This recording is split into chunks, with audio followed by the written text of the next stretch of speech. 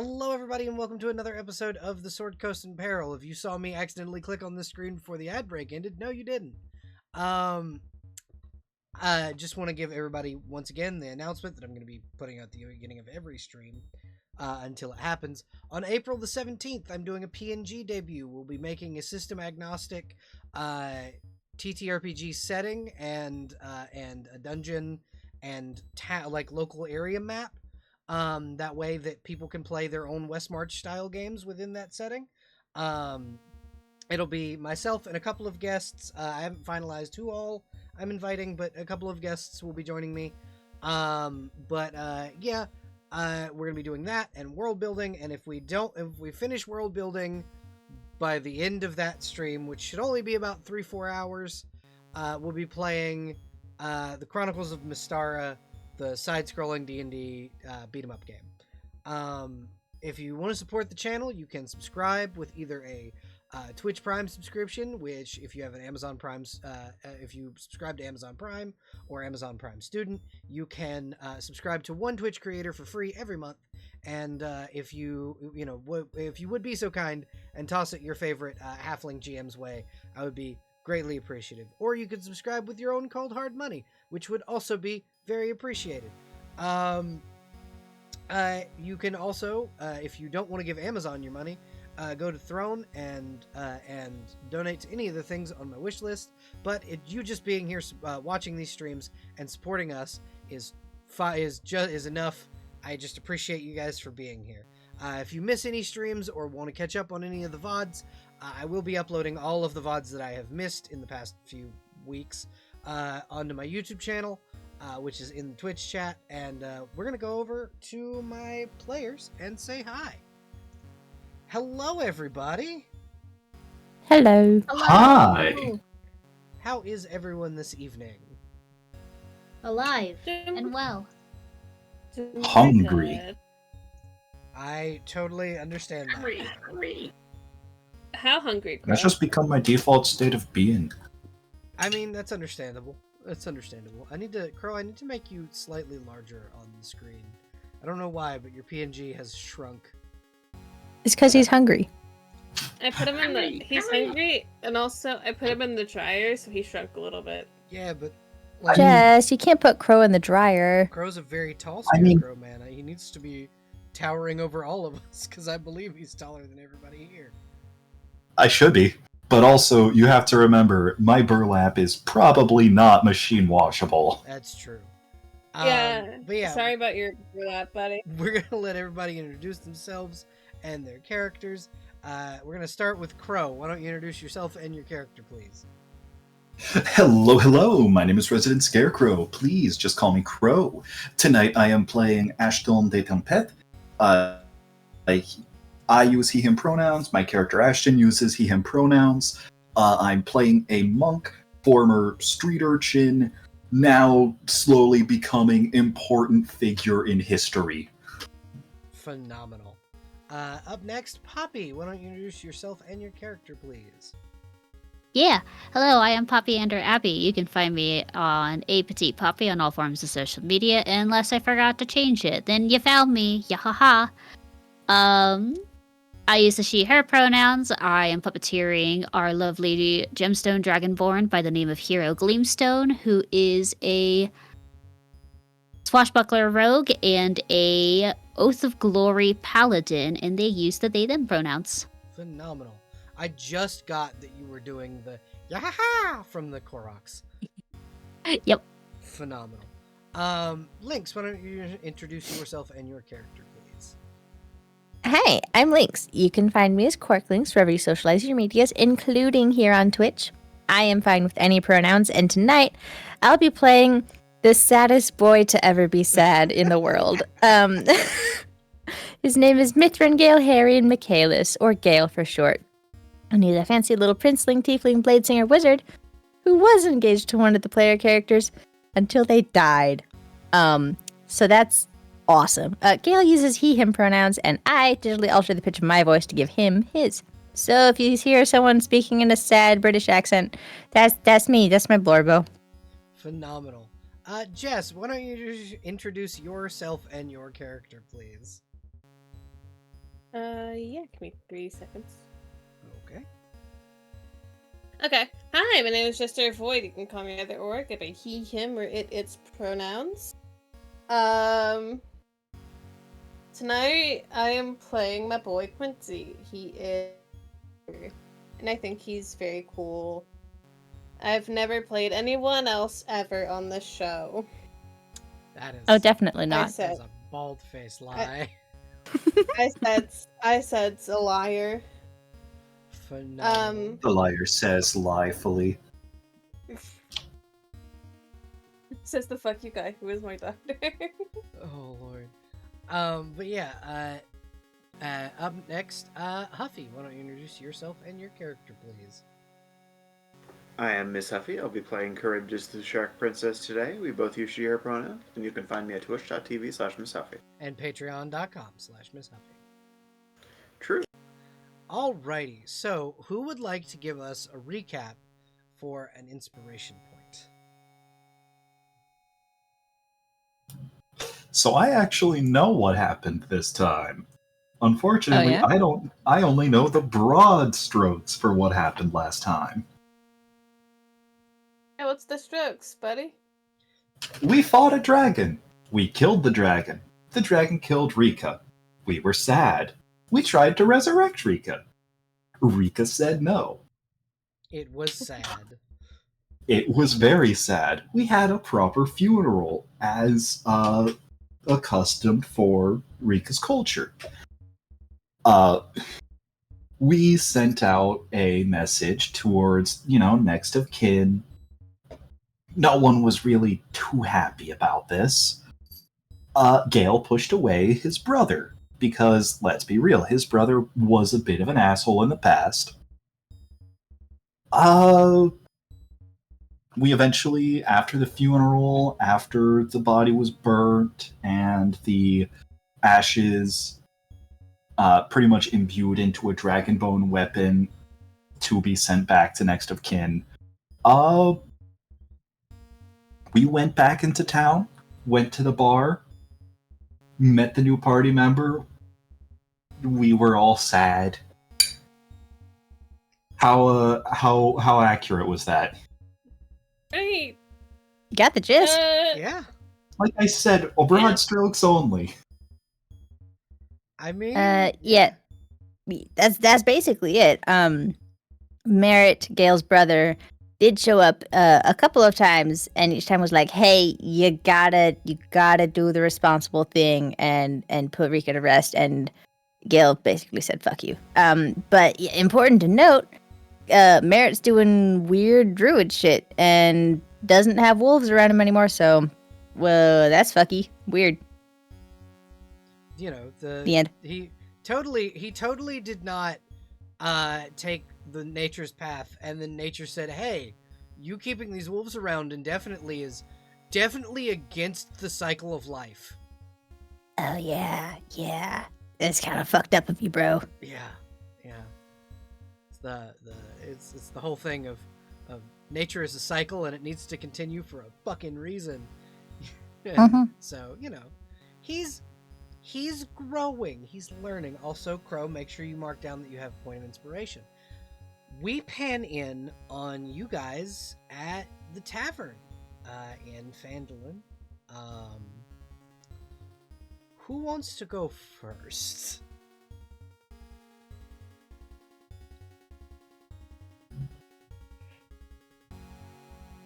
I mean, is this the day after This or is the 2 day days of? after. 2 days after. Okay, cool. Then I know what Ashton's doing early in the morning. What is Ashton doing early this morning? He's shadowboxing. Okay. Doing some one-on-one courting therapy with himself. If he does this close enough to the woods, he might actually encounter Gale's brother, who is willing to box with him, if he's willing to box a one-armed, one-legged man. See, here's the thing. When I say shadowboxing, Oh, you mean like I'm actually boxing his own shadow? Yeah, he's got Blot, his own shadow, just standing there. He's fighting himself. Literally. Phenomenal. Phenomenal. All right. Yeah, no, early this morning you were out doing your self-care activity and may take away 2 points of stress. Hell yeah. We're gonna just go down the table now, since I now have a way to kind of a direction which to go. Poppy, what do we think your character is doing first thing this morning? It's 2 days after the funeral. You've had time to rest in Phandalin after that loss. What do you think Hero's doing this morning?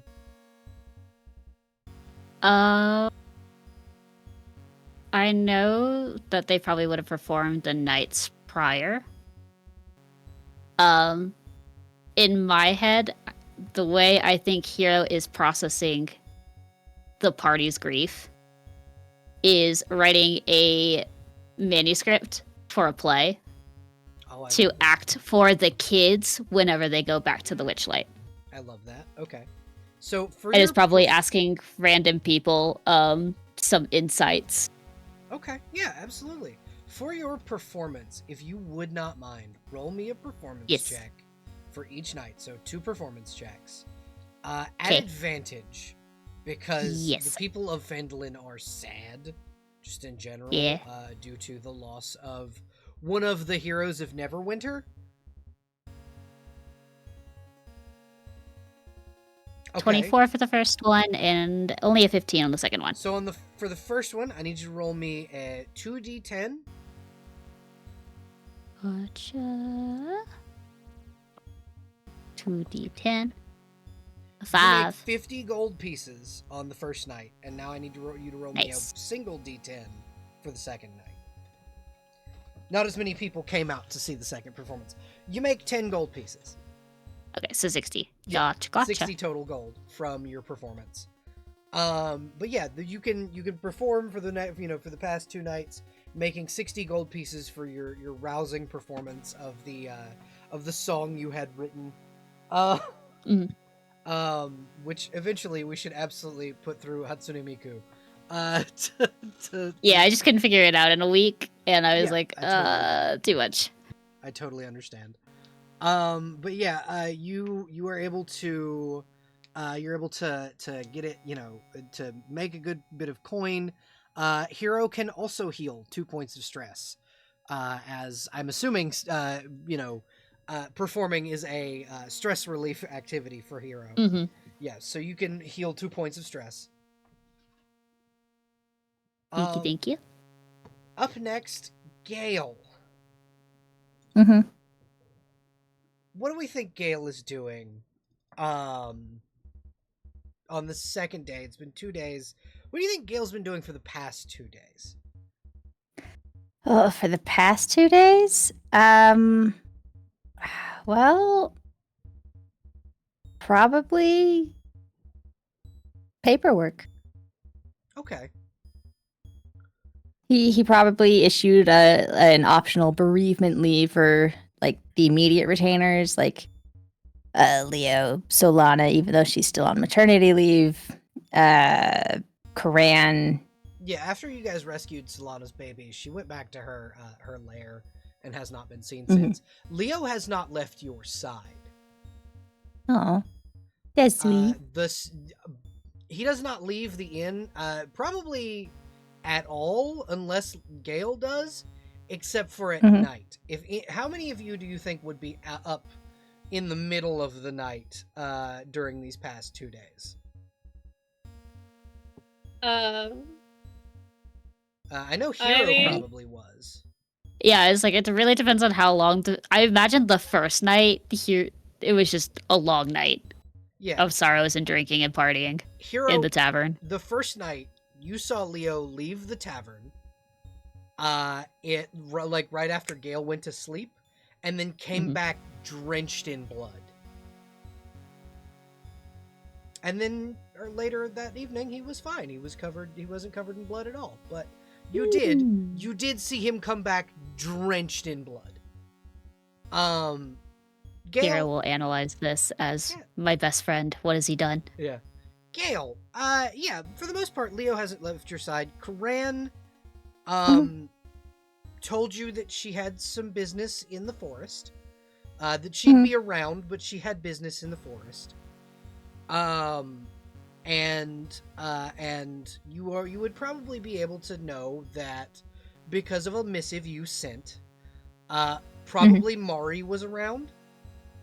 Oh yeah? Yeah, because you told her to come get Merritt and his dumb ass. Yeah. And so probably that's where she is. Makes sense. And you've gotten a letter from Dare. Oh yeah? Yeah, so it's a very short letter, and it's written as formally as Dare can write things. And it reads as follows. I'll write it out later, but I don't have it physically written out, typed up. I have it written in a notebook. Dear cousin, it saddens me to hear of Rika's passing. Should you need literally anything, I just need an excuse to get the fuck away from Flan. Let me know what you need, Dare.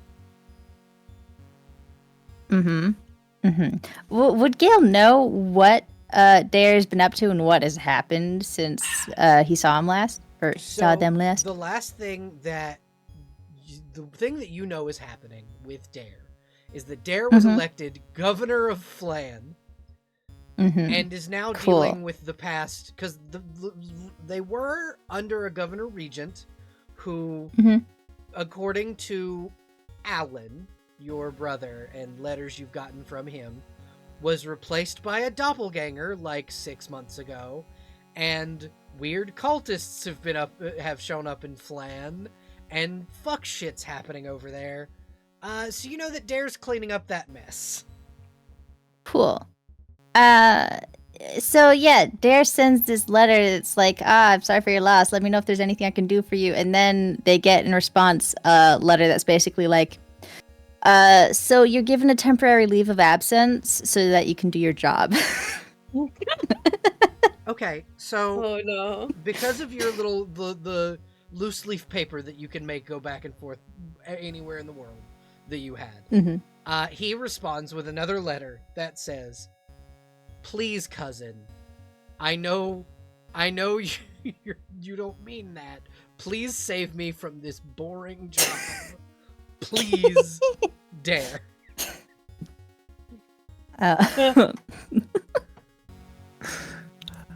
No, it'll do you good. Damn it. Literally, it's just a piece of paper with the word "damn it" in really fine filigree. Like someone else wrote this for him. He just probably orated it. Just in big, bold letters done with like a calligraphy pen. It's just the words "damn it." Yeah, that tracks. Yeah. That takes care of that, at least. Yeah. So I guess Dare's released. He's given not bereavement leave. He's given mandatory stay of Do your fucking job. duties or something. Yeah. Mandatory stay of do your fucking job, Dare. Yeah. Yeah. So that's probably been most of what he's doing. He probably wrote to Thromble, his famulus at home in Melvant, to tell him to cancel some future plans and stuff, and to like formally update his relationship status or whatever, however that works for royalty. Let me find. I gotta find the names of your brothers again. Which one? The accountant. What is his name? Taran. So you do get a letter from Taran. That is, and Taran doesn't often pen you letters unless it's like your birthday or like he checks in from time to time. But you get a letter that reads, "My dearest Mithringale, to you whom I have dedicated the most of my sibling love, if you should need literally anything, do not hesitate to ask. Though the others often do not take my account into their actions, understand that I would move the heavens and earth to make sure you were okay. I know that you currently are dealing with a loss greater than anyone can know. Should you need anything, let me know. And then it's his full name. Taran does not speak like this most of the time. This is only for, like, he's spoken like this at your parents' funeral, and then at your coming of age ceremony and your engagement party to Rika. And that was it.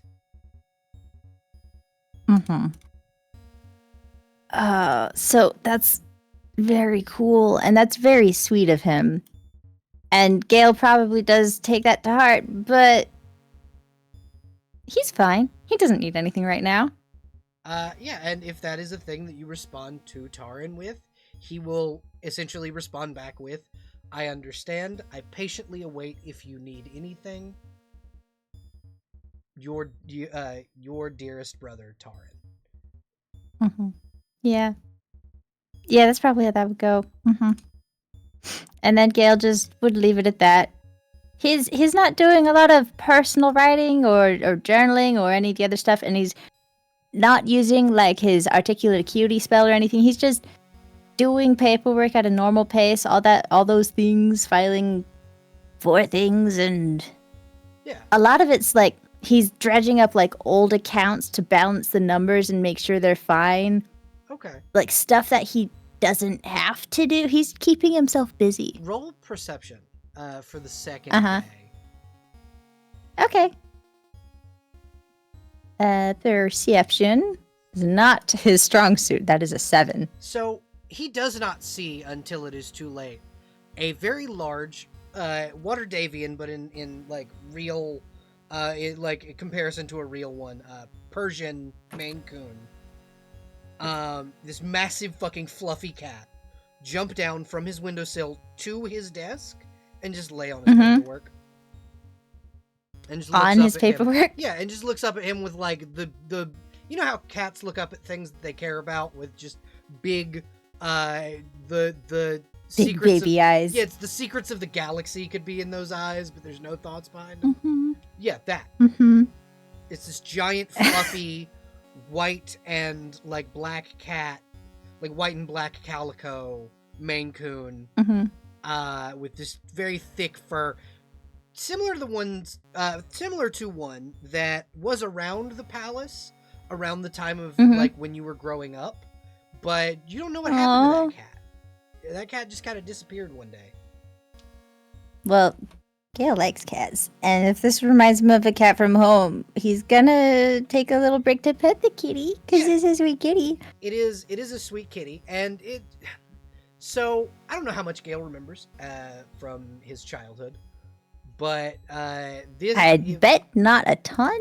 Yeah, so, if he had remembered, probably not something that anyone would have said much, but Mari had mentioned in passing that the cat that used to be around the castle was your mother's cat.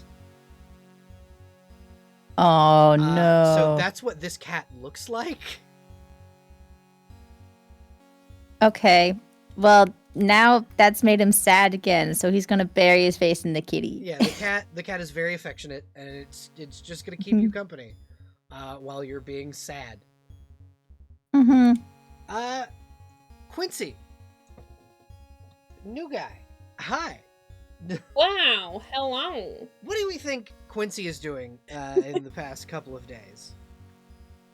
I think, like, because we kind of panned out on, like, the like... You guys being the party introduced, the party showing up, but also everyone is very sad.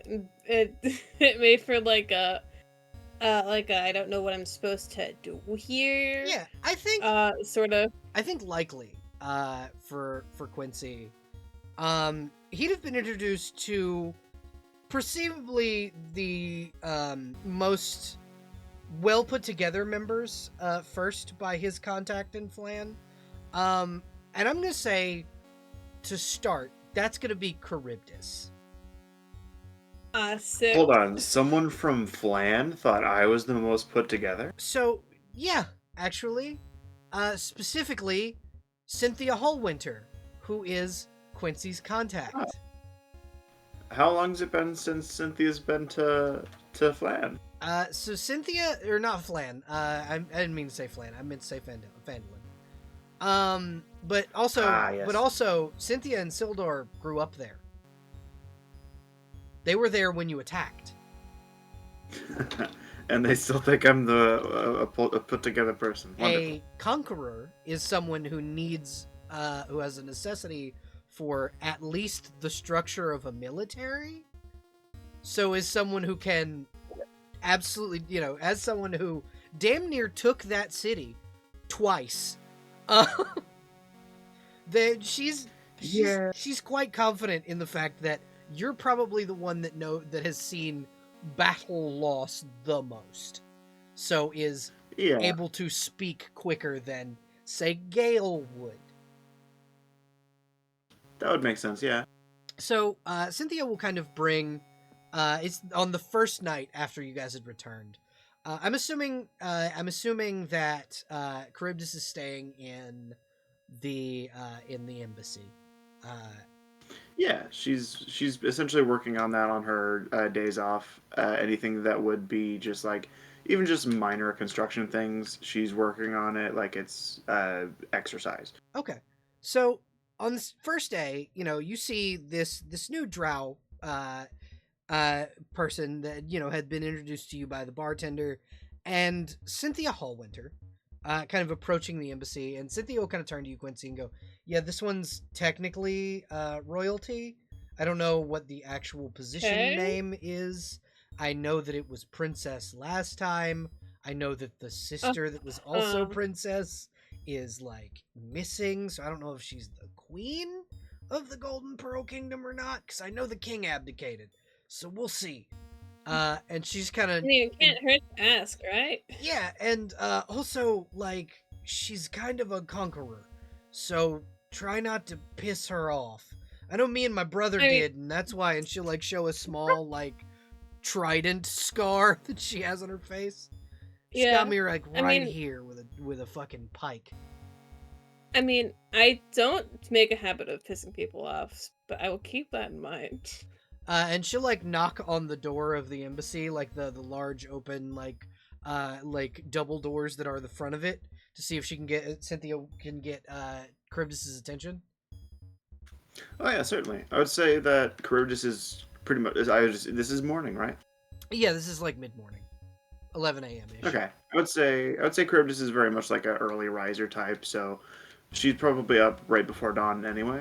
Yeah. So she'll just she'll come open the door.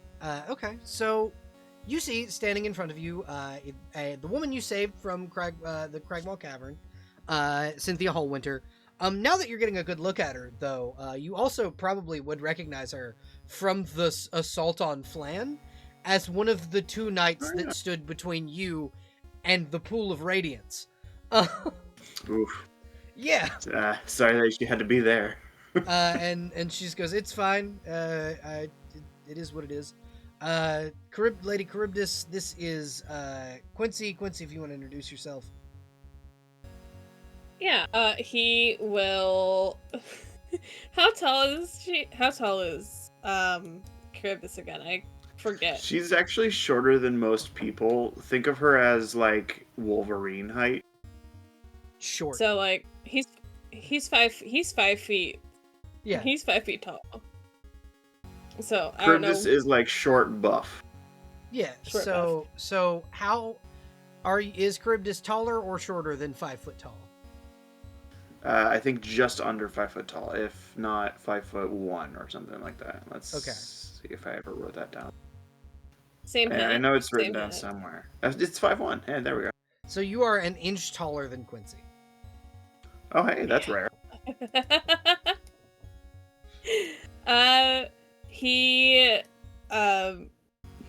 Okay. I think he just takes a second, because he was given a lot of information on the walk up, and it's like, yeah, here's, X, Y, and Z. Don't piss her off. He's, I think it's, like, quiet for a second, but he will give you a friendly smile, and just, like, hold his hand out. Hi, my name is Quincy Skylark. It's a pleasure to meet you, Kerber. Yeah. She'll take your hand and give it a shake, a firm, strong handshake. Did we meet at the end of the most recent expedition out? I believe so. You guys had just come back from Thunder Tree, I believe. Yes, that sounds about right. Are you quite all right? Yeah, I'm just. Go ahead, Quincy. I'm sorry, I didn't mean to interrupt you. No, you're okay. I'm all right. I'm just a little awkward meeting new people. Also kind of distracted, but I'm okay. I can understand that. Quincy here has Come on. beef with the red brands. She'll kind of like clap Quincy on the back with and was looking to join your crew since you guys are gonna go after them. Well, I have no problem with it, but I'll bring it up to the rest of the group shortly. That would be great. Yeah, I just heard through the grapevine that you guys were dealing with the same issue that I was looking into, so figure greater numbers would aid the effort. That's good thinking, Quincy.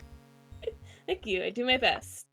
I think he sits there for a second, and like looks over at Cynthia, looks back at you. If you don't mind me asking, what's your title? Or is it? Or just trying to refer to you by your name? Officially, it is Queen Regent Charybdis Pluton. I will also gladly accept just Charybdis. Cynthia's just he like, nods. I told you. God, he elbows Cynthia in the Cynthia will, gut. like elbow you back. Don't elbow me. Yeah. He grunts dramatically. Are we doing an elbow fight? I'll join you. No. No, thank you. She'll like Smile. As when you said she'll join her, her like hand reflexively went to the hilt of her sword. Jesus Christ. No. I was just. It was no. We're not elbow fighting. We're just teasing. But yeah. It's good to meet you. I'm just sort of getting my bearings. Likewise. Yeah. You'll be quite welcome at my embassy. You can come in, have a seat, tea, or whatever it is that you might happen to like to drink. You still have that infinite barrel of beer?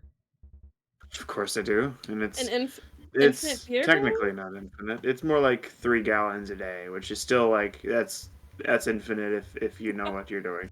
Yeah, exactly. And Cynthia will come in and sit down and look for the infinite beer barrel. Oh, it's 4 gallons. Here we go. Yeah.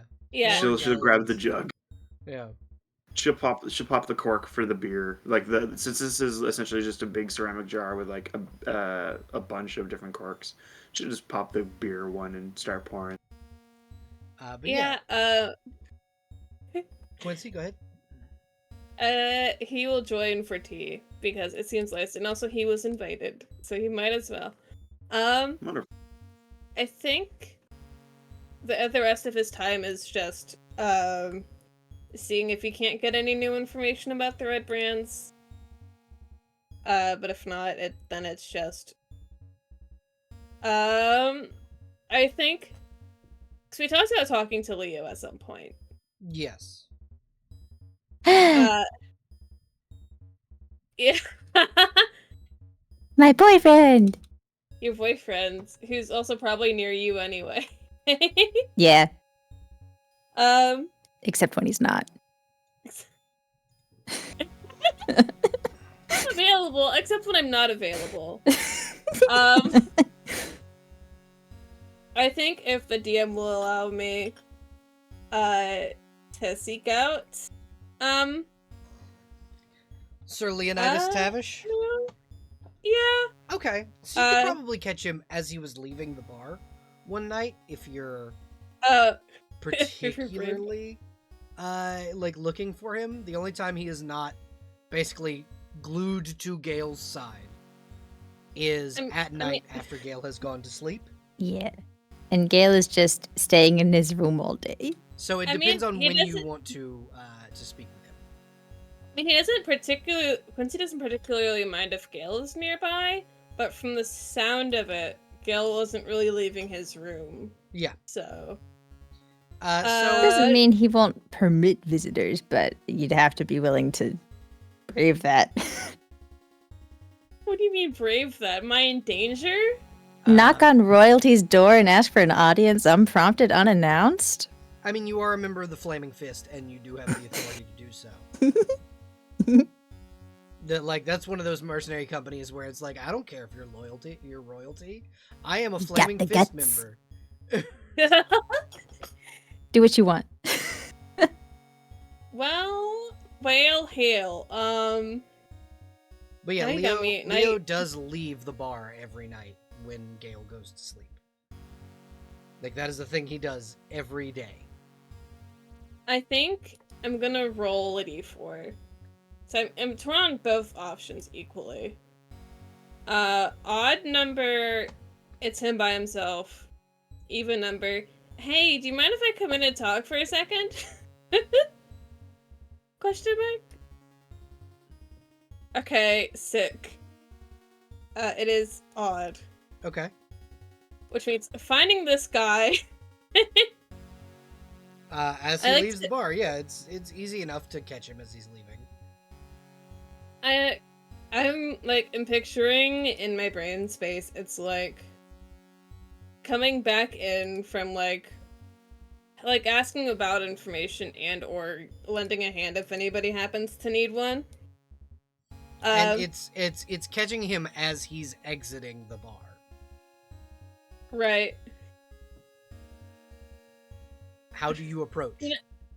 You know, I've always, as Rika, I've always been like, yeah, I can just walk up to this guy, we're buddies. And now I'm like, oh, this is a big, scary metal man. Yeah, he's a big, scary metal man made of porcelain and gold and steel. Oh my god. To any other person, this is terrifying. Absolutely. He's pretty, but he's tall. Yes, he's a very big man. Yeah. What is his sort of vibe as he's leaving the bar? Question mark. Quiet, intense, murderous rage. Alright.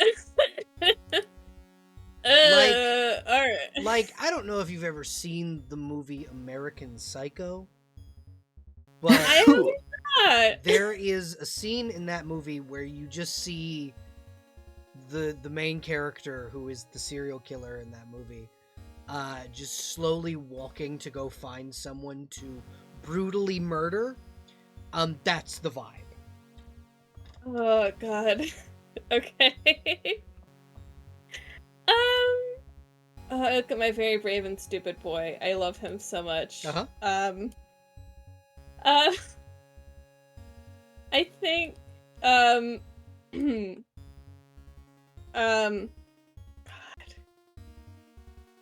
God, this is quite a fucking scene. God help me.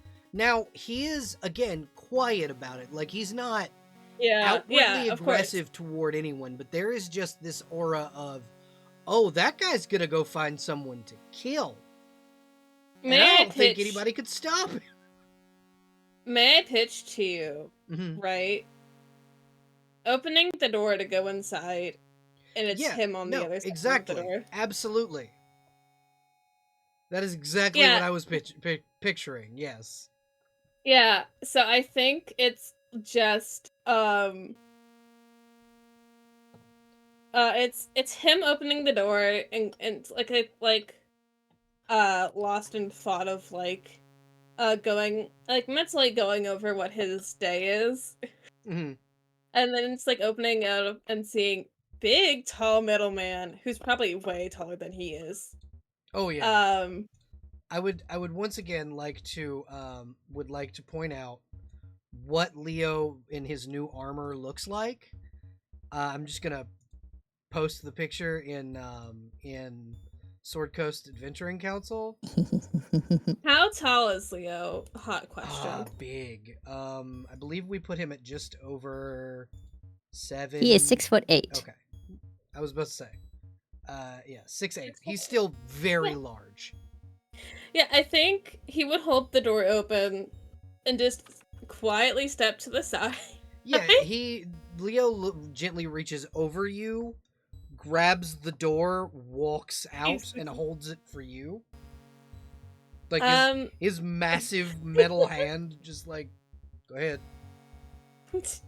Actually, I did have a question for you, but you do look like He you're lets it go. on your way to something. He lets the door go and it closes, leaving you and him alone on the outside of this bar.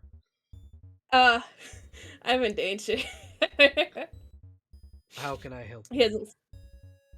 I spoke to, I believe Charybdis earlier the other day about potentially joining to help you guys with the red brands because There's a very momentary glimpse of.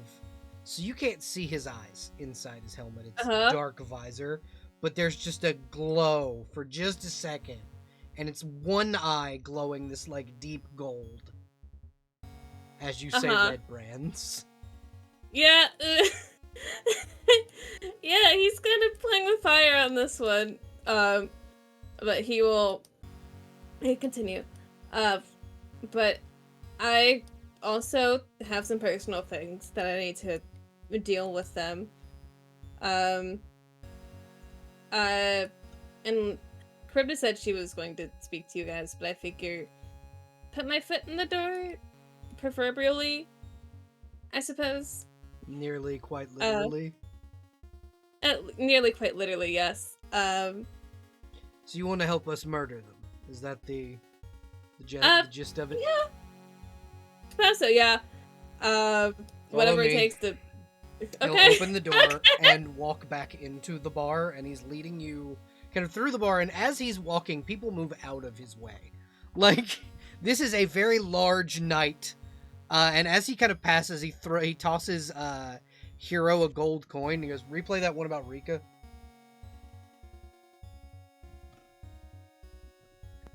Okay, absolutely. As he's walking through. You know what? It's kind of like when I'm following a big, scary guy who's like, follow me, and I'm not going to tell him no. And he'll lead you back into where Gale's door is, and he doesn't knock. You know for a fact royalty is on the other side of this room. He doesn't knock. He just opens the door. Lord Mithrangale, are you awake? Nearly, yes. What? I need you to come to become presentable. I need to introduce you to someone. I'm still at my desk. Just come in. Of course you are. Gale is asleep at the desk. Of course you didn't move to the bed. 2 seconds. And he steps inside, closes the door, gently stands Gale up, brushes his shoulders off, and he goes, "There's a member of the Flaming Fist at the door, sir." The one we met the other day. Yes. Yes. Apparently wants to help us with the red brands. Yes. Yes. Yes. Excellent. Show them in. Of course.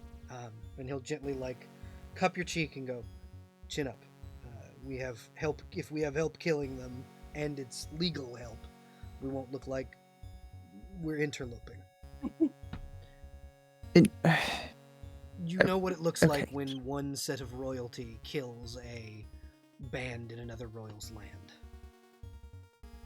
Okay. Well, not right now. Just show them in. Yes. And Gale kind of like pushes Leo's hand away, like, I'm not talking about this right now. And he gently opens the door and he goes, "Come in, be polite." As he opens the door, Quincy is standing there in what is definitely a rehearsed polite pose of his hands are resting behind his back, and he is just at a parade rest, because you are a yeah. soldier. Yeah. Yeah, he's standing at parade rest, kind of just staring blankly at the door, the lights were not on while we were and, talking. and he opens the door, and again, very large, menacing man, stag helmet. Because I would like to point out, for Gale's sake, Leo's in full armor, like helmet and all. Mm-hmm. Come in, be polite. Yes, sir. My Lord Mithrin-Gale, Harry and Michaelis, this is Flaming Fist Lieutenant, from what it looks like on your badge, Quincy. A pleasure to meet you. And he will give a bow. Yes, welcome. I heard you had interest in aiding us with our endeavors to root out the Red Brand evil in this town, so to speak. Yes, I have been on the proverbial hunt for a mission of my own, and I figured bigger numbers would be greater in dealing with the threat that is the Red Brands. He has Yes, of not course, left. that is always wise, tactically. He has not left, by the way, proper stance. His shoulders are still up. He's not quite at The rest. shoulders but back, chest out, chin up, Mhm. like proper Yeah. military stance. hands Gale are is also in his like formal posture, you know? hands are at his side, and he is like, he was told be polite, and he's acting like he's speaking to like another officer I or mean, he someone is higher speaking than to that. royalty. So, Yeah, he's listening to what he was told to do. yeah, and what he notices about Leo's posture is this is a if you fuck up he'll kill you posture. No, I think he's been quietly pretending like he's not seeing this for his own Like mental Leo's state. not there. No, he's acknowledging Leo's there, but he's trying to turn off the part of his brain that's like, if I fuck this up, I will die. But yeah, he will nod. Yes, I've been tracking down various leads and information, and I was told that this was something you guys were also working on. So I figured I would pitch my aid to assist you with this endeavor.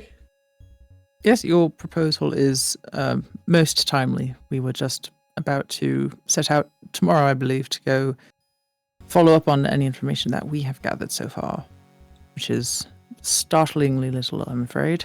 From what we understand, and from what Lady Hallwinter has told us, her contact, Gundren Rockseeker, should have more information on where the Red Brand's hideout is, and she has tracked Gundren and his assailants to a place known as Cragmaw Castle.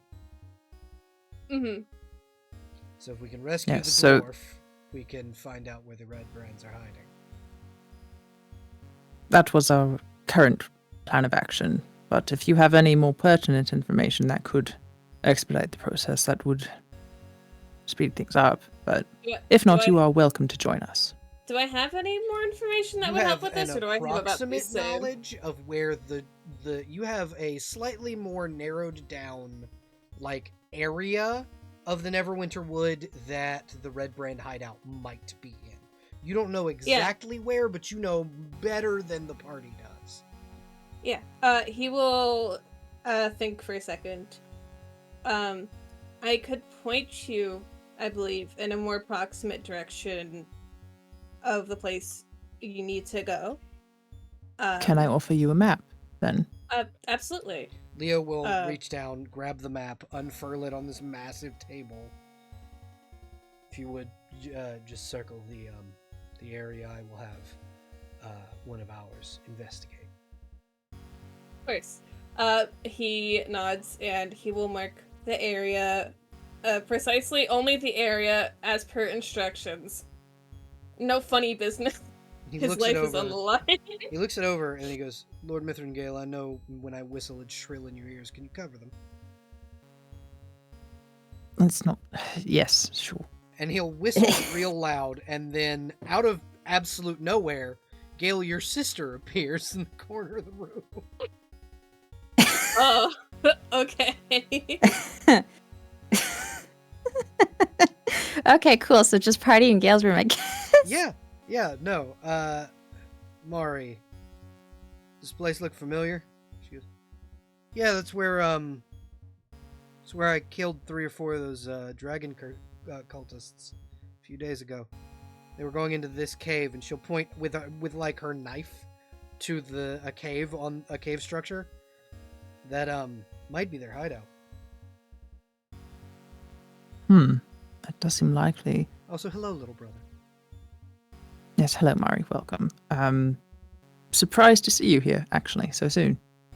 You did call for me like days ago. I did, but it was only 3. How many days has it been? I can tree stride. Oh, right. Yes, of course. Matter at hand. Knowing where to go would make things a lot faster. Even if it's not necessarily the location, it could lead us to something more, and we can always follow up on Gundren soon thereafter. I can scout it out and come back in a day. Let you know. That could work. All right. Then she will. Gale seems kind of like hesitant as he's saying this, like he's not certain. Like he keeps looking to Leo. Leo is like just gently nodding along, like, yes, do it. And so, Quincy, you're not used to being around druids often, or any person that can wild shape. This woman turns into a panther and leaves. Quincy, during the whole interaction, has been mouth shut, back in resting stance. I am not being Eyes spoken forward. to. Henceforth, I am not present unless I am spoken to. My lord, if you would, normally the Flaming Fist needs someone of higher authority to dismiss them. To dismiss. The tease. Go do whatever it is you want to do. Just thank you for your help. We will meet you in the morning. Of course. Thank you for your time. I hope you have a wonderful night. And he will he's not running his way out of the room, but he is walking at a swift pace. Brisk pace. Leo will shut the door after Quincy. Quincy, you can go out to the bar room, and Leo will kind of turn back to Mithrin Gale and go, now you need to get into the bed when you go to sleep, not at the desk. I could argue the same for you. Where exactly were you planning on going dressed like that? I was doing some investigating on my own. Investigating. And he does air quotes. Yes, it's more like it's like when I interrogated that Zentarum for you in Neverwinter. I know I've said you could do whatever you see fit, but I would appreciate a heads up now and then.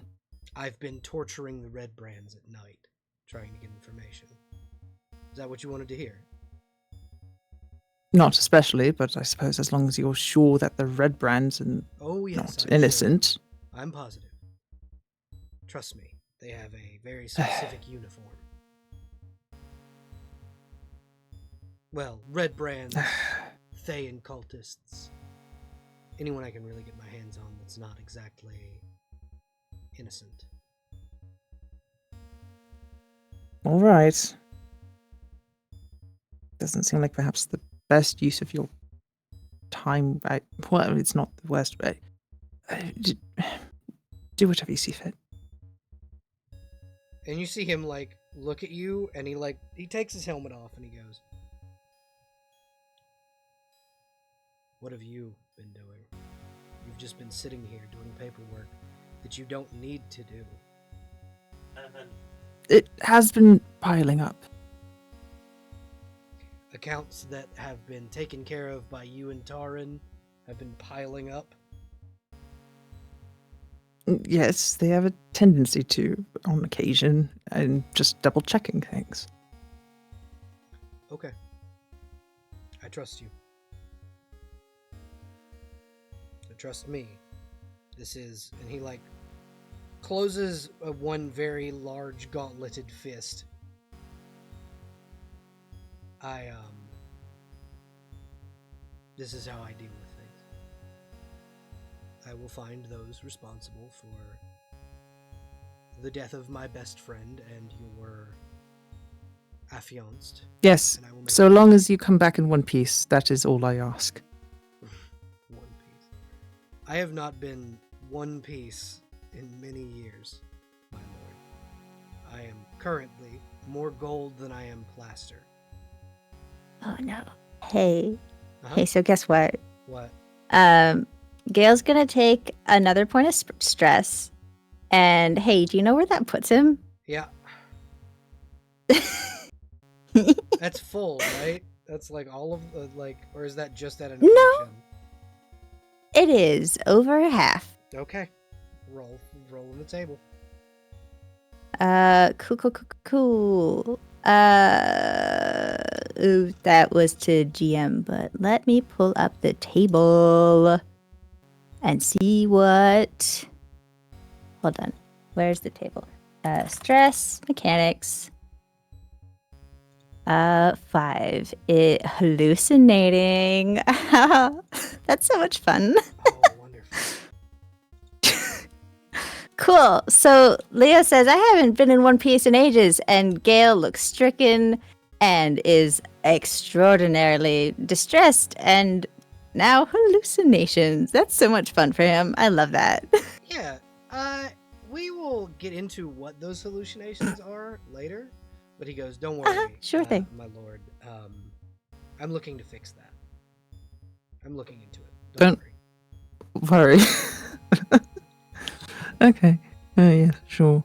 Don't worry. It's not going to be Mhm. like last time where I just disappeared and you found a sword with most of my heart attached to it. I will give you a heads up before it takes place, but I am having my core transferred into a new shell. Gale comes up close and he grabs Leo's hands and he just looks at the hands for a moment. Yeah, and they're very large. Mm-hmm. Yeah. Because he is trying to find words and muster up the will to say them, which is unusual for him. And it takes him a moment. But he very sadly looks up to Leo and says, Just. You're all I have left. I know. I'm not going to do anything stupid. And I was going to ask Charybdis to come with me just in case that the man who is making my current new body is shady, because with me and her at the same time, I'm pretty sure most people would be terrified. Especially when I go under the knife if she is there to just eat them, bite them in half. Giant shark form. All right. We have more friends than we used to, my lord. We can rely on them. As you say. and Gale pulls away. Leo And does not he let him. gestures. Leo Oh, just kinda okay, holds him cool. there and goes, "You need more rest than you're getting." Fine, I will rest. No. Promise me Promise you what? that you will rest, that you will take time to do things and properly let yourself feel what you are feeling instead of losing yourself in paperwork to not see the actual There is situation. so much. I have a duty to do a lot of things, and right now, it is putting other things first, and that is what I have to do. And it is. And Gale, tries to pull his hands away He again. lets go. He lets go at that point. And he just he steps gently away. puts his helmet on and goes, "As you wish, my lord." Yes, be safe, and I will rest Okay, if I must. as you wish. Now, one thing that Gale may or may not remember, "as you wish" is what he used to have to respond to Merritt with. No! No! He would remember. Yep. And And he looks at Leo so sad. And he reaches out a hand and he says, No, wait. I'm sorry. That wasn't an order.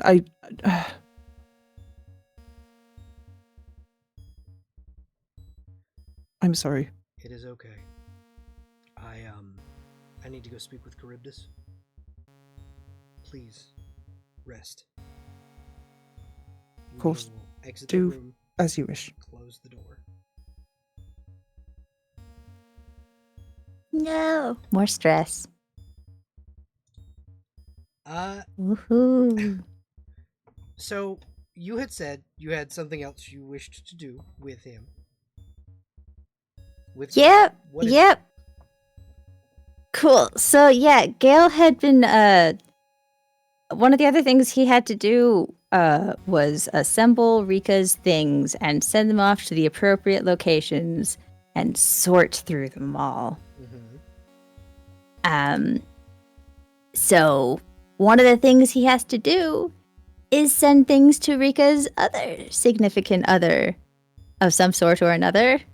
Mhm. So Gale has a spell that he had been planning on using to send a care package to Emery of things Rika wanted to send. Okay. And he had been preparing that before he fell asleep. So he's just gonna send that now. Okay. Does he send a sending along with it? Like a He message for includes- from himself. So the spell is Galder's Speedy Courier, Mhm. which summons a small air elemental with a 3 foot by 3 foot by 3 foot chest. Okay. And anything that fits in that chest can be sent to any living creature you have met and seen. Does Emery count as a counts. living creature? Emery counts. Okay, great. The undead count as living, yes. I was like, Okay, for now. awesome. Okay, yeah. So as long as Gale can name a person that he has met, he can send something to them Yeah. One of the if they're things- not dead. One of the things that I have in my canon of the Forgotten Realms is this exact spell was used by Mordenkainen to send Saztam a glitter bomb. Oh, beautiful. Incredible. So yeah, Gale does write a brief letter and does include that as well as a list of the items included, and I can read that if you would like. If you would, please. And we can Of course. have, if you wouldn't mind, Abby, Emery react to the letter after it has been read. And if Also, you would I need like- Emery's last name. I forgot it. Nordvant, I do believe, is the last name. Yes, Nordvant. Great. Cool. So that's a me forgetting, not Gale. Yeah.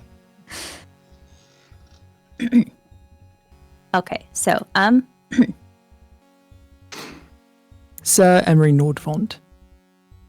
If you are not already aware, I must apologize for bearing the duty of delivering such ill news. Rika has fallen in battle, despite all efforts to the contrary. Enclosed, you will find many of her personal effects. Before events transpired, a parcel was being assembled to be delivered to you, and these items have been included as well. The articles therein have been itemized below, and all relevant armaments have been sent to Zentil Keep in keeping with custom. and then there is a list of the items that the chest will contain, and then it is just signed with Gale's full name and title, very formally. And the chest contains 1 Asimar feather, a set of 2 magically linked journals, the champion ring that Emery gave to Rika, an assortment of remaining dragon parts, the dragon bone cinerary urn with remains included, and a letter from Rika.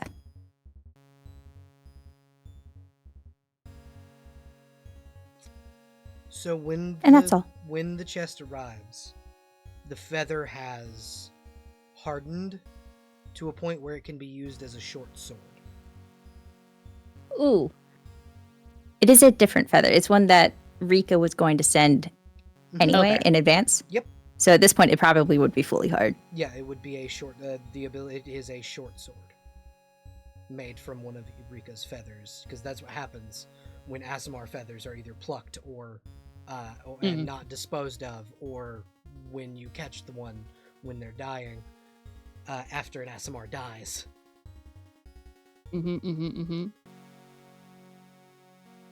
So inside is a short sword made from one of Rika's feathers, along with these items, which, you know, it is very obvious that it was at one point one of Rika's feathers by the shape and color and things of that nature.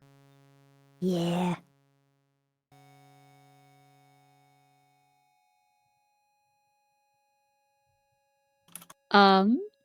To Emery in this moment. Mm-hmm. I think the practical thing is immediately going to the family, either Garzon or Odette, or if everyone's here, then the king and queen themselves, and I will say procure. that because of something that had happened before Rika died. Yes. But now that Rika is no longer there, Odette took the position. The king and queen had abdicated and had elected Rika to be queen.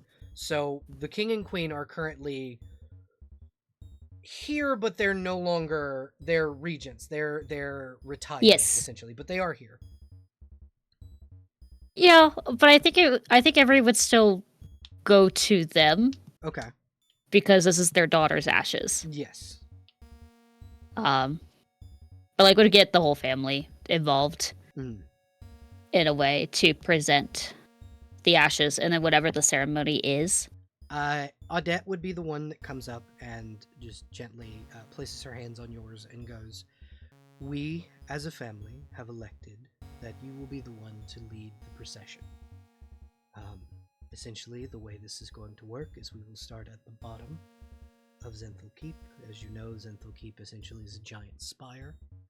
You walk from the bottom to the tomb, which we have erected by her favorite garden overlooking the battlefield east. We will play, each one of us, and she'll gesture to the siblings, will place one of her axes in the tomb, and you will place her ashes and the sword that was sent to us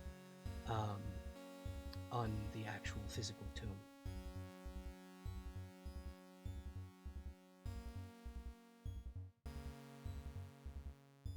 This is the only time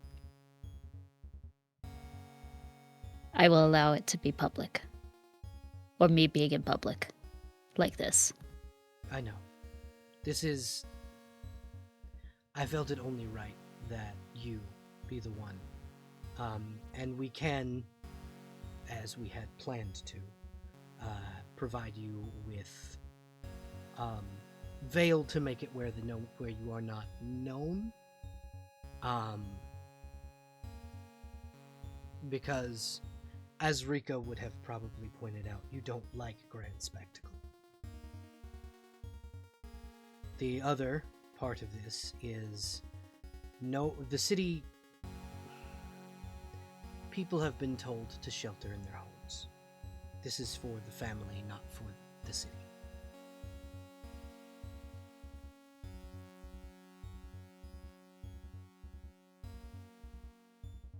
They nod, but there's like, I imagine they're fidgeting with something, either probably the ring itself. Okay. Between their fingers, like as if you're flipping a coin, it's more like flipping the ring through the fingers. Yeah, and it's And a they signet go, ring. Yeah. With like the symbol of Neverwinter on it. Yep. Don't bother veiling it. Okay. As it was evident in Neverwinter, she was very proud of what we are. Well, then we will not.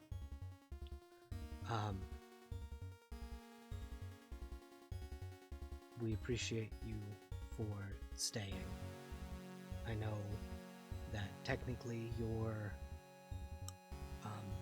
duty to my sister ended at her passing, but I appreciate you as my friend for staying with me during all of this and during the next steps. After this is finished, we march to war, Emery. I am gathering every piece of our army, and we march west to Thay, because they were the ones that did this.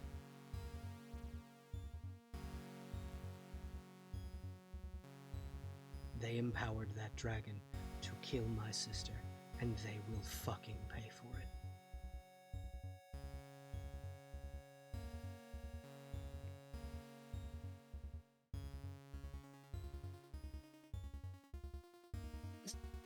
They're gonna nod their head. Give Audette the biggest hug. Audette will hug them back.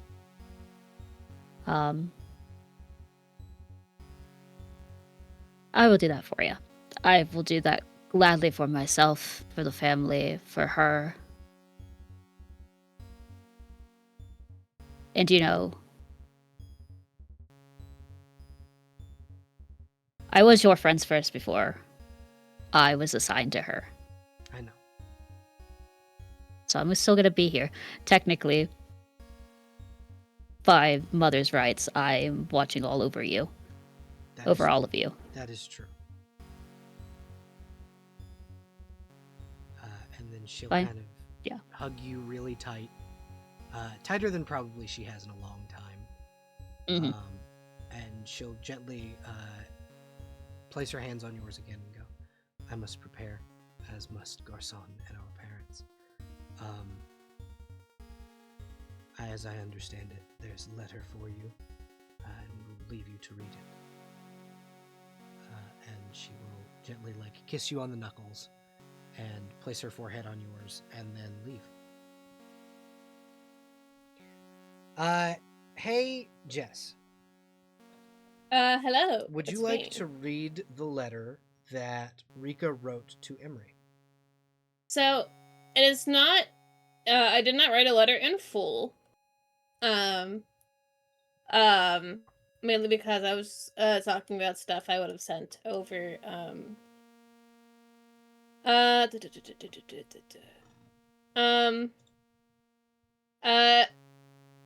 just gonna read my message.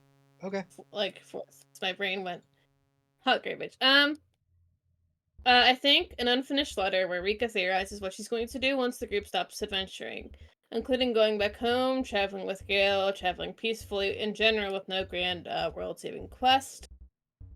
The last bit she wrote before dying, I think, and then this is a part of the letter. After all of this is done, and there are no more evil dragons to slay, I'd like to spend time with the people I care about. I should hope by that point I have gotten better at following Evandra's teachings. I've made hero status with my people already, and I think I'd like to enjoy it after it's over. For now, though, there's more stuff to do, and with my friends and loved ones, I think I can make it. The letter was meant to be like a in progress report of things occurring. Mm-hmm. But obviously, didn't get a chance to send it. Or finish. Yeah, and I will mute now because Monkey is whining. Oh, Pippi. How do we think Emery reacts to reading this? I think it definitely solidifies Emery's dedication to live as long as they can to meet Rika again in the next life. All right. And we continue. Mostly to ensure that this iteration of Rika doesn't have to live a hard life unless they want to. Okay. So, yeah.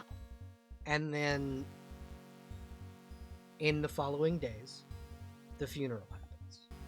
It is a grand procession through the entirety of the city, where at the very end of it, Emery is able to place the urn, which is not really an urn.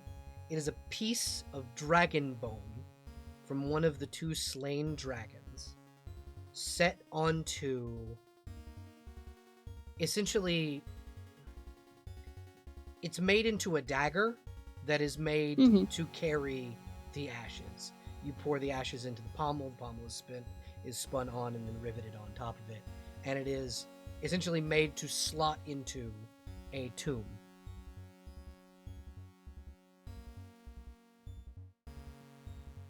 And around the tomb are each of the axes, along with a portrait of how they were obtained. And on the altar itself, where Rika's ashes lay, is a portrait of Rika in splendorous glory, is incinerating this dragon with holy energy.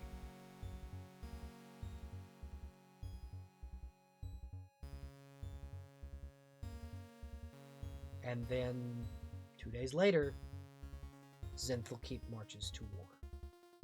Yep. I think for Emery, they would do 2 things the day of the funeral. Would prepare the spell Skywrite,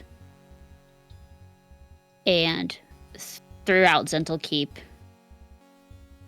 would have, like, you know, the equivalent of, like, an epitaph of, in memory of Miria, Rika's full name, whose name is escaping my head. Rika Veracal. And then just like the little words of "Long may she reign." Okay. Just throughout the city that everyone can see. And there are cheers through the city, and the knights, who many of which ride dragons themselves, will encircle the Skywrite, and there will be blazes of fire from the red dragon mounts of the dragon cavalry of Zenthalkeep. Yeah. Yeah, like behind pyrotechnics. it. Yeah, exactly. Yeah. Our own little fireworks. Yeah, exactly. Yeah. And then as they're slotting, because they're the one who slots the dagger into the tomb at the end, or they're placing the dragon bones at the top. You're slotting both. You're both, kind of. Yeah. I was like, either or. I think the final words, or not Rika. I'm not. Whoa, Rika's alive now. Rika. I'm Rika now. The final words that Emery says is, may we meet in the next life. And much like it when you put the sword back in Neverwinter, you get a glimpse of Villia's spirit. Hey, Jess. In this moment, Avandra will allow Rika to communicate with Emery. Would she? God, that's a question. I'm trying to think. Is it just speaking or like? So similar to when you guys had the visions, like you're pulled into that garden, it would be you and Emery instead of like you and Villia, or you and Lady Arabeth. It's you and Emery in that garden that is meant for those souls. Yeah, I don't quite think there are words, more so than like giving Emery like one of the most this would break your back. Yeah. If you had like a physical back I could break right now. Hugs. Yeah, big hugs. So I think very low in words. Yeah, I think it's not a full-on vision, it's more of a sensation, Emery. Yeah. You feel the embrace of what would be the back-cracking hugs that, Rika would give. For a moment, you're in the garden and you're being hugged. And then you're back at Zenville Keep. Yeah. I think Eri would just laugh. Probably look crazy to the siblings. Yeah. And probably under their breath would be like, "You better be haunting me in my visions now." God. Better haunt my ass. Yeah, you better haunt my visions now. When I start dissociating, you better be there now. It better not be fucking Arabeth and Villia. Oh god, that's hilarious. All three of us can be there. We can all hang. Yeah, exactly. It's the four of you all in. It's Gossip Garden. What are the heavens like? My God, stop bringing up the heavens. Oh god, the world. It's gonna be a yap sesh. Yeah. It's gonna be it's world's best worst yap sesh. And then, like Lady Arabeth said that she will let Emery know when you do reincarnate. Has happened, yeah. And then also, I feel like Emery would clue in when the vision dissociates and both Villia and Rika are no longer there. Yes, exactly. And so we pan away from Zenthal Keep and back into Phandalin. But I will ask, does Emery send anything in response to Gale?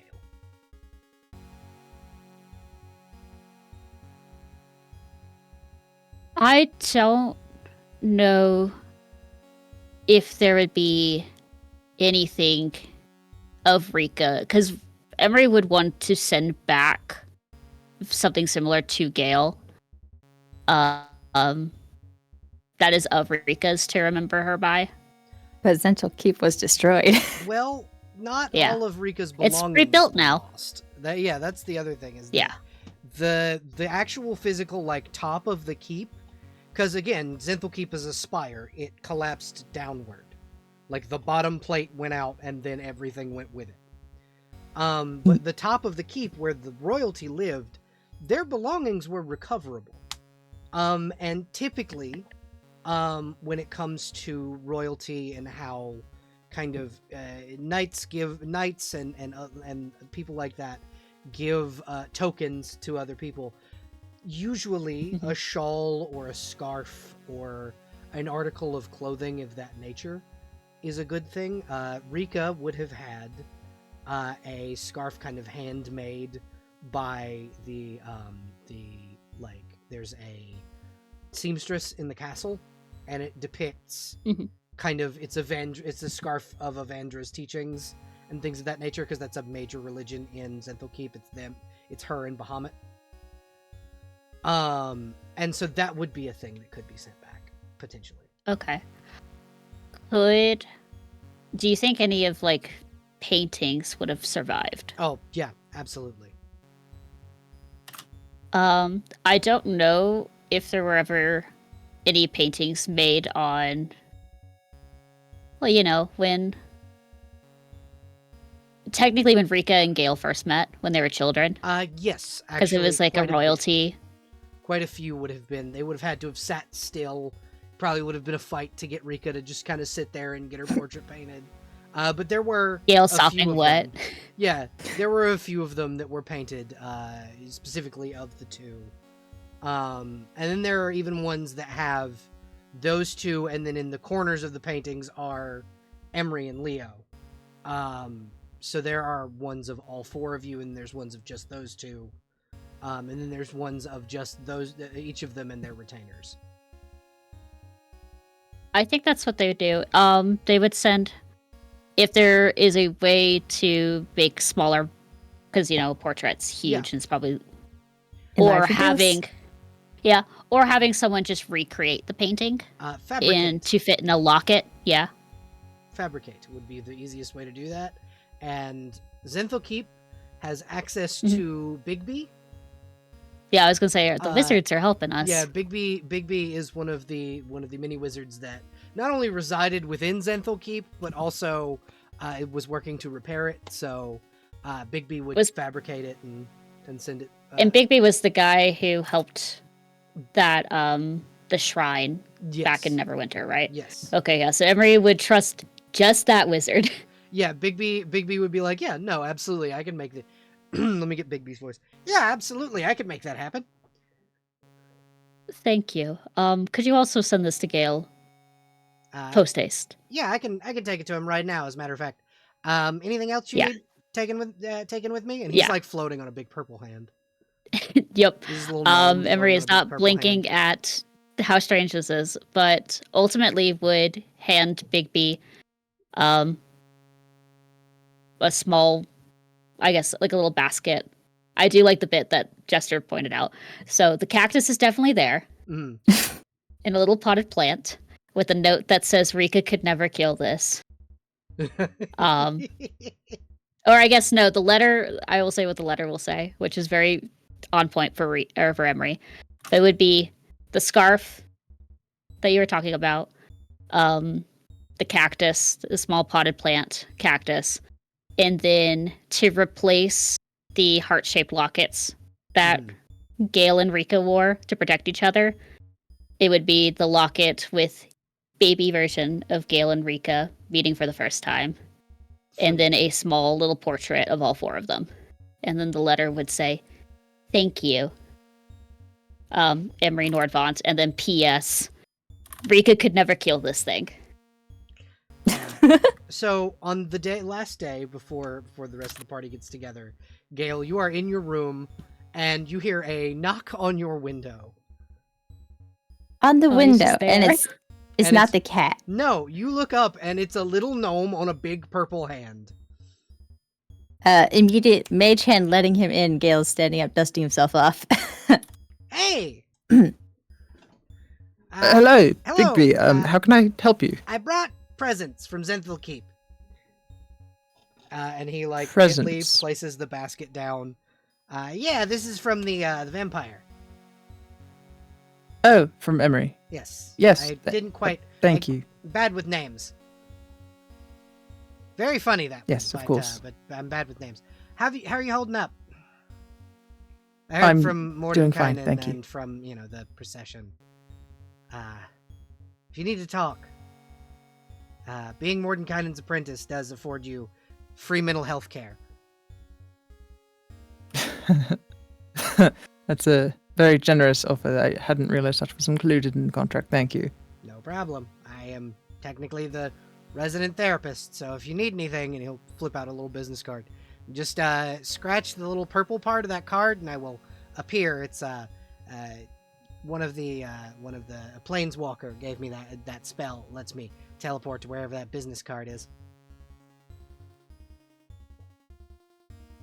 Okay, yeah, Gale will take it, and he's being polite, but he's also not looking twice at the card. He's just kind of setting it on his desk. Yeah, Bigby being who Bigby is. Yes, Crow, that was Zephyr's business card. Zephyr's expedient business card is what that spell is called. Thank you for that. Bigby being who he is, he looks at you and goes, "You're not fooling me. You're very bad at pretending to be okay. And actually, no, you're probably really good at it. I'm just good at calling it out." Bigby's passive insight is like 30. He's a 20th level wizard, so... Whilst I appreciate your concern, it is not necessary in this case. Thank you. Okay. Yeah, you know what? Just know that I will know if you get rid of that business card, for one. And for two, if you need anything, I am available 24 hours a day, 7 days a week. Everybody keeps asking me if I need anything. I'm fine, thank you. You know what I think you need? I think you need to go shoot a fireball at things. Personally, I like to blow shit up when I'm upset. Well, that's not often the most productive route, but... I mean, it gets the tower clean. fire cleanses suppose. germs really well. Yeah, it also tends to incinerate things. Yeah, but But fabricating I will can take fix your- most of those. I will take your recommendation under advisement. Thank you. No problem. Seriously, you need to find something that helps you with helps you actually de-stress. I'm not gonna say that I'm not gonna judge and say that I'm always perfect with that. Trust me, my main method of de-stressing is blowing shit up. But I have a feeling, Mithrangale, that when you find yours, it'll be spectacular, because you tend to do things that are impressive, as do your entire party. We are all watching you with bated breath to see what all of you accomplish on the Sword Coast. I appreciate the accolades that you lay at our feet. And again, thank you for the offers. And thank you for bringing the things along. I do also bring a word of warning. Oh? What do you all Because, like, do? up until this point, Gale has clearly been, like, trying to casually, without Get him to fuck actually, off. like, yeah. He's been trying to dismiss him without Yeah, dismissing him. Bigby knows. Bigby doesn't give a shit. Mm-hmm. I will also bring word of warning. The actions you folks have been doing here in Fandolin have made some very, very powerful people very, very angry. I don't doubt it. The Red Wizards have their eyes on you. Of they? Yes. What other Red Wizards do you know of? Doesn't have to clarify. Some people really like different colors. That's true. I mean, there's Elminster, that weirdo. But yeah, no. The Red Wizards of Thay and the Cult of the Dragon have their eye on your party, now that you have slain 2 of their abominations that they call dragons. Those dragons that you fought were brought about by necromancy and were not true dragons. So I will let you know that you should probably warn your party that the Cult of the Dragon is coming. Well, that is good to know. Thank you. No problem. Now, I will fuck off, as you have been very obviously trying to get me to do. Have a wonderful evening, Gale. And then he flies off like Genie in the fucking End of Aladdin. On that big purple hand is. Mordecai, fucking Bigby, the funniest wizard to have ever lived. He's a good friend. He is. He is also very concerned about your entire party, being that you all have pissed off the Red Wizards of Thay. It's fine. Everyone else is going to war with them. They'll be busy soon enough. Sure. It's not like they have sex Yeah. all over the world. No, it's fine. Damn, I didn't realize they got laid that often. Hey. That's not what I said, but that was take a point of inspiration. Yeah. So we're gonna pan in over on Lilith, Lorraine. Hi, Eldritch. Welcome to the table.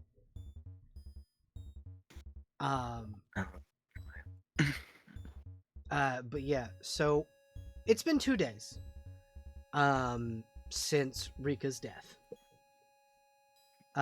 What do you think Lorraine is doing during A, those 2 days, and B, on, we'll pan in on the 3rd day as soon as we know. But what do you think she's been doing on the past 2 days?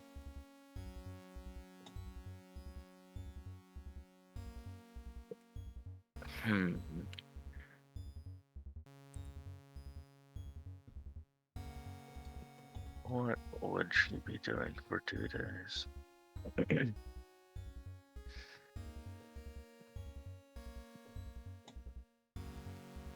She could join Leo. He's been torturing red brands. I don't think that's quite her style.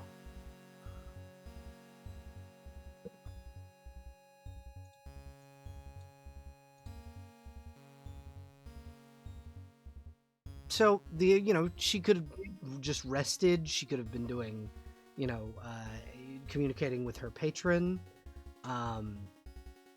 you kind of shoring up defenses of the town. Just in general, kind of being out and about in in that area. Yeah, probably something along those lines. Okay.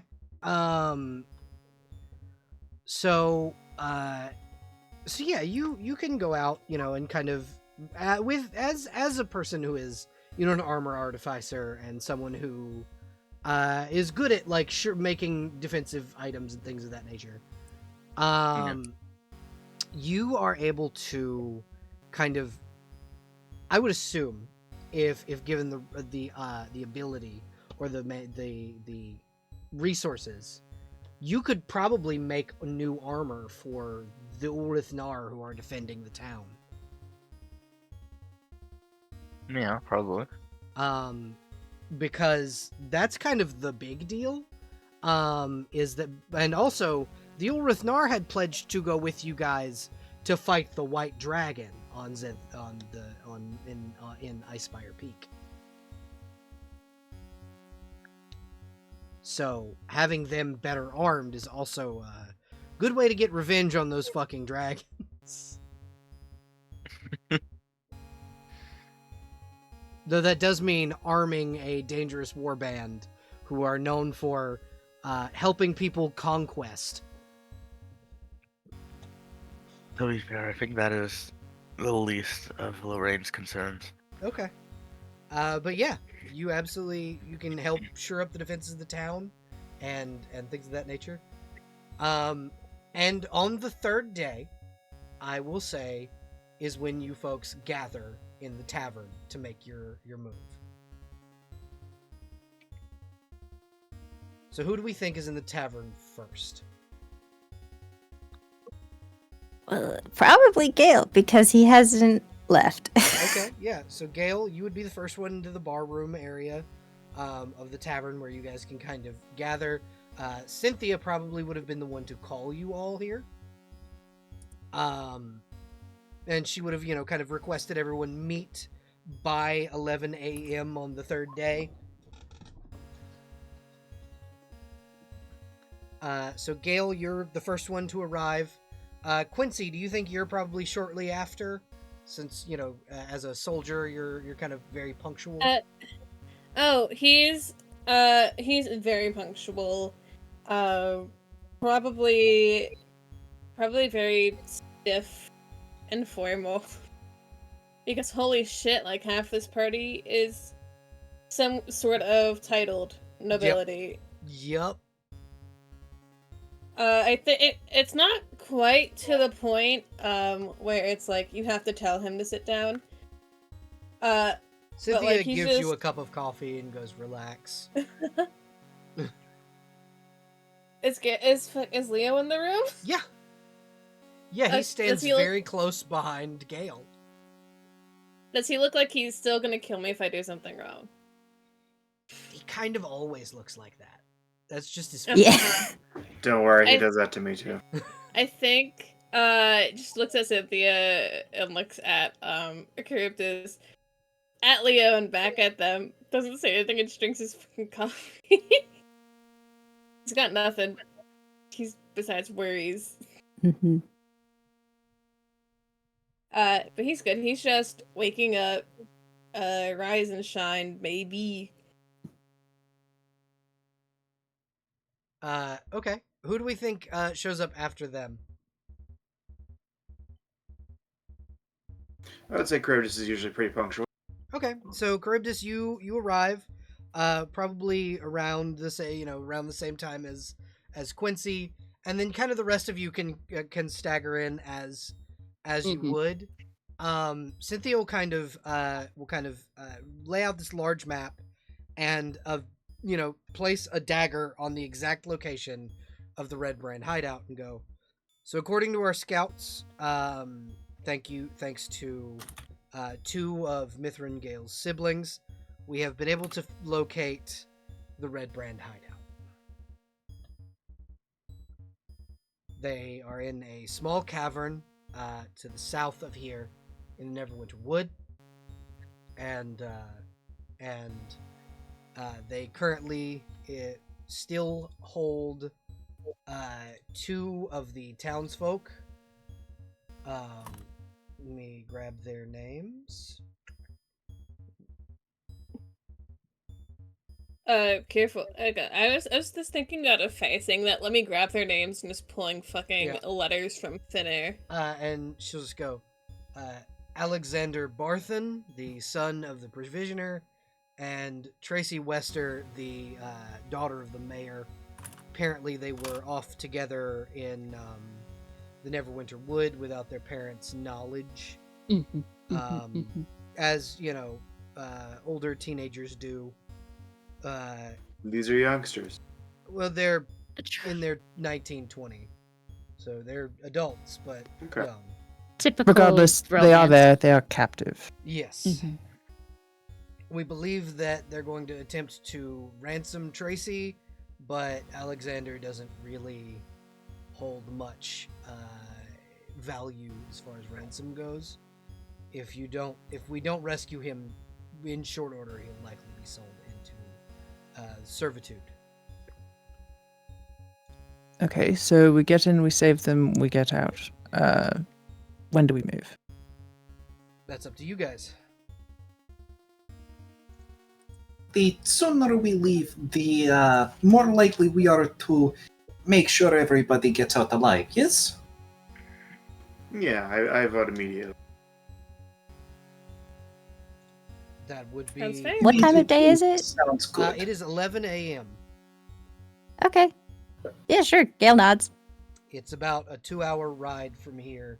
However, I was given an object that must be returned, but a little gnome on a big purple hand, and she'll put a large carpet on the like it's rolled up, and it's a very beautiful, made carpet. Gave me this and said it could expedite your travel, however the fuck that works. Oh, Yeah, Gale knows what this is. I This know is a what this flying is. Gale's carpet. excited. Uh-huh. Gale's immediately looking at it like feeling the tassels and then looking at Cynthia It's a like very nice material. It's made of it's a Persian rug, so it's very, very nice make. how old is it? It is. So if Gale were to roll history on this, Hell yeah. yeah, I could tell you exactly how old. History 20. This predates the first Sundering. This was from Orth, before Bigby and the others came to the Forgotten Realms. Cool. Okay. Awesome. All right, yeah, so Gale's looking at this with eyes wide as fucking saucers, and then he looks to Cynthia like, and you were keeping this where? He handed it to me yesterday, so it was in my room for the evening. Just lying in your room, okay. It was in a So chest. this is more than an antique. It should be handled carefully. It is older than most living beings. I see. He did say it was old, so I assumed Big as B. much. Okay. He didn't give me much information to go on. He just said you'd know what it does. It is a flying carpet. It's fairly straightforward. Yes, I can make this work. He did give me the command word. I didn't know what that meant, but it's Mountain Dew. Of course. Okay. Give me 10 minutes and I can figure this out. Okay. So unfurling the carpet and speaking the command word will make it fly. And whoever speaks the command word has control of the carpet, and it can hold up to a ton. that's a ton. Yep. 1,000 or 2,000 pounds. So it should hold Yeah, so- all of you. Most of the 10 minutes is Gale just inspecting it and marveling over how gorgeous it is. He's very distracted, which is good for him. He's getting enrichment in his enclosure. Mm-hmm. And then, yeah, he'll slip it in bag of holding, not the work one though. Okay. Um, Technically, this And- would work yeah. for the work bag of holding because You know what? it is Yeah. for work. He'll slip it in the pouch of holding, assuming that, well, actually he It'll cleaned fit. off all the blood Yeah. himself. It'll fit. And Yeah. it's not covered in blood, and fucking Mordenkainen's gonna go, oh, Bigby lent out the rug. That's where it went. Yeah. And then he'll look to the party and be like, All right, we have all that we need. Then we can be off All right. Okay. if you're all ready. I'm Absolutely. ready whenever. I'm always ready. Certainly. Very well. Outside then. and he goes outside with the carpet and he sets the carpet out on. He tries to like find the nicest, There's neatest, a least porch. dirty place. There's a porch. Perfect. Uh, He'll lay it out on the well made. porch. Yeah. Mhm. And Gail's going to arrange everyone, putting the heaviest people in the middle and the lightest people on the sides so that it's equal and it'll fly straight and all that. Uh-huh. He's going to be very particular about this. Anytime anyone of noble status is like, Gale, not Gale, but like Quincy, do this, and he's has to bite back out like a yes sir, yes ma'am. You don't gotta bite it back. That's absolutely what you're supposed to do. Yeah, Do that was the response my brain when Gale's like, everyone's outside. It's like, yes sir, I'm going outside. Cool, yeah. That works. Let's go, baby. And yeah, you guys can use the flying carpet to arrive at Hell, yeah. the Red Brand hideout. A large, cavernous entrance will allow you all to enter the hideout. You should, in theory, have control of your tokens. How are we feeling about continuing from here? I'm I'm good. still good to go. Okay. Charybdis and Lorraine, Sure. Yeah. and then Ashton. I'm assuming. How are we doing on? How are you doing, as far as continuing? Let me go grab another drink real quick, and I should be good to go. Alrighty. Yeah, we could take Honestly, a tenner. I'm gonna grab one too.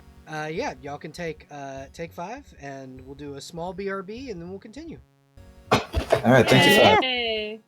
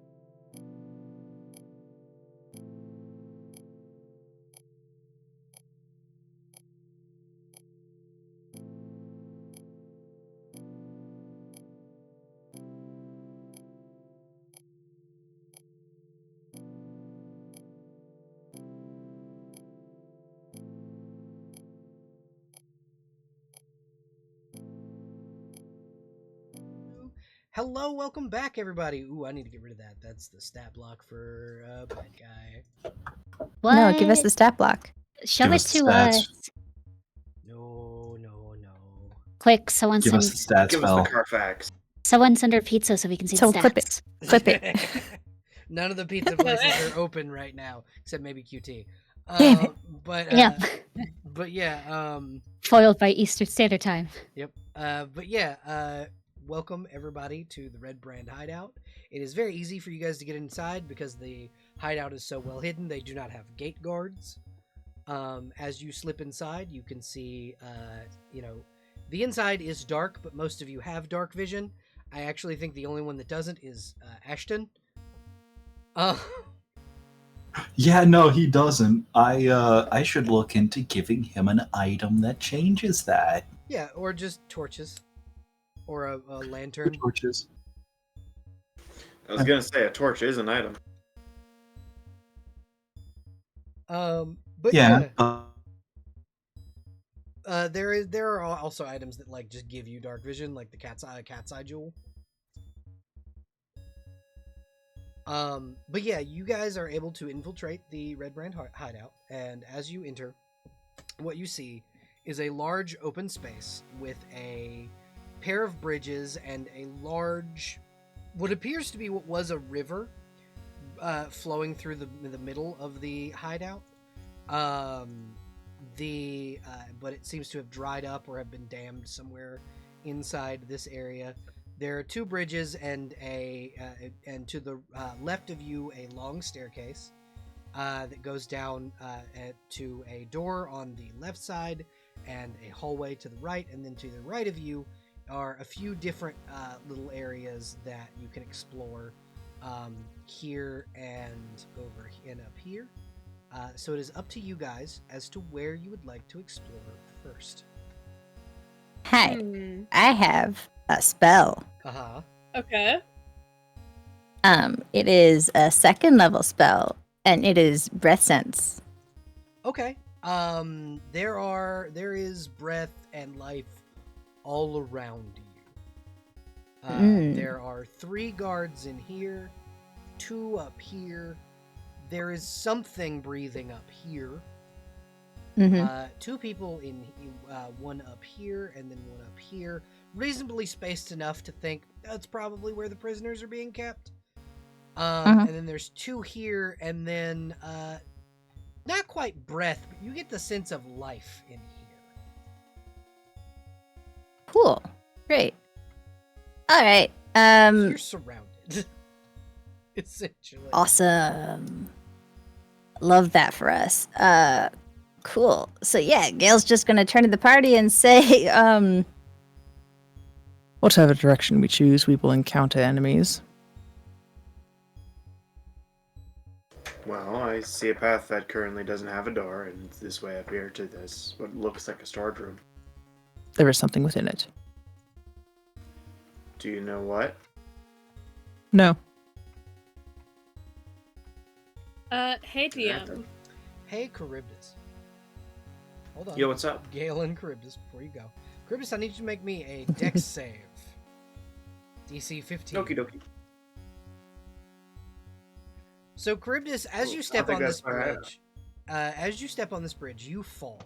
The bridge collapses out from under you, and you fall 10 feet, and you will take, I think it's 2d6 fall damage?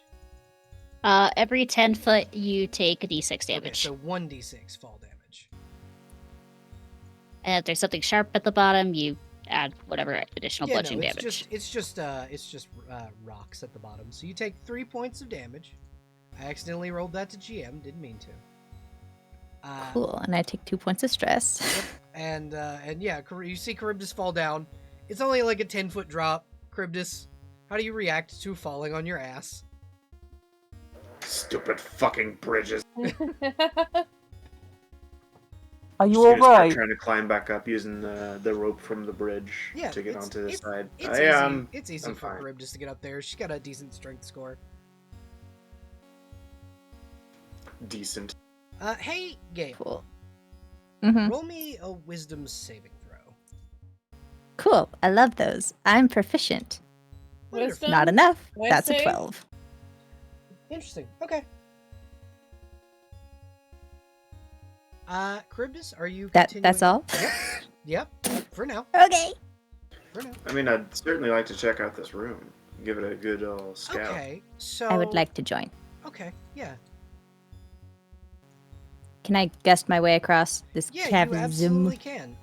Charybdis, what you see Whoop. is a fellow Triton. Oh, Uh, hello. She is a tall Triton woman with long white hair, braid going down her back, and she's wearing what appears to be robes in the styling of the Temple of Cord. And she's got two very large scimitars on her hips. She turns and goes, "Oh, aren't you one of the royal family of the Golden Pearl Kingdom?" Are you not from them? From there? No, my Some name. other sister civilization? My name is Irano. I am from We of the Black Pearl, the deep trenches. Oh, word. Okay. I don't think she says word. A worm? Oh, for real? For real? Okay. What brings you this far out?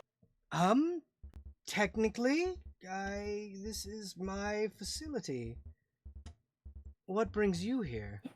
And how did you find this place? If I may ask, my lady. That's an excellent question. What sort of facility is this? Currently it is storage for, acquisitions. Acquisition. Yes. She'll gesture Is it to the goods. Is that around her. intentionally vague? Okay. No, it's... Anything in particular? These barrels here are gunpowder, and the ones behind you are mostly sulfuric acid. Hey, those barrels are gunpowder? These ones here, yeah. Yeah? They're Gunpowder, for, huh? These are for shipment to Melvant, from what I understand. What's someone doing from the Tarnished Kingdom doing with gunpowder, of all things? Again, we buy things and ship them for people. Sure, but you don't hire a Triton to carry black powder. That's an oversight. No one would think to hire a Triton for black powder, and thus no one would rob us. That's the whole point. Hiding things in plain sight, my lady. Roll insight. She is... Sure thing. Yeah. Could I argue for investigation? No. This is trying to figure out if she's telling the truth. Yeah. Can I insight? Because I'm 8-point standing there. difference. You can. Yes, you can.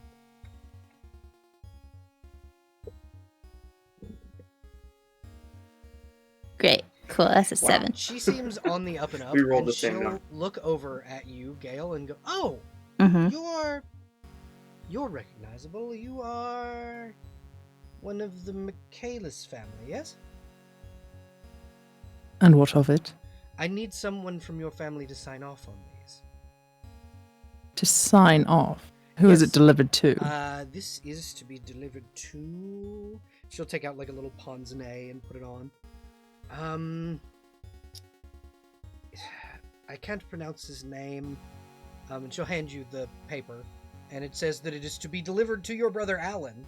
Like, these were ordered, and they have your family seal on the side of the barrels. Blanquius, but why would he? Doesn't make any sense. Undead don't exactly like explosives, Your Highness.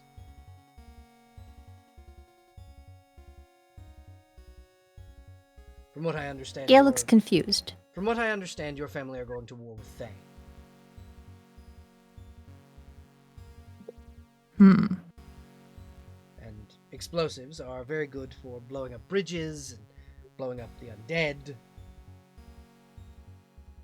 And that's what these are for, is explosives. You can make many different... You run this facility, yes? I do. I run many facilities like it. All right, straight to it then. Do you currently have in your facility 2 civilians? Yes. Yes, I do. Are you willing to release them? For price. For a price. Well, we were paid to hold them, and if you were going to buy out the contract, then yes. By for whom? a price. Well, and she'll kind of... If you wouldn't mind my clipboard. Yeah, Gail will hand it back over. I gotta find the mayor's name. 2 seconds. Let me... I gotta open up a different tab and then make it where that tab does not show up on the... Oh, yeah, no, that did not work. Okay. There we go. Okay.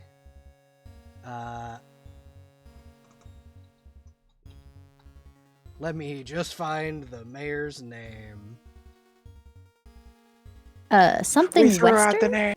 Yeah, it is something Weston. I just don't remember what. Is it Smithin? No. It'd be fucking hilarious.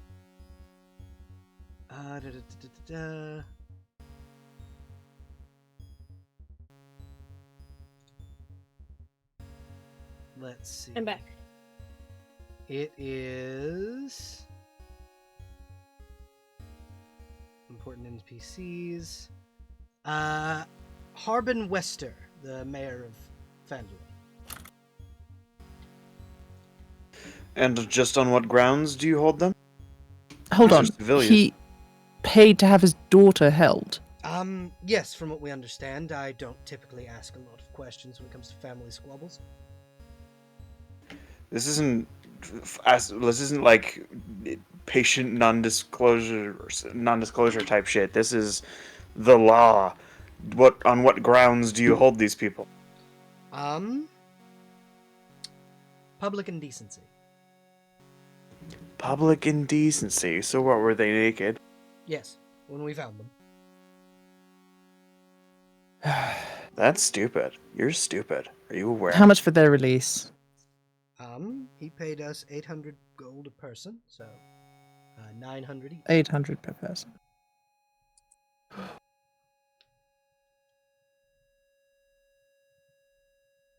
Or Okay. you can fight me for them in an honor duel. Urano, how much is your life worth? My life I'll is fight worth... you. You will? In Yes. a single combat duel to the death. Yes. Are you sure? For when you challenge an acolyte of Cord, specifically his hand. Hey Ashton, you're in earshot. Yeah, his ears perk up upon hearing Acolyte of Cord. And then she mentioned that she was the hand. You must know that I am quite powerful, and I would not like to make an enemy of your family. By Clearly, killing- as you have been doing dealings with them.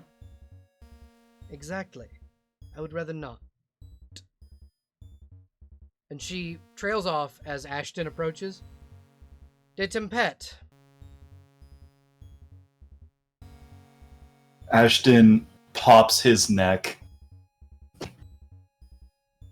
Hello I there. believe you might know the nature of this visit.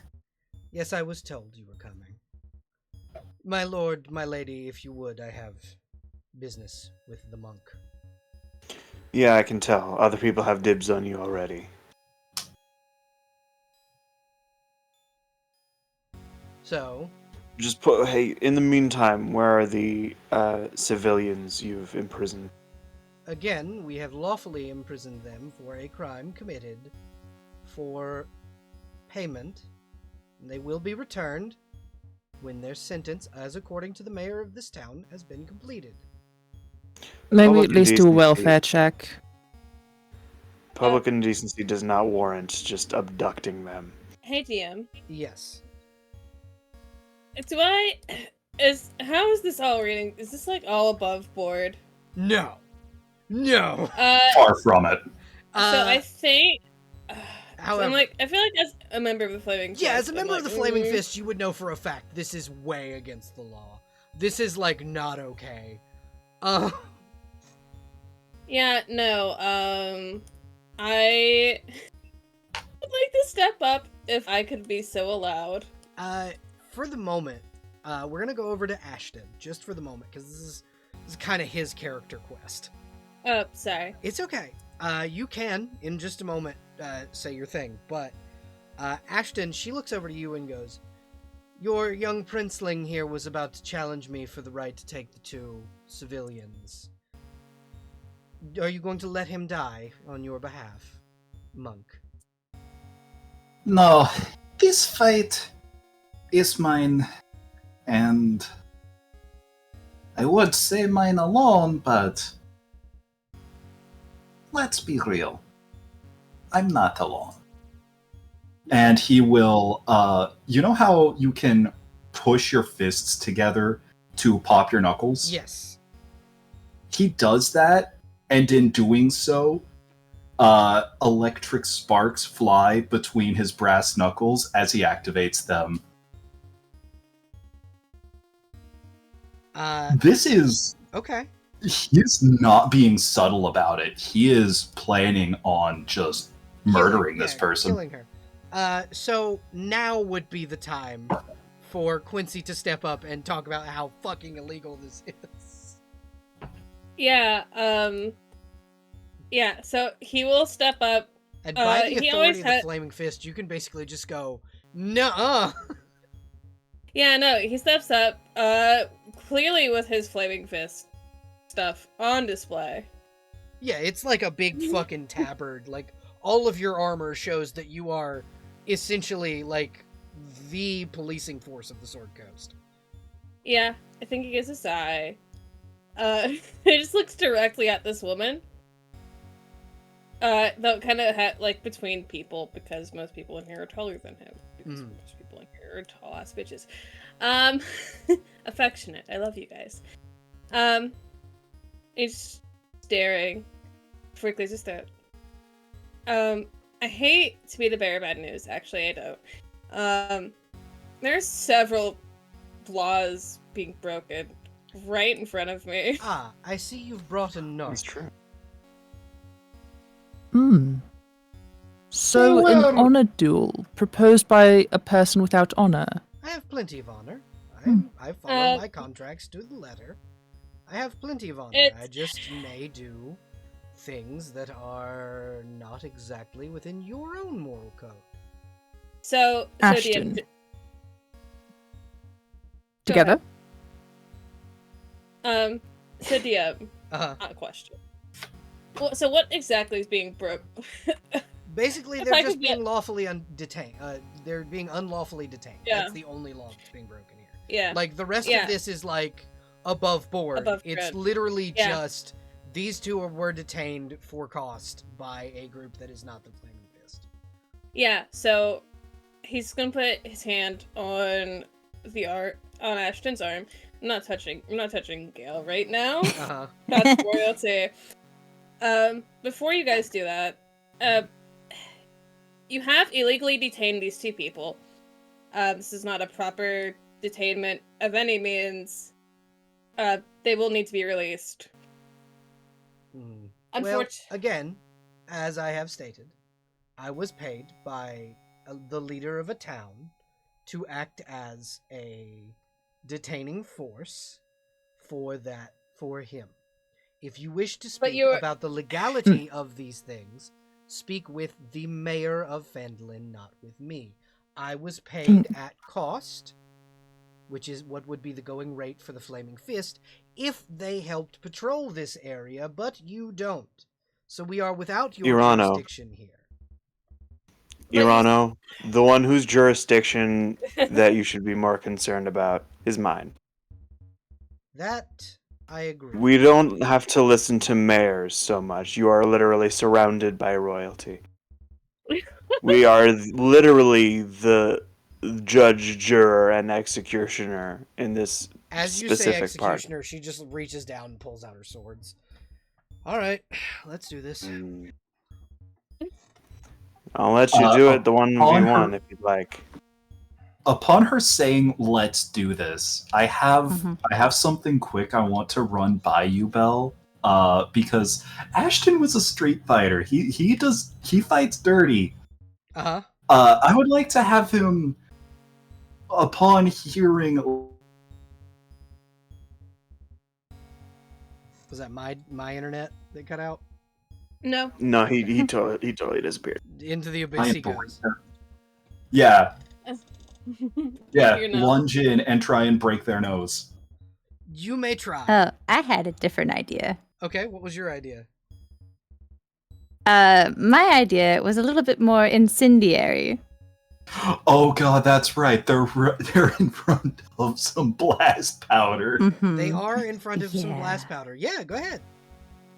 Cool. Great. So what Gail's gonna do is Gail's gonna pull up, set out an arm to Ashton, and then snap his fingers and attempt to fireball. Okay, yeah, it explodes. Mm-hmm. What you notice is that everything in the surrounding area burns, but slowly, undamaged, walking out of the fire is the Hand of Cord. Cool. Great. The actual, beautiful robes that she was wearing burned to a crisp as this very proudly displayed dragon scale armor. And it is a deep crimson red dragon scale armor dawns her form, and she goes, "Really, Ashton, would Cord have approved of a surprise fireball? And to you, my lord Mithrin Gale, your brother is going to be very upset he's not getting his explosives." He'll Cast live. Sanctuary on Gale real quick. Okay, yeah, she's not attacking Gale. She challenged Ashton Good. to a one-on-one Yeah, I battle. know. I'm just. This is just to make sure that the one-on-one duel can happen. Yeah. Hmm. Yeah, because this is Ashton's whole deal, is that this is Yeah. the Hand of Cord. However, with the fireball, fireball makes a lot of noise. Yeah, it does. Yeah. The rest of you will The have sanctuary. other things to do. It means something can't attack you currently. Would you like me to post it? Yes, please. Yes, please. Yeah, y'all have other shit to deal with. Also, Belle, if you want to place Leo where he would have been. Yeah, Leo. So Leo's I forgot to move him. right up behind you. That's exactly. where Leo I is. can move. I can move. Yeah, Leo. Out of his way. Leo would be right here, ready I to love, kill the- everything. Quincy goes to approach that area. Leo stares at him. Okay, sir. Turns around. Yeah. So you guys have other things to deal with besides just the Hand of Cord. As you see 5 fucking Goliaths Oh, hell. and Cool. All right. a Nothic. And? Can I set up Polyphemus sick. while we see them coming up? God. Yeah. Before we jump immediately into combat, Gail's gonna turn to Ashton real quick. Just to be Are you certain you want to do this one-on-one? We can back you up.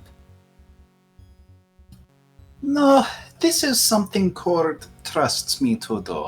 This is something I need to do. As Ashton speaks, Very well. it's as if he is speaking with the voice of Cord himself. Hey, Ashton. Ashton, can you hear me? I hear you, loud and clear. For the record, Cord isn't the only one that believes in you. Kick her ass. Okay, so everybody, roll initiative. Oh my. Fuck yeah. In my defense, I saw someone breaking a law and I couldn't. Ooh. Gail's ready to kill. My lawful good ass could not sit there and go, okay. I did not Oh, mean Yeah, no. Gale was white fully dragons planning on either, just but teleporting them out of there. yeah. Just ignore Sorry. that white dragon's there because it's absolutely not here. What? Dragon in a cave? What? Yeah, Dragons absolutely in not my here. dungeons? Oh, I forgot to exit, like, clear the thing. My bad. So I'll have to add you guys manually, but add Rip. your initiatives manually. But that's okay. You want us to roll again so you can edit them? Yeah, please, if you wouldn't mind.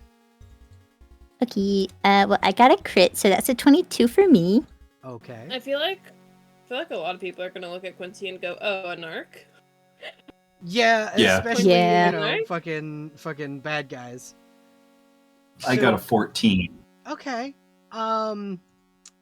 So so not great. yeah. Do you want to use an inspiration? I got a 17. Awesome. 'Cause- Cause so with Gale being the first one at Mhm. for you guys, he's still not first. Ah. Yeah, no. The Hand of Cord is Leo? first. Yeah, Leo got they a got a 7. 19 on the dice, and they have a +3. Where did he go? There he is. Oh, okay, that's fine. The only way Ashton would beat them in initiative is if I rolled an 18 or higher. Wonderful. You know what? Yeah. We're going to burn 1 point of inspiration. Okay. We still have a few in the pool if we need some later. Yeah, and Ashton, We still have a few in Ashton the has pool. one from the thing. Mhm. Okay. And I've also been clinging on to an inspiration from God knows when. From pizza. Probably pizza. So here's what I'm Yeah. going to do. I want each of you to tell me what your initiatives were. I'm going to call on your names, and I want you to tell me what your original initiative was. Lorraine. 17. Okay, that's fine. Charybdis. 3. Oof. Let's see. Hero. 15.2. Okay, so that one is correct. Good.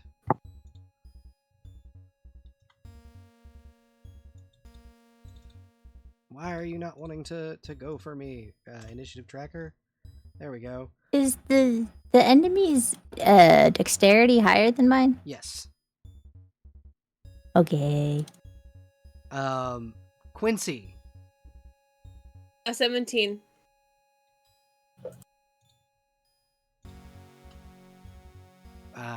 And then Leo. What was Leo's? Well, he rolled a 7, but then he rolled an 8, and the 8's nicer than the 7, Yeah, so we'll keep him at his 8, and then and it we'll, doesn't make much of a and difference. then we'll roll. I'm gonna re-roll for the Goliaths. So that's a 13 for the Goliaths. The red brand. What you'll notice about the red brands is they are mostly Goliath warriors. Jesus Christ. Yeah, they're big men. And then we'll roll for the Nothic. Speaking of, I would assume that Gale knows something about Nothics. Yeah, Gale, as a very proficient magical man, would know Mhm. kind of how Nothics are made and what they do. Hey Gale, remember Cool. that wisdom saving throw you failed? Yeah. You are now charmed by this Nothic. This Nothic looks like he's your best friend. You can't attack him. Okay. As a matter of Great, fact, you're cool. hallucinating. This Nothic is Rika. Great. Great. I'd still like to look at the stat block for Nothics, if that is Yeah, allowed, go so right I can ahead. remember what they are. Go right ahead. Okay. But yeah, you you are hallucinating that Nothic is Rika. Great. All right. God, Okay. when we have to fight that thing, you're gonna yell at us for fighting Ashton. Rika. Ashton. So you see the Hand of Cord before you as she gently pulls her scimitars against one another, kind of, and the specific brand of scimitar, because scimitar was kind of a blanket term for Middle Eastern sabers. these are shamshears. And she will gently like pull them against one another to kind of keep them sharp, and take just a deep plunging bow like one would for, you know, an honor duel. And then she is going to charge you and use and attack you with her first one. She's gonna move in close, and then she's gonna attack you twice. First with the Frostbrand Scimitar. It's a 16 versus your AC. Does not hit. And then an 11 versus your AC with the Vorpal Scimitar of Flame. With her extra attack.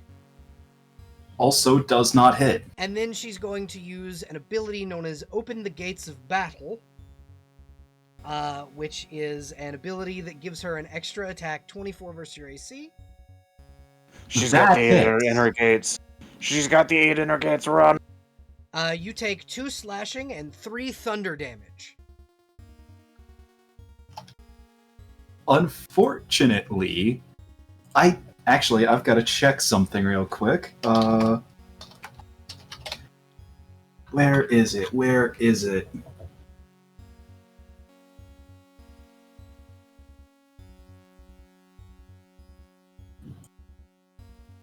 Wrath of the Storm, because someone hit me with an attack, I can use my reaction. They have to make a dex saving throw. Okay. Oh wait, nope, that's not a save. That's the save. Natural 20, total 23. Alright, now I need to double check. Is it... Oh, do they have evasion? Because they still take it says they still take the damage, just half as much. No, they don't have evasion.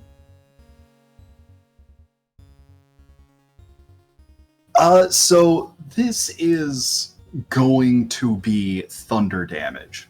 So it's just 7 thunder damage to them. They don't take any damage. Right. Hand of Cord. Yeah. Hand of Cord. Yeah. Yeah. So lightning and thunder probably don't affect them much at all. Lightning, thunder, and fire because of their armor. This is gonna hurt. Fucking Monsters Inc. Sound effect. .wav. 2, 3, 4, 5. 1, 2, 3, 4, 5, 6, 7. Okay. And so another thing I forgot to do earlier. Mhm. Everyone would get 2 healing potions Cool. Oh, hey. because Rika had 14 in her items. Yeah. Oh. Unfortunate. Many of them. It is unfortunate, but it is Mhm. now Gale's turn. Gale, Yeah. a thunderous battle happening over to your right. But you are currently surrounded. And Mhm. just across the way is Rika. With a very pleasant smile on her face. Okay. Is he aware this is a hallucination, or does he think this is the real Do thing? you think this is the real Is the thing? question. That's the saving throw you made. Great. Cool. Cool. So Gale's alarmed as hell and recognizes, oh shit, enemies. There's enemies there. They could get to her. So gonna kind of a little rudely push past Lorraine and Remember, this Spell? bridge is not here. Okay. go I ahead. know. Cool. So I've got a spell that can whoops, that's not right. Mhm. Hit almost all of them. Okay. It is called Rhymes Binding Ice. Ooh. So that is. So, 1, 2, 3, yeah. 4, what, It would 5? hit all of those 4. ones. Okay. 4. What's the save? Dex? Constitution. Con. Okay. 1. As a burst of cold air emanates from Gale's hands as he frantically looks at the not Rika Nothic. Yep. So 7, 23, 17, and 22. Okay, only one of them fails the save then. Okay. So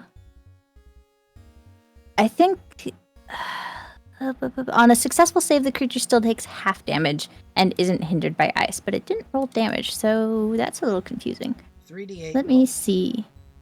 You might not have it set up for damage. No, it is. It's just doing the thing that It does every time. it loves to do. Yeah. Okay, 8 cold damage. So that's 4 for each of these guys. And the one that failed is hindered by ice formations for 1 minute or until another creature within reach of it uses an action to break away the ice that is formed around it. This dude is frozen into place. Mm-hmm. Okay. Is that your turn, or do you have something else you'd like to do? He can also use a cantrip. No, he can blade song. I forgot to do that first. Yep. He's gonna start a blade song because that's important for a blade singer wizard. Yes, it is. Yeah, cool.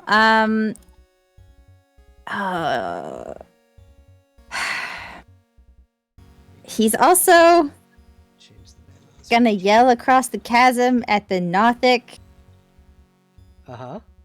like an idiot. Uh-huh. He's so dumb.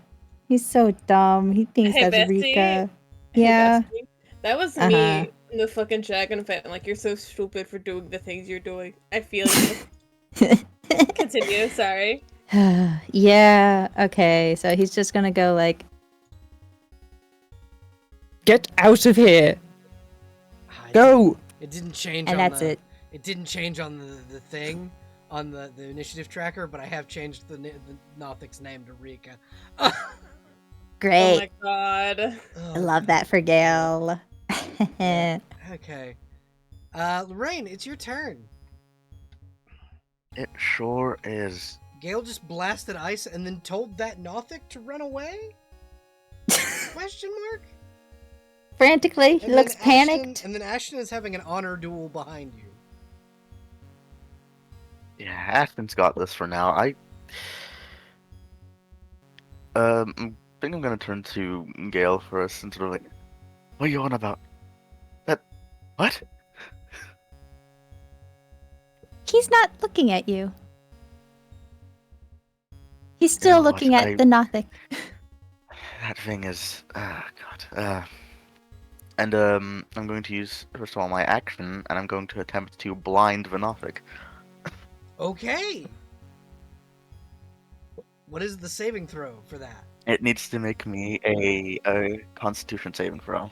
And is that correct? DC 14? Let me double check. Okay. I think so. Yeah. Con save for Rika. Rico. It Hey, fails. it is blind. It is blind and can no longer make the concentration to make Gale see it as Rika. Gale, you are no longer seeing this thing as Rika. It very suddenly becomes a very ugly Nothic. Hmm. I'm Cool. gonna turn to Gale. I'm gonna be like, see, look at that thing. Gale doesn't say And, anything, but his face totally changes, and now he is furious. Yeah, and then I would like to back up 10 feet past Quincy, Okay. take Yeah. the running 10-foot start, and jump across the chasm to it. Oh god, yeah. Make an acrobatics check. I don't need to. I calculated my jump. I Oh, have yeah. 18 feet jump running. You jump over there, and the Nothic, really regretting it did not take Gale's advice. Yeah. It goes, oh shit! Just for the hell of it, I'm also going to now bonus action Booming Blade, just in case Phenomenal. it decides to run. Isn't it still blinded? It is, but it can hear. Yeah. Hmm. It also has like quills on itself that allow it to like basically tremor sense. Oh, that's cool. Yeah. Question: normally, blinded also means advantage. Would that count in this case, or Yes. no? Because it's got okay. Yes. Good, that's It can amazing, feel actually. when you land. It cannot feel when you swing your sword. Let's see. It's this one. Boop. 14 might not hit. I don't know. Let me check its AC. No, it does not quite hit. It dodges and he's That's like, fine. shit. Fucked up, dude.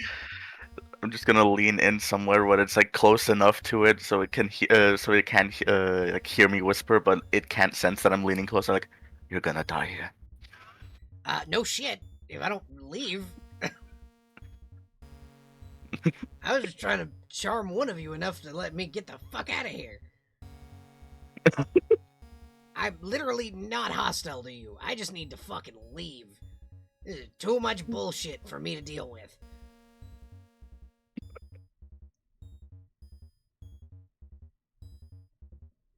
Yeah, it's my turn actually, because I used my bonus action movement. Yep. So I believe Abby is out of the room at the moment. So we will come back to Abby's turn for Hero. Ashton. So, quick stupid question time. You said commanding a familiar would take one of your actions, but I bonus could action spend or my movement. Bonus action or movement. I had Ashton shadowboxing earlier, so Blot is out technically. No, it's been a minute since that happened. Dang. I have to Oh, summon damn. him again. Ah, damn it.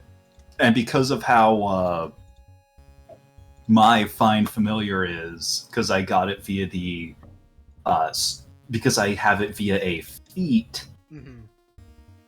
that would take a standard action to use, wouldn't it? Yeah. You know what? Just for thematic purposes, I'm going to spend the action to find familiar. Does Find Familiar usually take? That's a good question. I It's believe- usually longer. Believe Yeah, I have no, it. it says casting time 1 hour. Yeah, no, Mhm. you can't So find I Familiar in can't- combat. Fuck. Damn. Oh well. Well, that's fine. That just means I get to burn all of my key points. So let's see. While yes, the electricity isn't going to do anything here.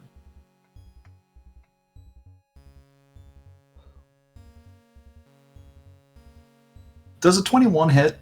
21 exactly hits their AC. Excellent.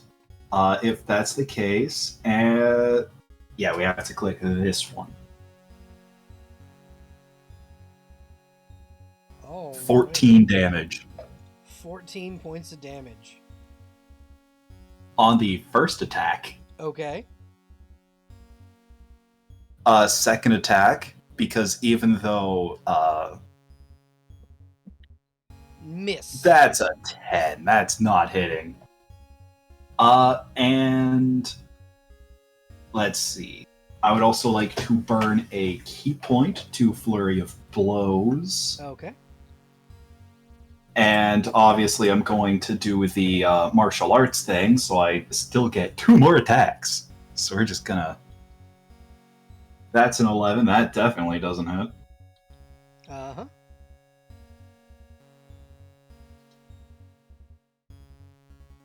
And a 26? 26 hits. Okay, so 8 more damage. Ashton is bouncing on the balls of his feet, sort of just...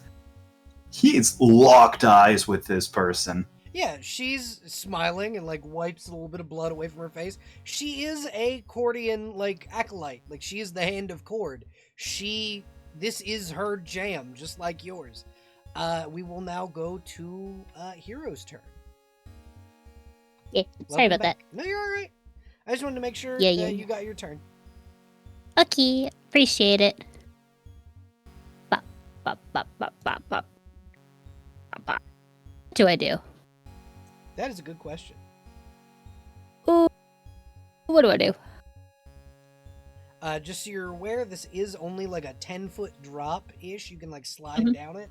It would be difficult terrain and will take you, etc. amount of time to get over to here if you wanted to move like that way. Or there's a bridge down here technically, but there's a Goliath on it. So Or you can jump. yeah, jumping is Yeah. also an option. Jumping I think is Hero interesting. Can fly, can't he? Yes, that's my bonus action. Yeah, which I think I might actually do that. Oh, yeah. I think here's as a bonus action is going to have the ability to fly. Yeah, just big noodle flight. Yeah, and they're going to teasingly stand over the gap of the fallen bridge. And what I That's think fucking they're hilarious. going to do is they're going to cast Guiding Bolt Okay. at this Goliath. Charybdis, you now see where you had fallen on the bridge. Hero's just kind of floating.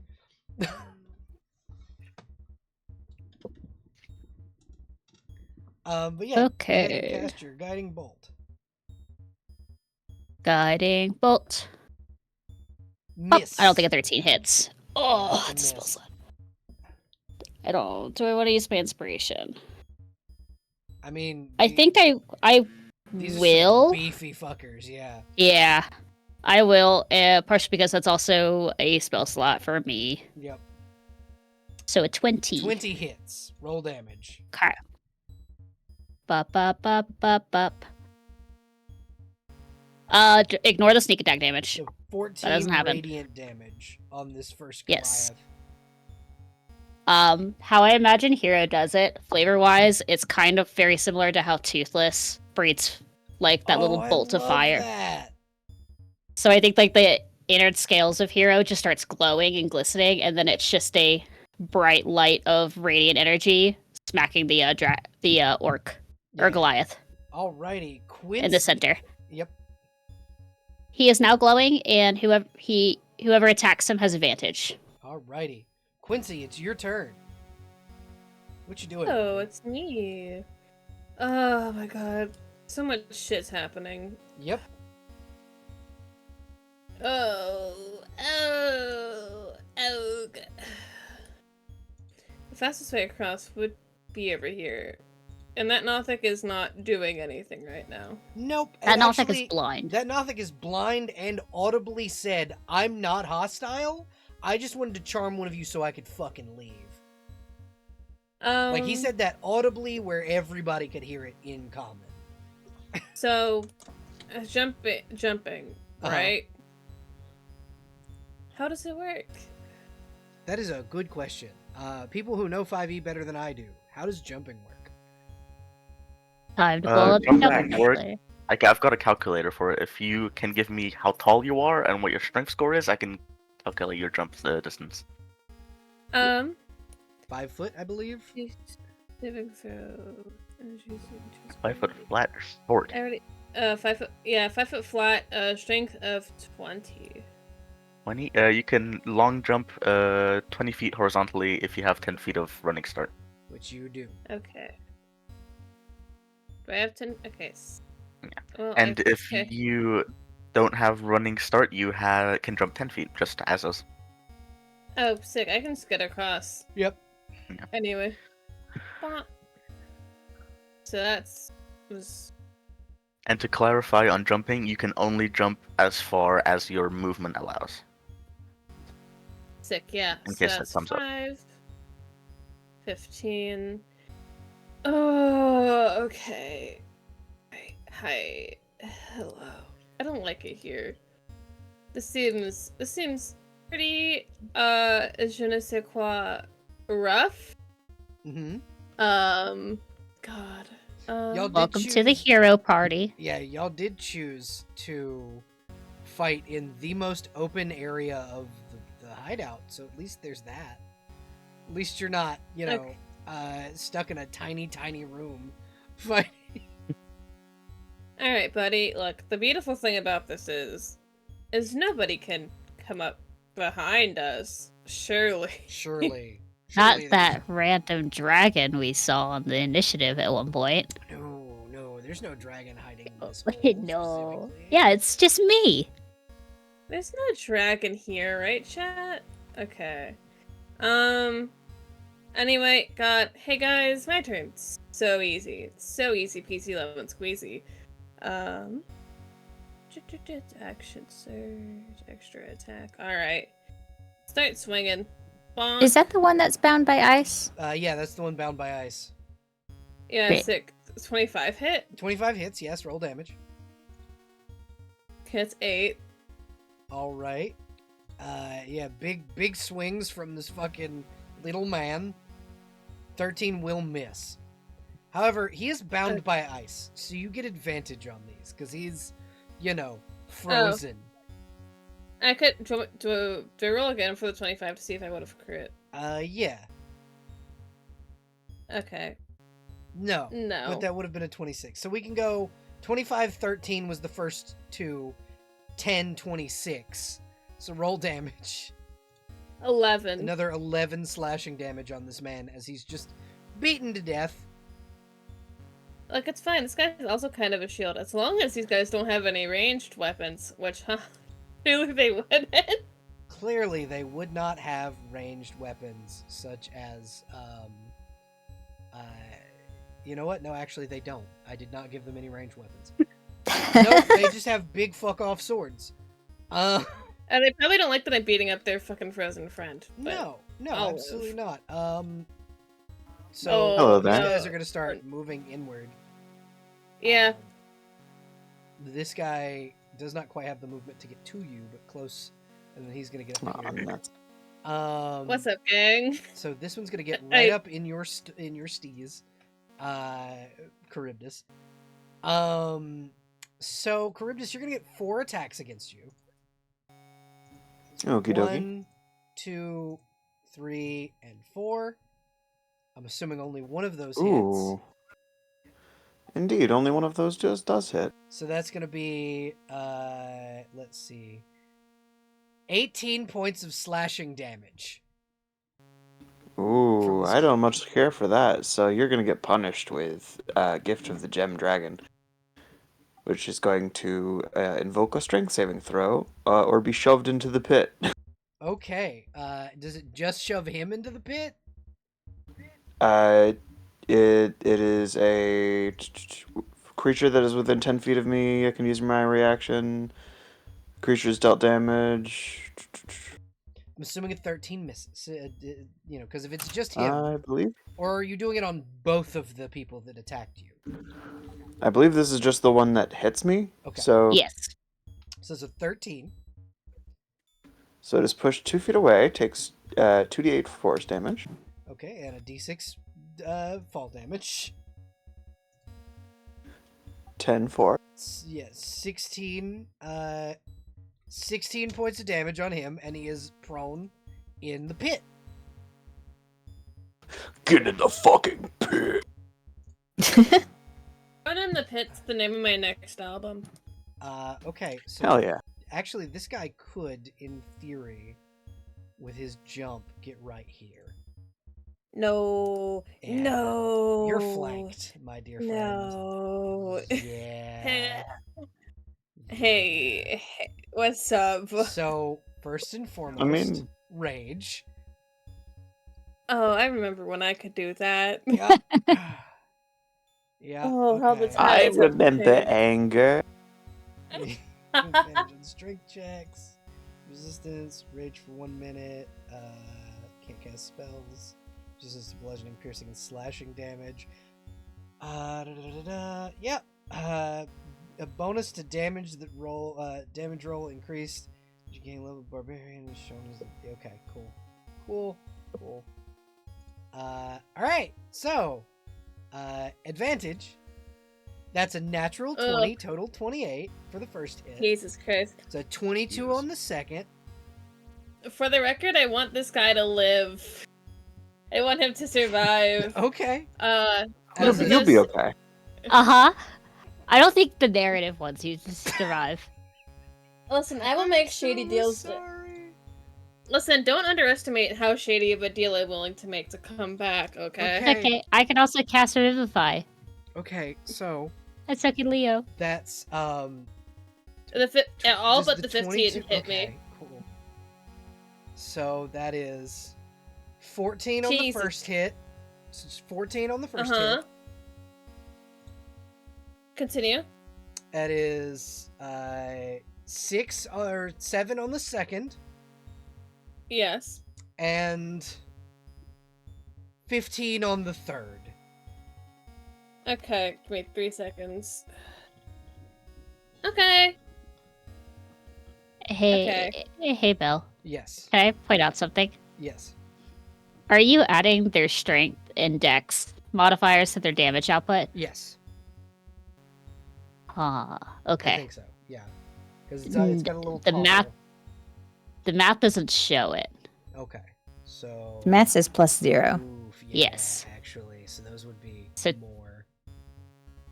Or Yeah. believe them. Okay, so that's You can add them to the rest because it's unfortunately I noticed it with the other Irano and Yep. the other guy. Yep, okay.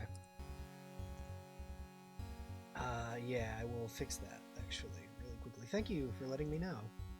No problem. Not to make your bad guys beefy or anything, but You know what? just so you Maybe, don't feel like you're not doing the damage output you needed. Yeah, I appreciate that. Got me. Here's my new little guy. I'm really excited. You. Whap! Whap! Dead! Murder! I death. mean, You those- You have to be petty, like, we had one character who, like, their Blorbo died, and so they came back as a beast totem barbarian, the bear totem, and they were a Kalashtar, so they were resistant to all damage. yeah. Listen. At least, That's Whenever the they whole way to rage. do that. if I reach the point to where I'm dying and if something reaches out to me, I'm coming back. Yeah, because all of baby. those attacks would have been +6. Okay, so that's plus 12. Plus 18 more. Yeah. Okay. I mean, the bastard sword looks like it's adding +8. 16. I just fixed that. So 6. I mean, when I hover over it, it looks like the result was a 7 That's- +8. So, are you talking of which one? Like the 15, the one that would have missed. Yeah, that's to attack, not to damage. Ah, okay. Yeah, I thought. that's to- Okay, I that's thought that's to- what the conversation was about. My No, bad. it's to damage. We're talking about to damage. But yeah, that's So sorry, that's Mhm. how much extra damage again? 18. Okay, motherfucker, let me stop it. 18. So it is Stop, Leo's turn. motherfucker. Okay. And immediately what Leo is going to do is he is going to jump and start fucking murdering people. He's not waiting, in particular, Leo is not waiting for a command like he normally does. He's just gonna start killing people. God, I need a hero, and that hero is fuck. Okay. Or your hero will come to you.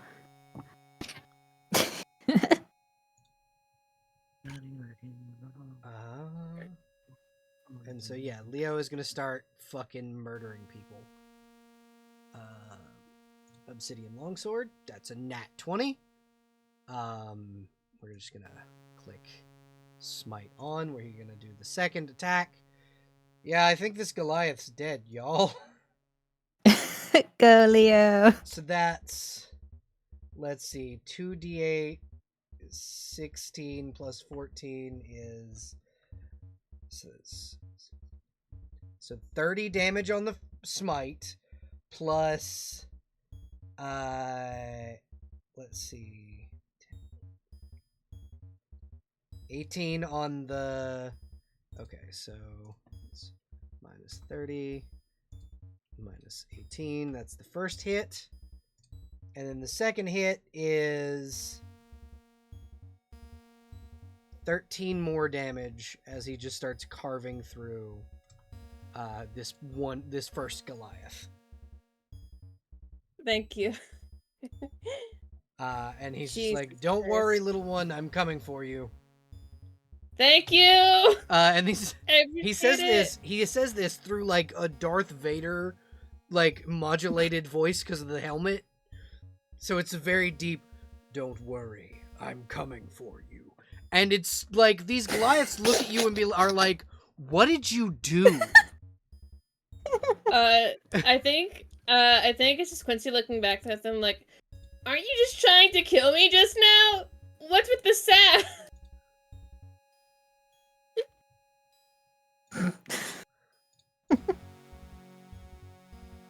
Dog, you were just slicing me open 3 seconds ago. They're like, are you good? Do we need to kidnap you from them?" No, I'm fine. It is no. now the Nothic's turn.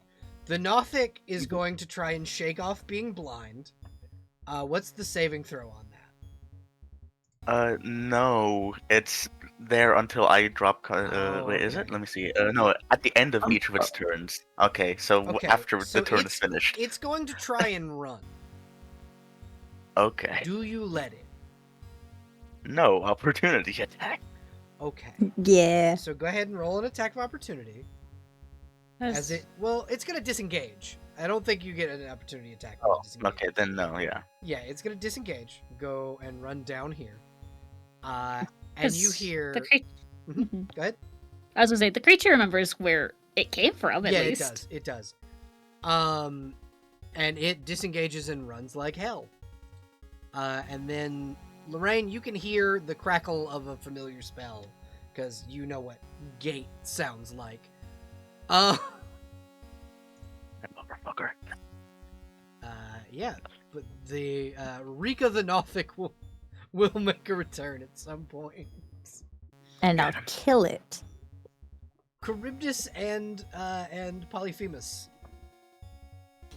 Wonderful. Sorry to cut and run on a perfectly acceptable melee opportunity, but I'm going to go ahead and Misty Step. Okay. And the reason why I'm moving over here is because I'm going to activate my Triton ability, Gust of Wind. Okay. This is essentially going to be a beam that goes essentially from here to what would have been 60 feet that away. Everyone in this group here is provoked a saving throw of strength. The one in the back doesn't really need to worry too much about it because they would be pushed 15 feet back, and that's just a wall for him. For these two, they have to worry about the pit. 1, 2, and... Alright, the DC is 16. Whether or not they have advantage, I guess, is up to you. They do because they're raging. All of them. Ah, gotcha. So the last one ties, the middle one fails, and the top one succeeds. Okay. So this guy is pushed They will down. also be re-rolling. 15. Okay. So 5, 10, 15. He's going in the pit. I believe they will also be rolling at the start of each of their turns. He takes 4 points of damage. Okay. And since I have a bonus action available, hey Rika, you're getting sanctuaried. Not Rika. Quincy. Sorry, I'm having memories of Rika. It's okay. It's okay. It's natural to happen once somebody dies. Yeah, you're getting a sanctuary. You did make it where this guy's not frozen anymore and can actually take his turns now. I thought I was just gonna beat him up until he was ice shards. Nope, he's not frozen anymore. The wind knocked all the ice off, so... Well, it doesn't do any damage, it just shoves you. Yeah, you don't have to do damage, you just have to pat the ice off of the person. Which a heavy gust of wind will do that. Well, technically it only says things about fire. But that's semantics, so I'm not going to worry too much about it. If we went rules as written for anything, nothing would ever get done. Yep. Because Exactly. the rules don't account for everything. That's true. Polyphemus has a thing. Oh yeah, Polyphemus gets to take a shot, and I think he will target the weakest link. Shots. He'll move a little bit back so that he's got an angle. He's kind of like on the wall, Yeah, so he's suction he's cupping going on to be the a wall. little bit up. Yeah. Force Ballista. Does a 12 hit? Miss. Okie dokie. All He will recalibrate, seeing another opportunity to shove someone later. Phenomenal. Okay, it is now the bad guy's turn. Irano will go, "You have learned well, Ashton. However, it is time for you to learn yet another lesson." That is an 18 versus your AC. Does not hit. Okay, so I'm waiting for the inevitable in the eyes of 35. darkness. As a bonus action, the Hand of Cord can create a cloud of magical darkness within 20 feet centered on the caster. So there's 20 feet of magical darkness. So even people with dark vision cannot see in it unless you have superior dark vision, which she does. I'm pretty sure also our new friend Quincy has as well. Yep. 'Cause I do. drow. And But that I'm gives- unfortunately not helping you right now. and that will give her advantage on her attacks. So 13 for that one, and then she will use Open the Gates of Battle as her third. That 22 hits. Okay, so you take 10. so that will actually add, so I forgot to add her strength to Open the Gates of Battle, so that will add 3 more on top of that, so 13. 6, 4. Yeah, Ashton is a little hurt, but he's grinning. This is a hurt and good blind. fight. He's hurt and blind. Yeah, but here's the thing: he can get over both of those Yep. quite easily. I did not mean to turn the turn order off. Combat's over, guys. We won! Yay! No. Da-da-da-da-da-da-da. We won, right? Okay. Uh, So that is the from the starting at the caster, 20 feet out of magical darkness. you could turn on an aura for the token. Oh yeah, I can do that, can't I? I forgot. Mhm. That is a thing. I did not know that was a thing. Yeah. Oh yeah, Uh, it's very helpful for stuff like spirit guardians. Yeah, and Rika's burst thing. Yep. I'm fine. We just keep bringing up Rika Sometimes like I a can lost still lover. hear her voice. Yeah. Stop! Quit People- telling everyone I'm dead. Stop telling everyone I'm dead! But she is! Phenomenal. Okay, Gale, it's Until your she gets turn. reincarnated. Gale, it's your turn. It's very Cool. suddenly really dark in here. Wait. Climb me up a rock. Yeah, you can make a dexterity saving throw as it falls into the pit. Oh well. Well, okay. My goal was just to get away from the. Well, if you Look climb at the up on the heck- rock, it will fall.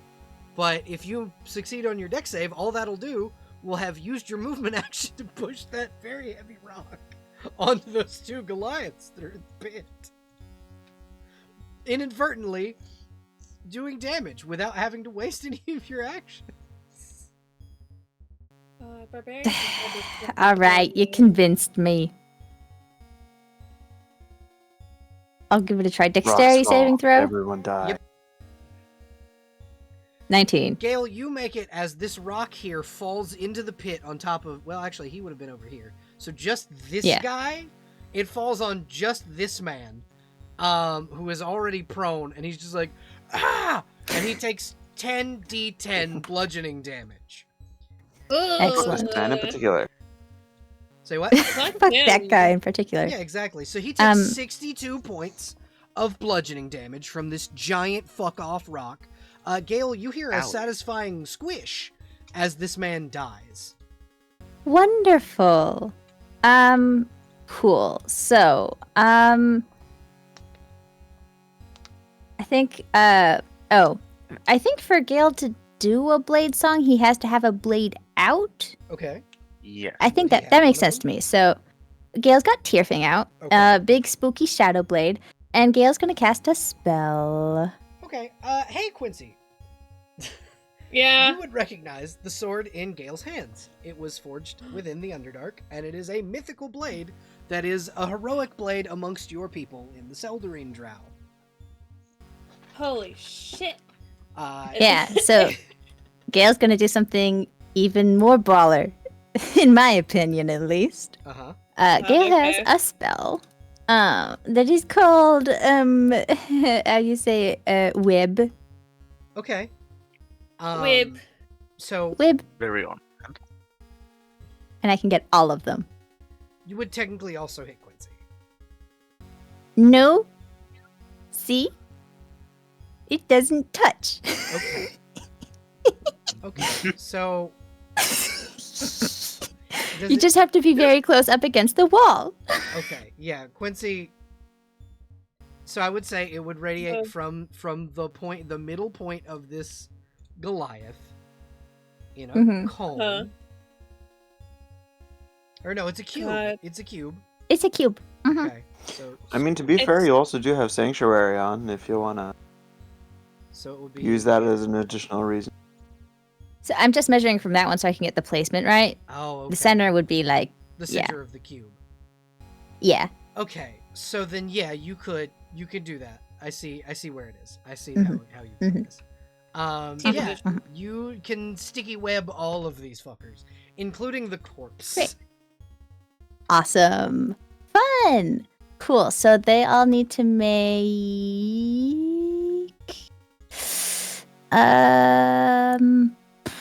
dexterity saving throws? Okay, so that's one. It looks like a strength check. Oh, if it's strength, it's advantage. No, it's no. Save Yeah. first, then strength check later to get Oh, that makes sense. I was reading too far ahead. 3, 4. So I think only one I'll- of them succeeds? Yeah, the last one succeeds. So it's not restrained. Okay. He's gonna die anyway. He's the one in front of Leo. Yeah, so that's fine.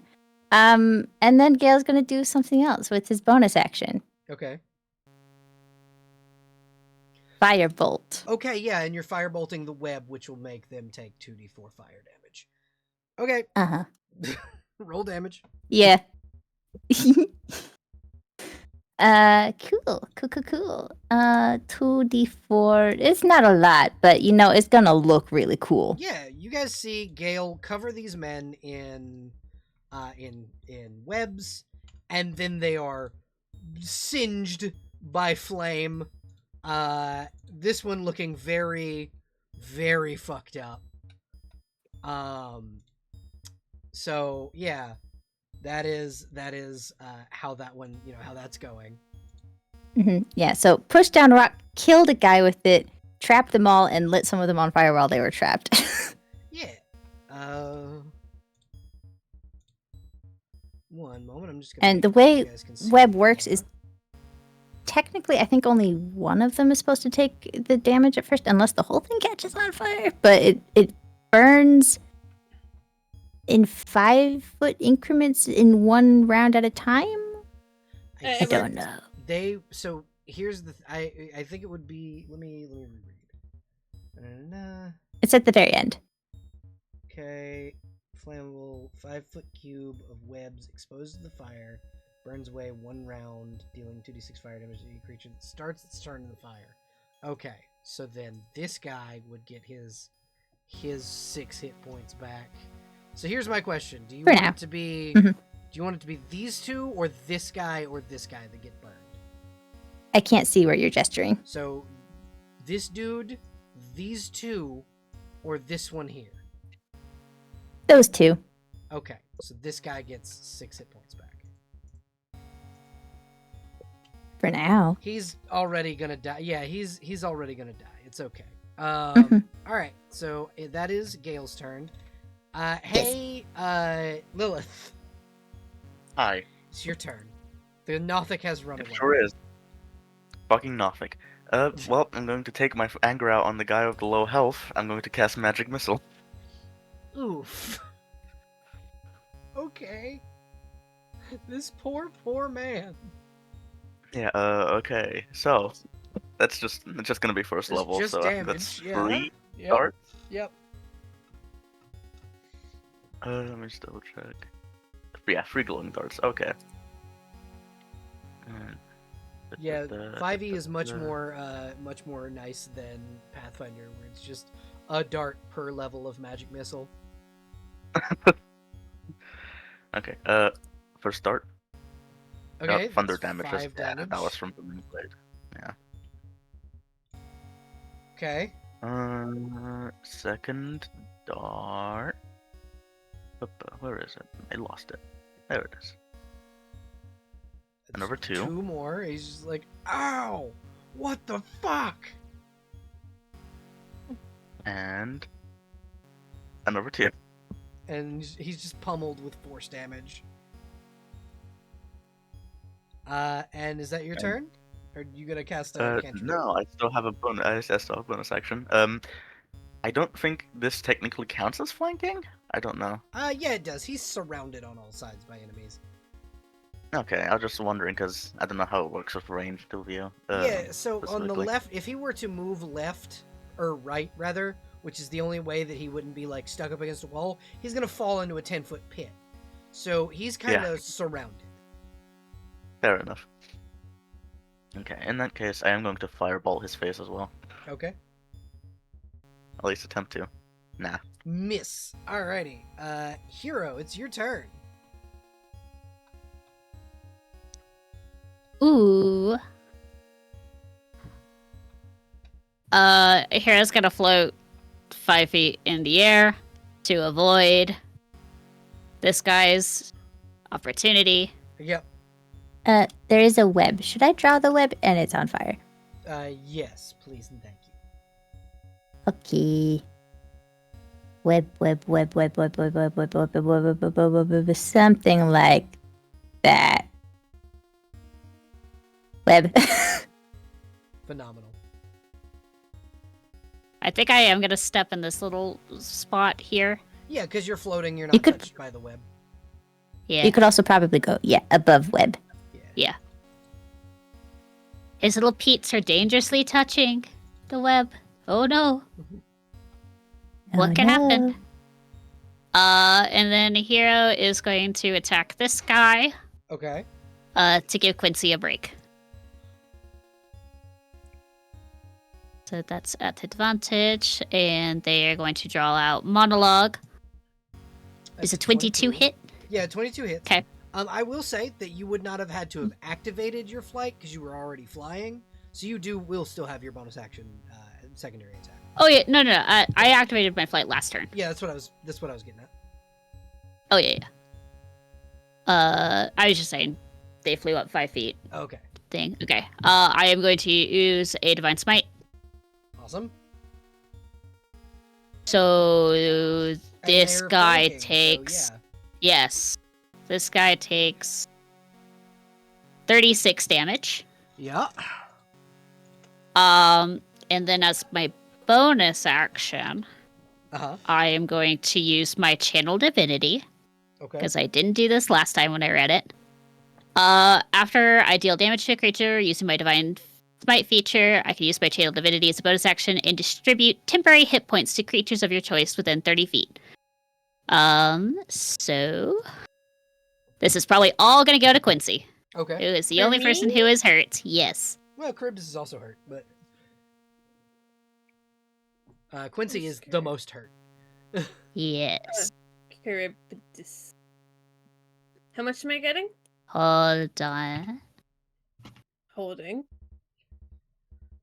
You get 10 temporary hit points. Yippee! As Hero goes, a true hero never falls in battle. He gives you a thumbs up. You're so right, bestie. That's Hero's turn. Okay, and then what we're gonna do is I'm gonna add a second bar. That is your temp hit points that everybody can see. Got you a little bit more juice in your tank.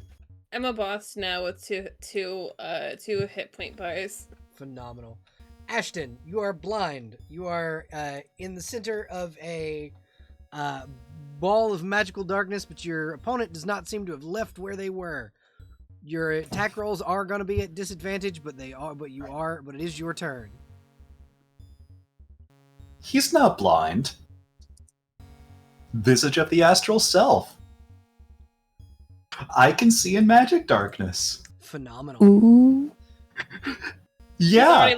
He's already learned this lesson before. Yeah, actually, this is Yeah. literally a thing that they taught you to get you to do this. Like, this was one of those things where they're like, one day you will need to see in darkness and walk amongst those who live in the dark, and this is how you do it. Because often monks of Cord go to the Underdark to defend those who can't defend themselves. But yeah, he pulls up his scarf as if he's pulling a hood over his face, and ink spills over his face and solidifies in the shape of a skull. As you see this, what you see, similarly to what you're doing, there is a mask over her face, and it is something similar to what you've seen Charybdis look like. It is a were-shark. Oh shit. Oh, nice. Let's go. So this is common practice within the Church of Cord, that this were-shark mask is her mask, whereas the skull mask is yours. So yeah, now that Ashton can see, and he's, not affected by the dark, we're just gonna... 12 does not hit, I take it? No. What about a 25? 25 will hit. Roll damage.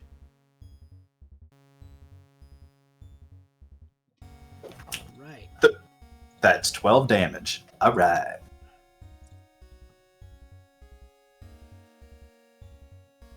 Okay, is that your turn?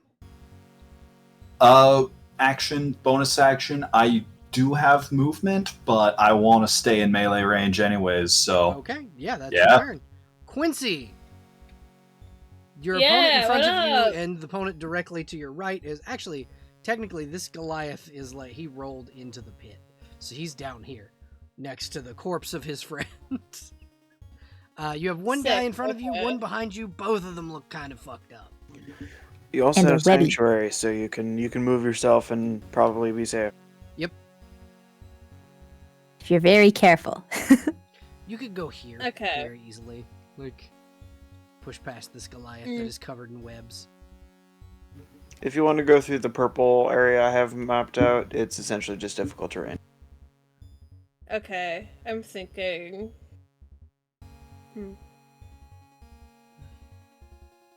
What would he do? Well, it seems like most of these guys are taken care of. You can also heal up if you prefer. True. You do have a health potion. That way, sanctuary doesn't drop. Yeah, everyone was given 2, including you. Obviously, you don't for have to. me? You can totally drop sanctuary whenever you want. Yeah. And then the levels of healing potion are in important house rules. You can see what each level of healing potion does. I will use a shorter one. We'll use a bonus action to use Second Wind. Okay. Ooh, nice. 1d8 plus 10. 1d10 plus 8. Mm-hmm.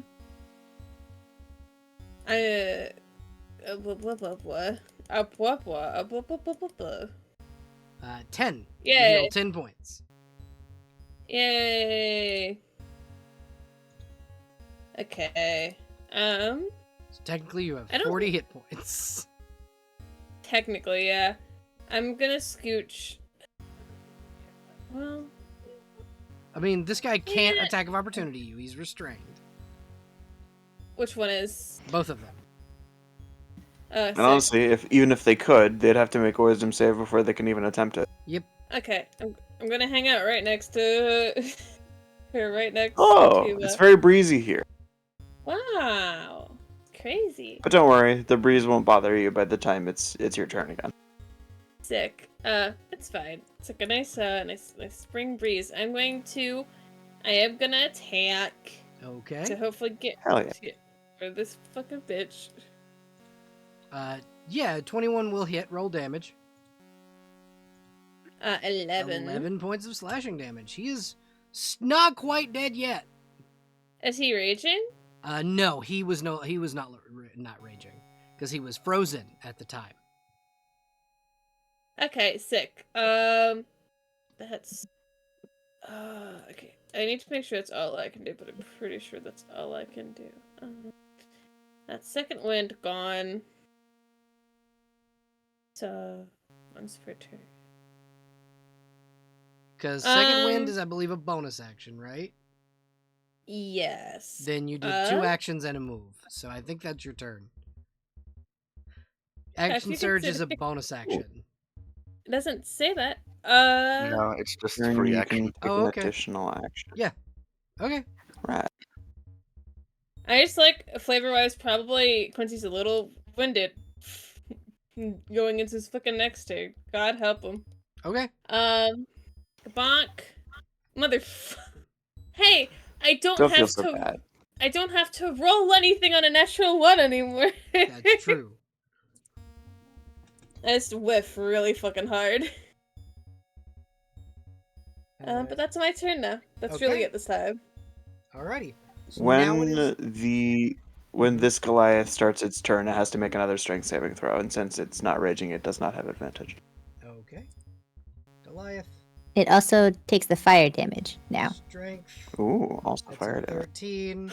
Roll It's fire. getting yeeted. That does not succeed. 5. And it is yeeted by the storm, which means it takes a d6 a d6 fall damage. He's dead. You guys just see the mangled corpse of this man. Hanging in the webs. Yeah, Oh, that's so essentially. fun. Essentially, yeah, he's just hanging in the web. This is just like what home used to be.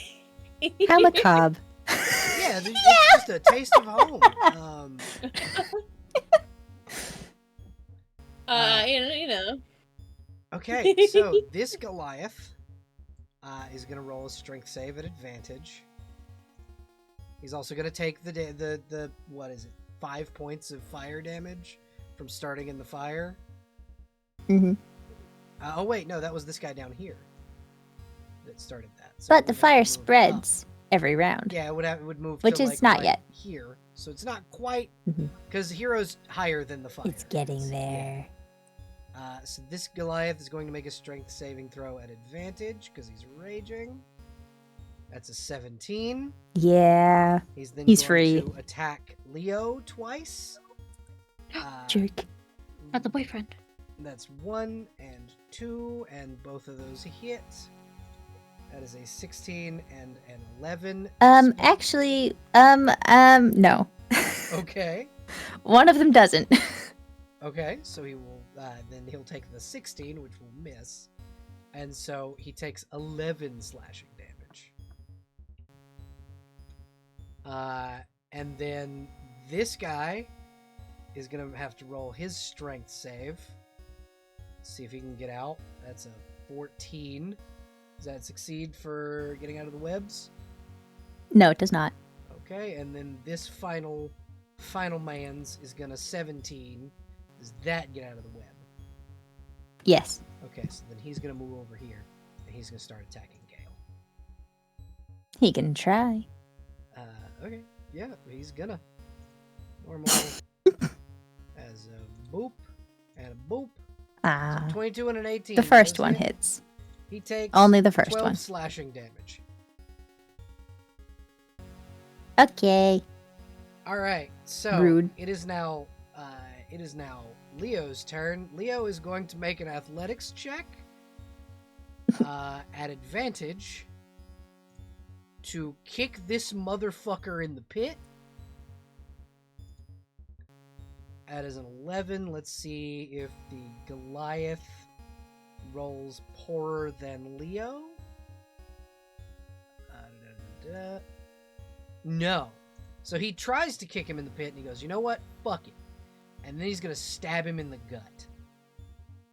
Because he has... actually, no, he doesn't have advantage on that attack. Well...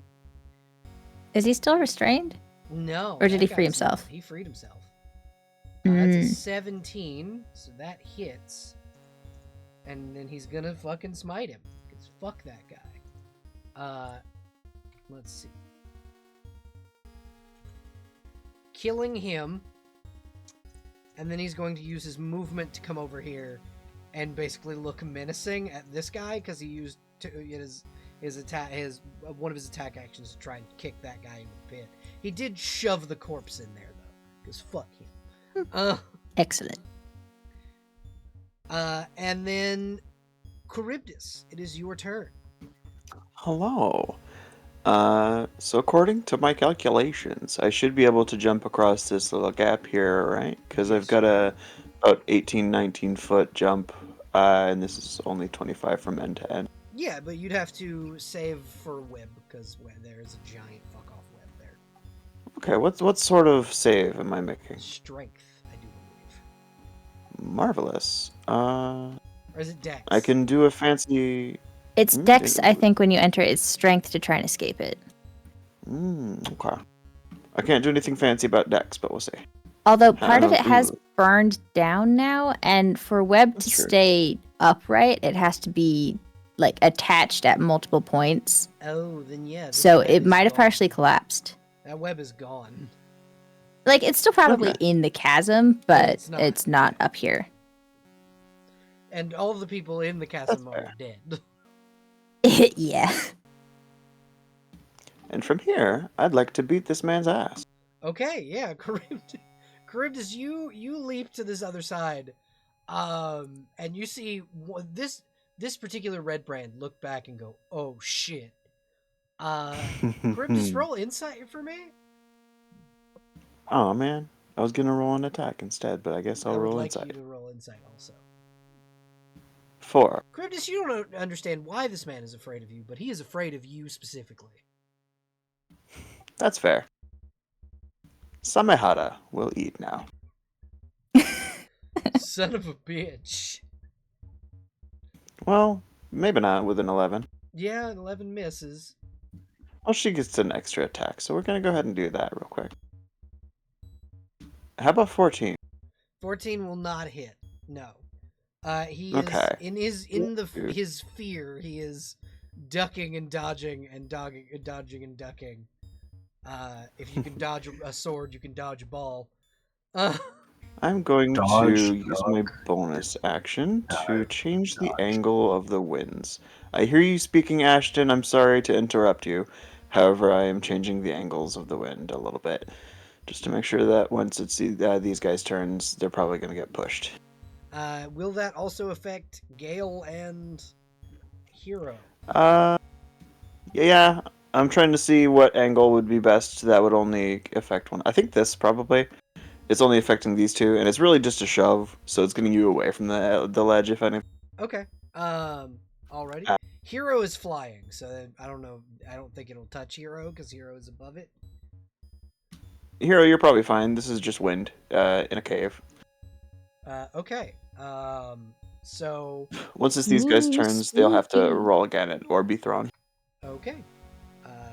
Then that is, I believe, your turn, except for Polyphemus. It's Polyphemus' turn. That's true. Polyphemus gets a shot. He's gonna go for the. It would be funny if he went for the Triton. I'm tempted to say so, but nah. He's gonna go for the one that is closest to Gale here. He is currently blind. Who Aura is? of magical darkness. Polyphemus. How big is this aura? 20 feet. 20 feet. Focused on the caster. It's this I see. grayish It's just line. slightly darker. I see. He's gonna move over here. Okay. He's just gonna be up on the wall and firing down with a force ballista shot. He gets advantage. Oh, marvelous. That is a 20. 20 will hit this to hit. Goliath. This will shove 5 feet, no save, and do 3 force damage. Okay, so he needs to make a dex save because he was just shoved onto the ledge. Oh my god. Oh my god. Like, you see him like holding his hands out, bouncing on the ledge. He looks back, Bouncing just in torrential wind. all the corpses behind him. I am not falling into the corpse pit, thank you. Corpse I don't pit. get paid enough for Corpse this pit. bullshit. But the webs Corpse could pit. slow his descent. He'd be fine. Oh god. These red brands, not happy about what's happening. That's for damn sure. Well, most of them are dead, so they don't feel anything anymore. Yeah, but I'm saying the last two that are still alive, definitely not happy. Okay, it is now the Hand of Cord's turn. Ashton, she is going to once again attack you 3 times. That is 1. Or wait, no, her attacks are not at advantage anymore. But still that 20 against your AC. 20 hits. 2. And then opening the gates of battle, 23. The 23 hits. She can't hit for shit with this Vorpal Scimitar. Okay, you take 7 slashing and 4 cold damage. And It would be wonderful if I had damage resistance. you also take 7 slashing and 8 thunder. Oh shit! I had a stupid question, but I completely forgot to ask it ages ago. What is the question? The dragon that we helped get their child back. Did they end up giving back my cloak? Yes, Solana gave you the cloak back. Okay, rad. Alright, so let's see. 7 plus 8 is 15. Plus 7 is 22. 22? Plus 4 is 26. Yep, 26 damage. Ashton is not looking good. His Uh, clothes are singed and he's She got will- frostbite. She will gently place her sword against your chest, not like pushing it into you, but go, do you surrender? Never. As is our tradition. And then she will just ready herself for the next round. Gale, it is your turn. There are 2 red brands left. Cool. Let me see something really quick. Collapse that. That is not concentration, and it lasts for 1 minute. Has it been about a minute since we entered the cave? Probably. Yes. At least, yeah. Okay. But within that minute, so it works by being able to tell where breath is coming from as long as the air is connected between 2 places. Mm-hmm. So, would Gale be able to tell the best way to get here? Yeah. To those so guys. There is. You would be able to tell. You can see from here that there is Mhm. a little area right here, that leads into a larger area, over to the right and then up. And there are 2 guards left, from what you can Mhm. kind of tell, and then the 2 people in the cells. Great. Cool. So, yeah. All right. Here's the plan. Gale's gonna try and attack the dude right in front of him. Okay. Just a little bit with Tearfing. Do a little slicey slice, a little murder. Do a 27 27 and a hits. 15? Not just the 27? 27 hits. Yeah. Okay, cool. 11 plus 3, and then Con save. wait. Is the con save for necrotic or no? I forget how it works. It should say on this weapons description. The target must make a Second DC equal condition. to your spell save DC, Constitution save, or the sword causes the second condition for 1 minute. So it still takes the necrotic. Yeah, it still takes the necrotic. He just also has to make a DC 16 con save. Okay, so he's not sickened, Damn. but he is. This man. This guy rolls 2 nat 20s in a row. So it's 11. Yeah, because he's not raging anymore. He lost his rage, Mhm. and then 3 necrotic. This is an act. This is divine intervention telling this man to go somewhere else. Fuck. This is the Mhm. gods telling him, "Hey, you should leave." I mean, to be fair, they're in a rock and a hard spot, right? You know what I mean? He can Yeah. technically disengage, Yeah. roll into the corpse pit, and run away. He could. That is He an could. option. Cool. So Any after hitting that amount guy of- once. Mm-hmm. Now, any amount of what? Sorry, I was gonna say any amount of distance he closes that's closer to me is like double, essentially. Shit. Cool. Yeah, So, Misty Step. Okay. marvelous. And then Gale still has his 50 feet of movement. Okay. Yeah. Gale, So is that a door that's visible? it's a secret door, but yes, you can get through it. Okay, cool. See you in a All bit, right, Gale. hold on. Gale, you are Take care. effectively out of combat as of right now. Not for long. Yeah, so Gale, you can move through this room with impunity until you get right Mhm. here. Cool. Then you re-enter initiative against 2 red brands by yourself. Yeah, that's fine. Okay. Yeah.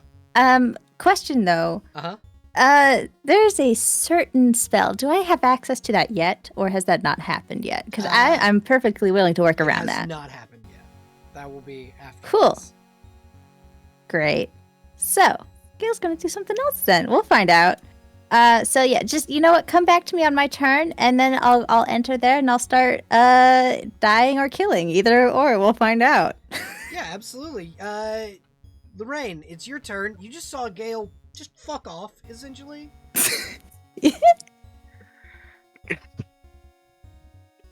Just damn it. run off into the base by himself. Oh, fine. Let me see something. Actually, you didn't see that. You're in the fucking... But I think you have superior dark vision, don't you?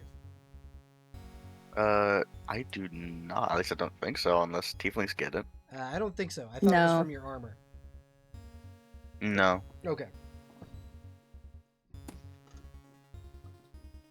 But yeah, then you didn't Yeah. see shit. Walking out of the darkness, looking around. Where the fuck is Gale? He went down that hallway. I'm soon to go after him.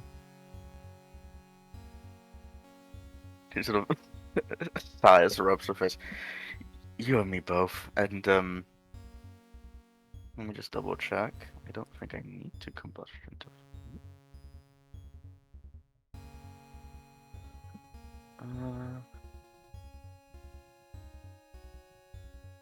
Yeah. I will activate the flying of the armor, and I will make my way to where the fuck Gale went. Leo will point you in the right direction. Yeah. In that case, that was 5 feet already. 25 to there. Up there, and then dashing. 10 foot.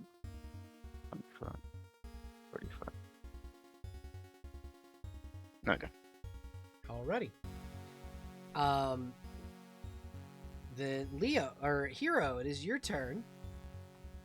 It's okay. Our names rhyme because They we're do. besties. They do rhyme. It's great. To go with them or to kill the people here. Q. I mean, yeah, Kill. Leo basically looks at you and goes, if you wouldn't mind helping Charybdis murder these two, I'd really like to go after my fiance. Okay, I'm just saying I'm faster. That's. You I know mean, I what? can handle these two if you prefer. I will fight here, Hero. If you wouldn't mind, chase him down. You are Hero will correct, give them Master. 2 finger guns and will basically bonus action dash Mhm. or cutting action dash. Oh, that's 60 feet. Ugh. You would not get Up. the difficult terrain from the gust because you're flying over it. These are Yeah. 60-foot ceilings. Like you're fine to just noodle around it. We'll see Lorraine and go, see you later, and then keep moving. Take care.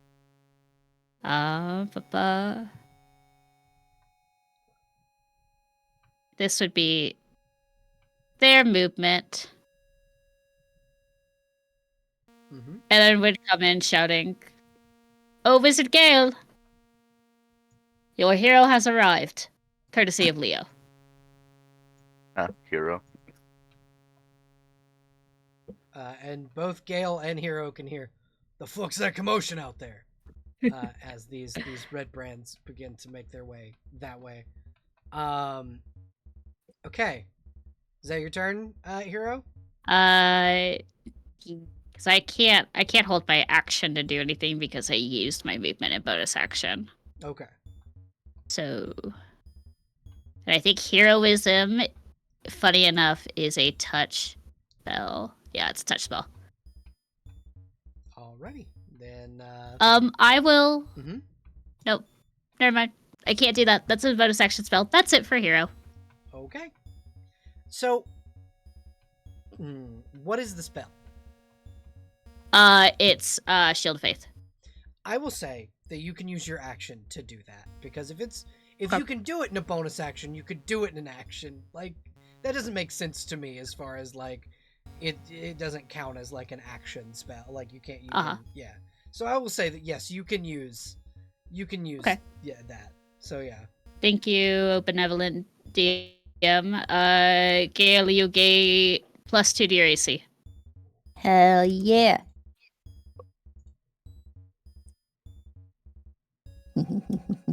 I do not know how busted your AC is now.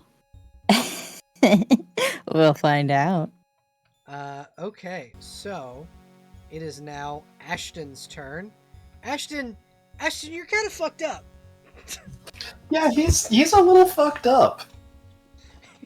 You're On the bright you're getting side, your ass kicked a though, little bit here, Ashton. just a little. It's fine. I have ways around this. I have extra tools in my kit. I just have to double check what this one ability does. 2 key points, martial arts die, prof mod. Nope, not doing that. Oh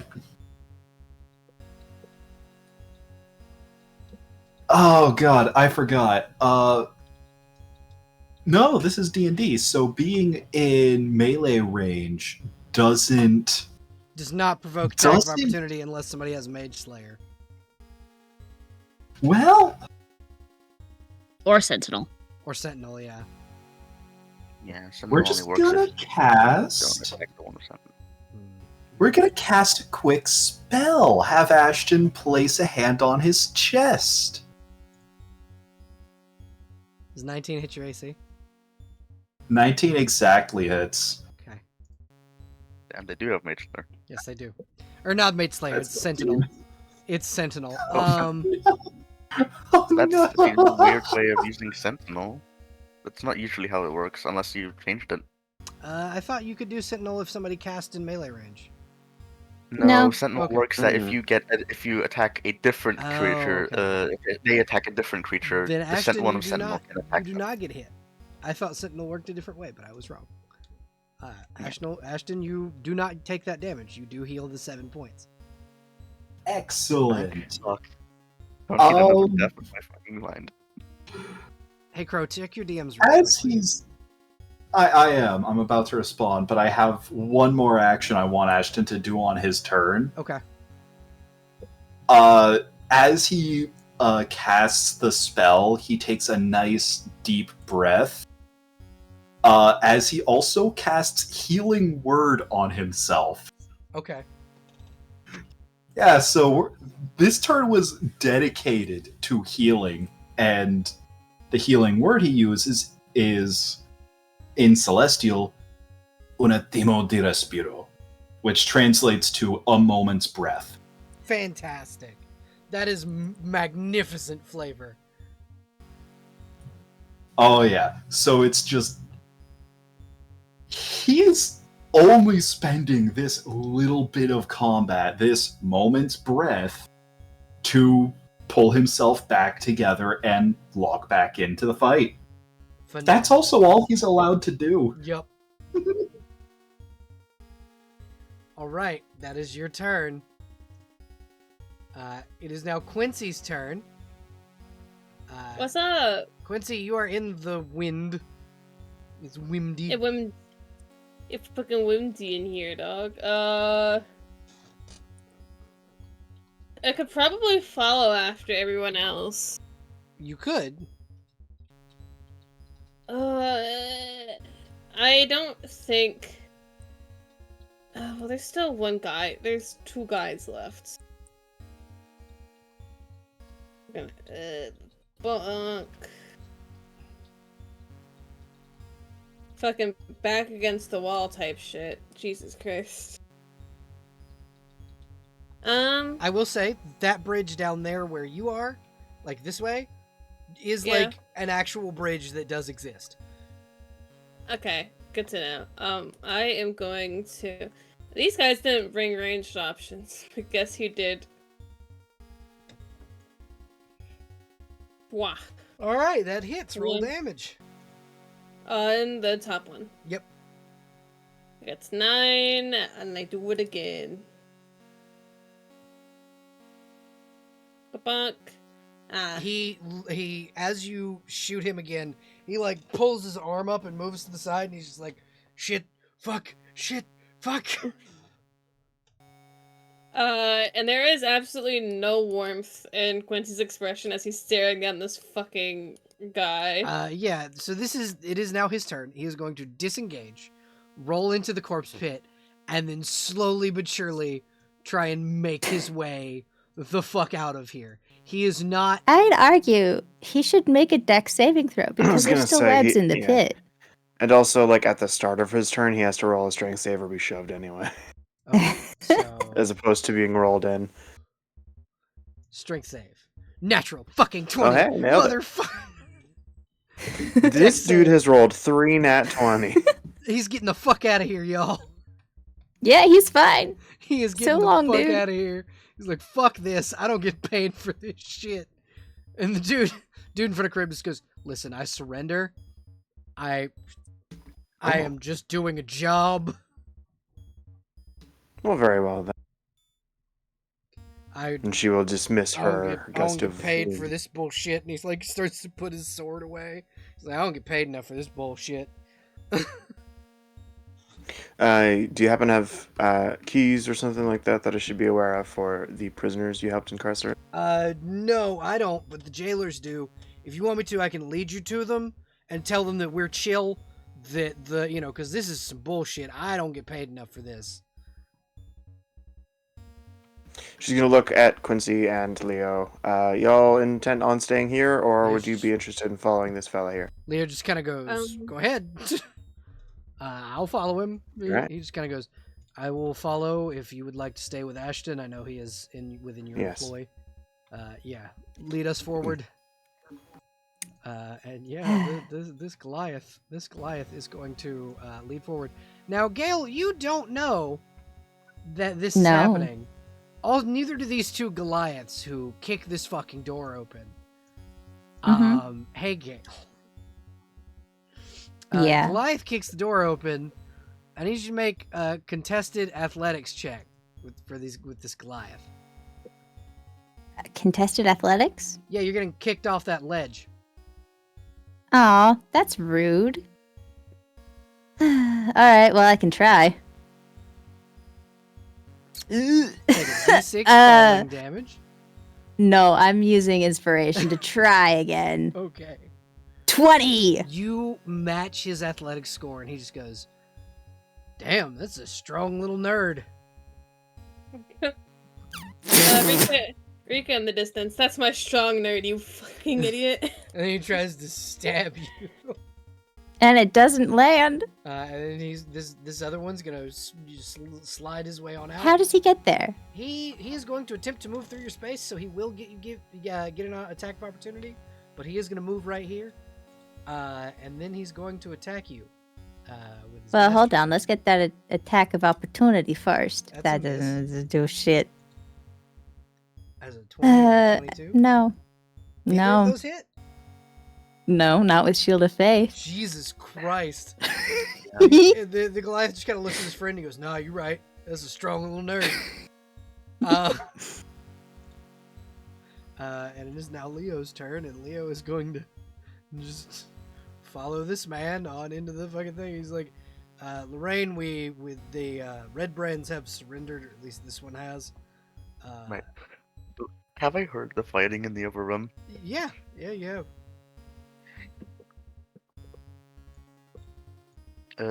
I'm just as they're passing, I'm just gonna be like, yeah, they're scrapping in there. And the guy just goes, I mean, I don't know if I could stop them if they're already scrapping. And Leo just goes, I mean, you can try. He goes, I will try, but like...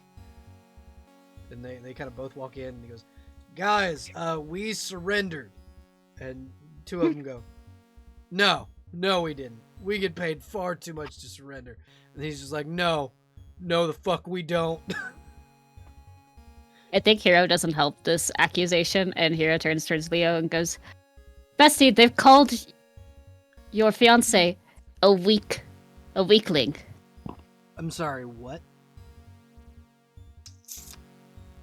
They're amazed by his strength right now, but they were thinking that he was a weak wizard. He just kind of shoves this red brand this way. All right, because he didn't use his movement speed just now. That was just him moving. That was just him out of combat moving. Yeah. Yeah. Yeah. He moves up here and he goes, I'm sorry. You were talking about my fiance. How? You dumb bitch. He's gonna two-hand. So 22.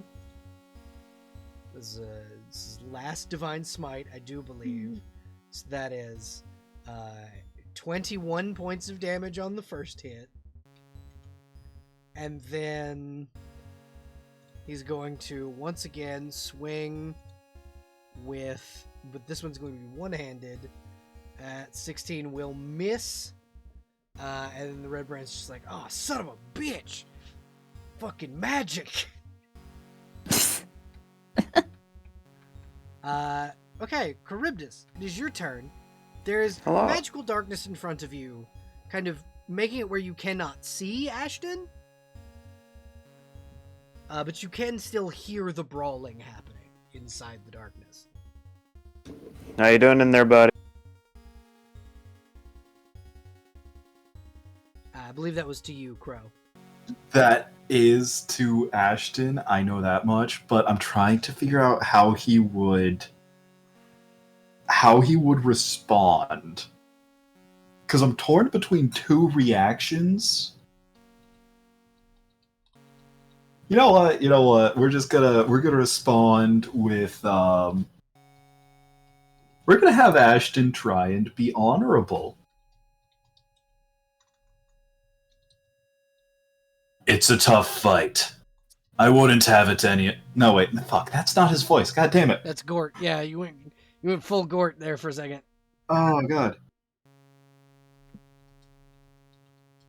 Oh, I have to get back into his voice because I was. Fuck.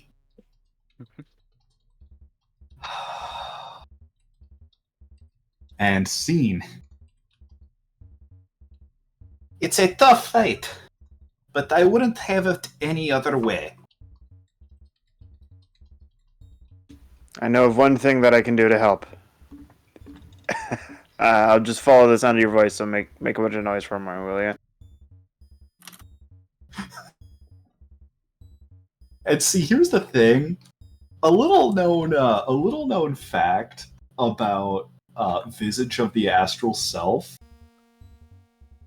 You amplify your voice so that all creatures within 600 feet can hear you. Yeah, so That's one of the everyone things in you this, can do. everyone in this fucking building heard you say that. Yeah. Yeah.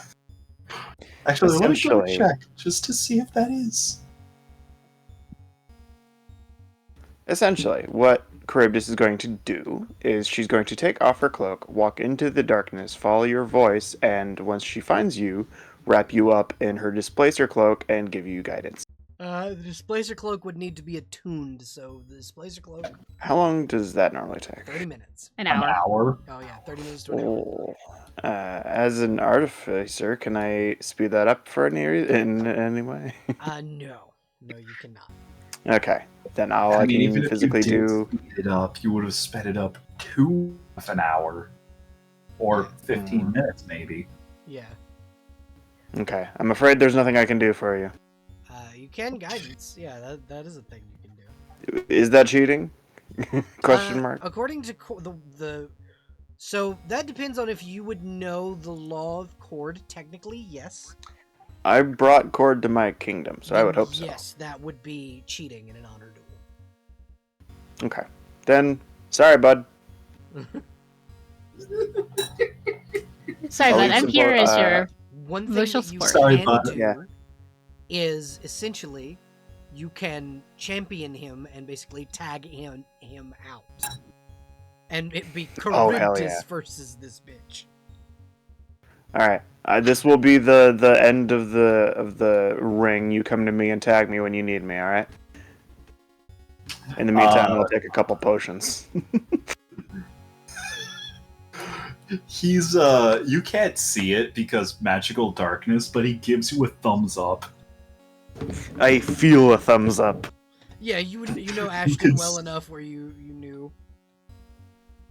I was given 2 health potions at the start of this, if I Yep. recall. Yep. What flavor? Because I'll be Standard. drinking both. Standard health potions.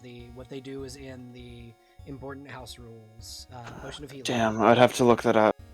I'd have to look that up. That's a shame. 2d4 Okay. plus 4 hit points. It's Appreciate you. Love you. Love you too. It's the first message in, like, if you click into important house rules, the last message sent was what healing potions do. Appreciate you. No problem. It was Okay. more that I didn't want to look up which name health potion because the name also does change sometimes. Yeah, it's a potion of healing, just a standard one. But yeah, so Charybdis, you're and the Hand of Cord will kind of look to outside of the arena, and Charybdis, what you can see are the only thing in the darkness you can see are these glowing blue eyes, and she'll go, "Are you volunteering to be his second?" I believe so, unless for some fucking reason you have one of your own. As a matter of fact, I do, and a second version of her appears Jesus. directly Where are in they front of from? Charybdis. Ooh. Hot. Because God forbid we have a calm day. Echo Knight Oh. Fighters. Yeah, Echo Knight Fighter. Is the Echo Knight about to fight me, or is the Echo Knight hanging out on the side of the ring You're waiting his to be second. tagged? You are Ashton's I'm- second, I'm so asking- thus you are fighting the Echo Knight. Okay, so the reason why I was asking is because you said tag in as a tag team type Yeah, I situation. thought a second happened after you died. I mean, so the reason, the thing that she is doing is she is summoning her Echo. Just in general, that's a thing that she can do because she has it. It's just an ability she has. But And okay. yeah. And she's keen to have her Echo get its ass kicked. I see. But for now, unless Charybdis attacks her, she will not. She will focus solely on Ashton. I will wait until I hear something from Ashton. Ashton, but I I did am send here you to. another DM, by the way. I'm here to support him either way. Ashton, you are going to get first attack is the Frost Brand. Second attack is the Vorpal Scimitar of Flame. That's a miss. And then the third is Opening the Gates of Battle, which is also a miss. Oh, thank God, only one of those hit. You take 12. 12 damage 7 of that being cold damage. Hey guys, we're so lucky. We're so blessed that the Vorpal sword has not hit a crit. Yep. Yeah. It would just be True. decapitated Ashton. Yep. It would Yep. just. Yeah, he would not have a head. Yep. It's fucking one of those things where Ashton, Yep. you would know that Vorpal blade is what like the majority of the staff of Cord became that Vorpal scimitar. That's the weapon she's been using with Open the Gates of Battle. Hey, Gale. So you know a couple of things right now. Mhm. These two Mhm. refused to surrender. This dude has surrendered. There are 2 Goliath between you and the people you came to save. What are you doing? Well, first I'm gonna ask a question. Okay. I have a cantrip. That, huh? Why is it asking me what level I'm casting it at? It's a cantrip. Okay. As written for regular 5e, it allows me to do this as an action and also make an attack. So this empowers an attack. Okay. Does this allow me to use my bonus action to make a sword stab?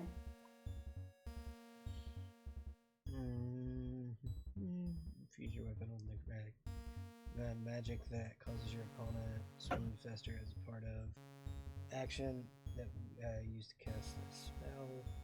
Make a melee weapon attack with a weapon against one creature.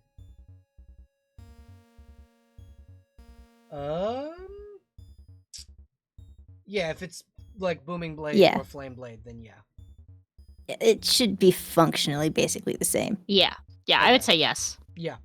Cool. Because this Yay. is a cantrip. Yeah, that's a bonus action. Awesome. Love that for me. But it's not pulling up as a spell, which is annoying. It is doing that again. Which one was it? Blade of Decay. Yeah, let's pull that up as instead an attack. And it doesn't have it put in. Okay, so I'll just roll a regular attack and we'll see if it hits, I guess. Yes. Yeah, 28 will hit. Yeah. Cool. And then it adds And then con save. 2d6. 2d6. Which Goliath are you attacking? So they have to make a con save. The one right in the doorway. Okay. That's an 18 on the con save. I assume that succeeds. Yes. Okay, so 9 points of necrotic damage from that attack, from that, and then Mhm. 11, 15 15. from Tearfang. And then a DC 16 con save. He Unless, made wait, did he already do that? That's the 18. Yeah. Right. Yeah. Okay, cool. Yeah. So that's fine. He managed to survive that. I have another spell. Uh-huh. Yeah. It's one of yours actually. Oh, are you walking bombing my fucking Goliath? Is that what's happening? I am at 4th level, and it's Oh, not pulling up as an attack. Like everything else in my life. DC, I believe that's a con save. I think that's why I made that. Although I don't know if you added information for increase on upcasting. Yeah, it's extra D6 per level above the. Okay. Yeah, so it'd be 5d6. Let's see. Walking bomb, and then that is a con save, DC 16. Mhm. Okay. Shit. All right, 5d6 necrotic damage. Yay. 10. All right, and then it has if target reaches 0 hit points. Yeah. So Mhm. For the next 4 rounds, 4 he continues rounds. to take 2d6. Yeah, for the next 4 rounds, he continues to take 2d6 until he hits 0 hit points, and then he fucking Mhm. explodes. Yeah. So we'll have to get clear. Yeah. Whoops. All right, yeah. Lorraine, it's your turn. You see this guy, because he's not in combat. He's running the fuck away. He's just like, I don't know what the fuck's going on in there, but those two didn't surrender, and I'm getting the fuck out of here. Oh, yeah. I have a question. What does Infectious Walking Bomb look like when it's cast on someone? So, essentially what happens is you guys see Gale essentially run up, place his hand on this man's face, because it has to be skin-to-skin contact. Place his hand on this man's face. His veins become this deep green color going all the way down through his neck, and then every breath, it's like when you're in the cold and you can see their breath, except it's this noxious green, and you can see him beginning to decay from the outside in. That's what Walking Bomb looks like. That's Nice. literally sick. Uh-huh. Lorraine, you are not in combat until you hit this door.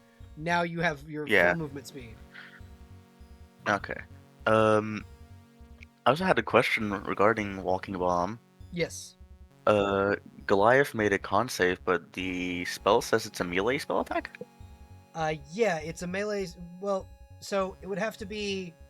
You'd have to roll to hit, but he also. So Gale rolled a hit. I forgot right, that. yeah. I forgot about that. Yeah, you will have to roll the hit for this melee spell attack. Which would have What do I add to that? So it would be your spellcasting modifier. Yeah, so that's Plus an 8. proficiency. Yeah, plus proficiency. So that's It's the spell attack bonus. yeah. So it would that would have hit. Yeah. So 10 damage. Yeah, and there's a then- con. Yeah, and then the con save he failed. So he is going to, because essentially, if he succeeds the con save, he doesn't take the continuous damage. He just takes the initial 46. That's how it works. Oh, I see. Okay. The spell wording is a little weird. I have to futz around with it, but yeah, Mhm. essentially, if he succeeds, you have to hit with a melee spell attack. He takes 46 necrotic damage if you hit, and then if he fails a DC 60, a con save, he takes 2d6 damage for 4 rounds or until he explodes. So yeah, Lorraine, it's your turn. Yeah. Let me see something. Okay. Let's see how wise these guys are. The one in the doorway was the one that got Walking bombed, bomb, right? Yeah. Yeah, okay, so this guy I'm going to try and use Crown of Madness on. Damn. Yeah, he's like, shit, fuck. Maybe we should have taken his advice and surrendered. As if he failed, I would have made him attack the other guy. Oh god. They're slowly realizing why their friends ran away. Mm-hmm. Yeah, but in that case, let's see.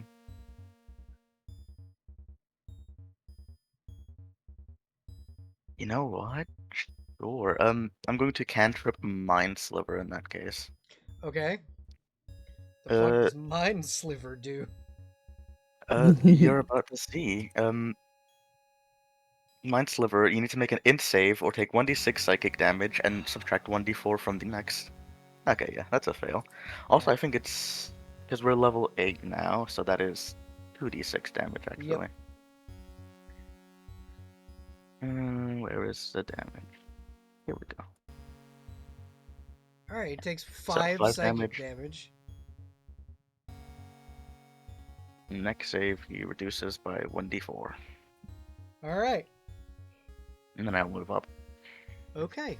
Hero, it is your turn. Yay. Oh, Oh, I remembered I didn't use movement, so I could use parry. Yeah, you could. You can, in fact, make parry do things. I'll do that on Leo's turn. It can wait a sec. Okay. Yeah, Hero, your turn. There are 2 of them left in here. They are not surrendering, though they are contemplating it. One of them has just been turned into a living necrotic bomb. It's kind of fucked up. A little bit. Yeah. Hero contemplates this very well and understands the true power that Wizard Gale has. And to never cross his path. Instead, we'll go deal with this one. Could I hypothetically You can get in just share the same space? Same space as Leo. Yeah, 100%. But I'd have to move away. No, you can fly. Like you can Okay. fly above him. This is a 40-foot ceiling. Okay. We'll just have him here for now, but Yeah. I'm just kind of hovering above Leo menacingly. Yep. It's this Goliath And going, oh god, I'm going to die. Mm-hmm. Hope you have a will, bud. I say from If- across space and time. Rika in Yep, the heavens. and- Man, you're fucked. Man, fuck you. Man, I would have killed you already, to be honest. Yep. Dead. So I'm gonna stab him with monologue. Does a 16 does not hit, 16 right? will not hit, no. And then epilogue is a 28. 28 will hit, yes. Rolled it. Case. So That's a number. 12, 13. 29, right? No. 12 plus 7. Is a number, not 29. Whoa. 20. Where'd I get that number? Yeah. But yeah. 19 is the number I was thinking of. That's it. Yeah, but it's 20 points. Alright. That's hero. Alrighty. Ashton. Your battle You got it, buddy. continues. The battle continues. We're gonna be normal. Do normal monk stuff. First attack, does a 23 hit? Yes, it does. Great. So first off, damage. Okay. That's 18 points of damage. Alright. Second off, Okay. stunning strike. Okay. Legendary resistance. No. Ooh. She only Excellent. has 2 of those. Second attack. Miss. That doesn't hit. We're gonna burn another key point. Flurry of blows. Okay. Can you do that? That is a question. Yes. Okay. Yes. Because flurry of blows would take a bonus action. Stunning strike is just when you actually land a melee attack. Okay. Yeah. That 9 misses. Roll your last attack.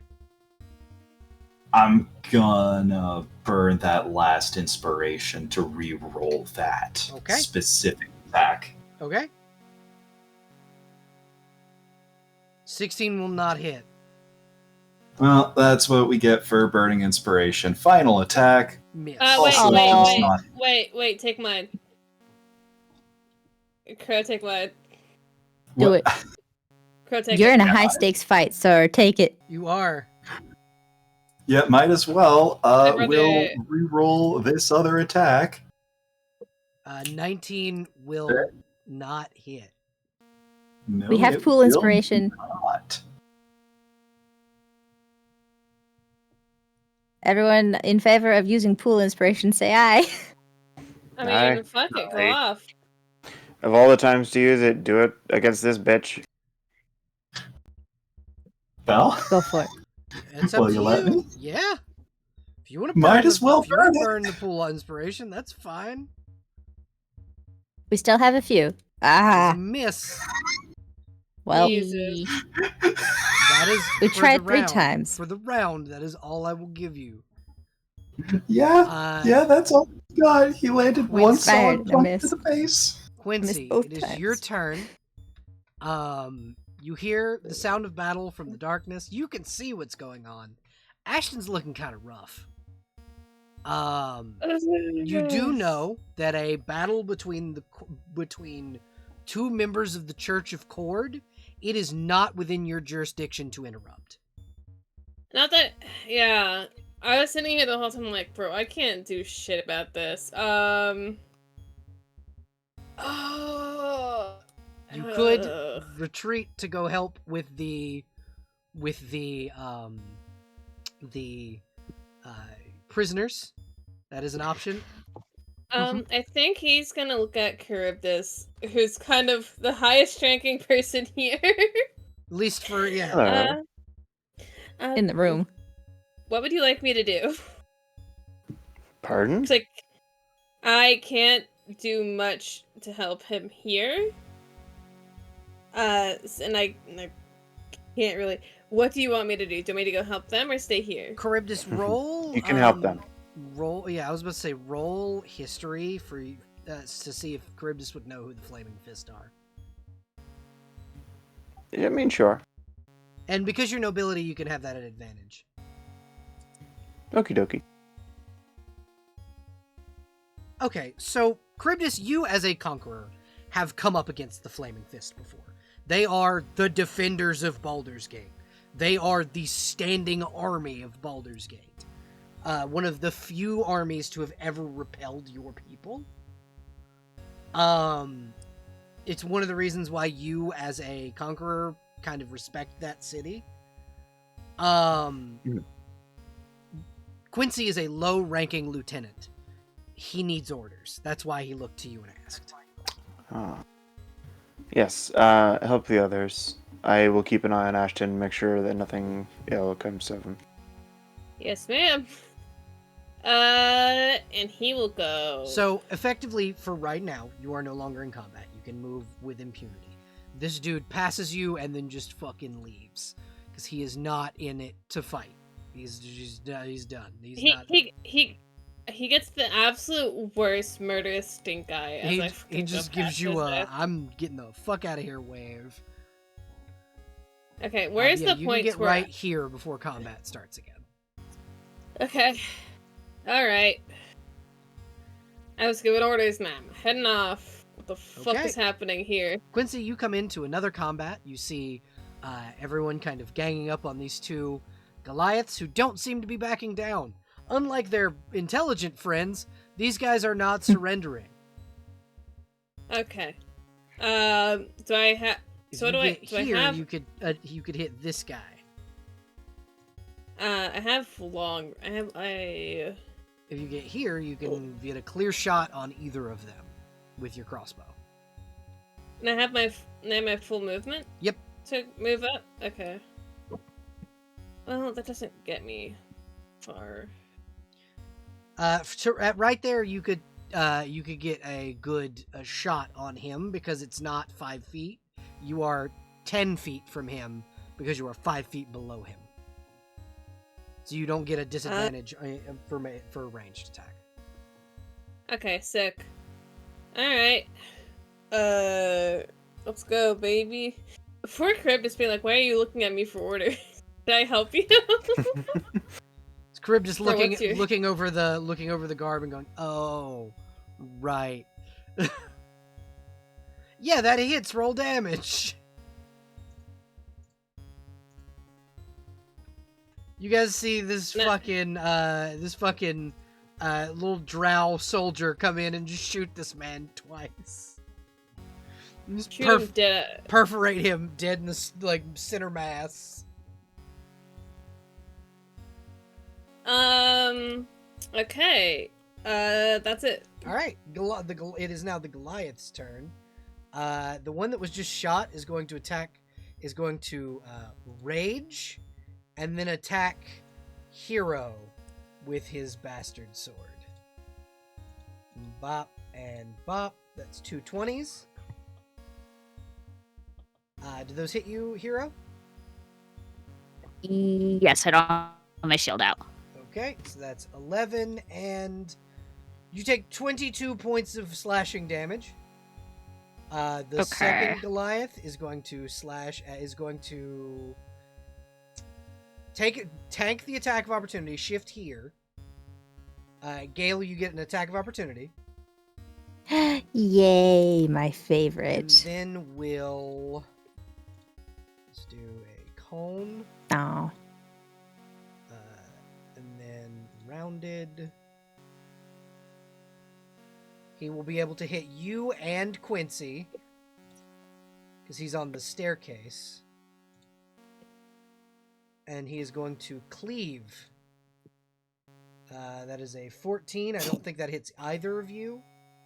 Nope. Nope. And then he's going to do it again. It's a 23. Yeah. Math. That meets my AC. I don't Okay. remember how that works. That That meets hits. it. Beats it. Then, instead, I'm gonna use shield. Okay, so then you don't get hit. But Quincy, you tank 14 hit points. Fuck, dude. That suck. So add 14 back, and then subtract 10 from your... Yeah, there you go. No, I got it. I just had to get rid of my 10. Okay. So we'll just get rid of this. Your shield of faith is still about. Know if that adds anything to Yeah. your math. That was 23 AC. Yeah. Wow. Okay. And then shield immediately goes up and makes it higher. Yeah. and- 28 That's five. AC Gale. Yeah. Hell and yeah. then now it is Leo's turn, who will then kind of look at him and go, again, if you try and strike any of my companions again, I'm going to fucking kill you. And that's his first strike, and then his second one. So the second one hits.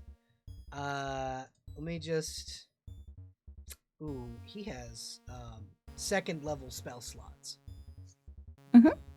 So that bumps him up, I believe, to 3d10 for smite. 3d8. Or 3d8, rather.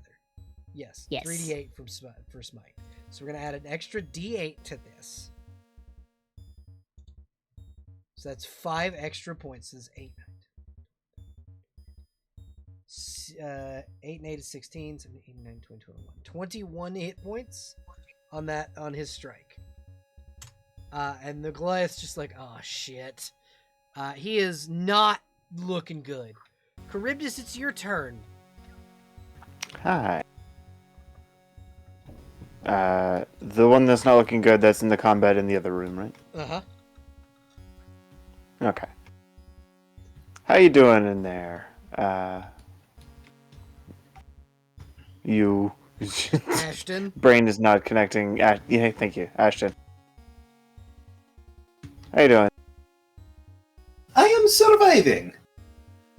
I'd For also now. like to. Yeah, he's That not was using the 600 Irano. foot. Yeah, he's not using the 600 foot for that, but he's also locking eyes, and that 4 now kind of gets him to squint under his mask. Well, I believe there's a way to tag out type deal. Let me know if you need it, and she'll essentially spend her turn giving herself buffs, such as Arcane Weapon, and the... what's it called? The Crimson Rite. Let's see if it's... Yeah, the Rite of the Storm. It's not actually going to be all that helpful, because I believe this one's immune to lightning anyway. Yep. Lightning and thunder damage. Okay. All right. But she's not going to worry too much about the Rite. She's just going to give herself acid damage for the future. Alrighty. Okay. Ashton. Frostbrand. 22. Vorpal Sword. That hits. 23. Open the That gates hits. of battle. 11. Does not That hit. one doesn't. So you take 8, 9, 10, 11, 12. 15 plus 15 plus 18, It's more than your hit points. 25, 33. That puts me at exactly -10. So here's my question, Ashton. You're not dead, but you're gonna be, essentially. He's got me. You get a vision. Bro, you could have tagged out. You get a He vision could've. from Cord himself. And he looks to you and he goes, I told you to take your position as hand. Do not fail me. And with a clap of lightning and thunder that everyone in this building can hear, lightning strikes Ashton's body. Cord himself has placed his hand upon you, Ashton. You are back up at 10 hit points, but you are no longer human. Oh, worm? You now Worm? stand at 6'6" and are a Ooh. Goliath. Fuck yeah, dude. The all chosen of his people of Cord. Ooh. Very cool. What the fuck's Now happening in there? We have It's to so get him new dark. outfits now. We have to give him new New skins. outfits. Yeah, New he's getting new outfits. His outfits won't fit him anymore. As Cord strikes down upon Ashton, the veil of darkness given by the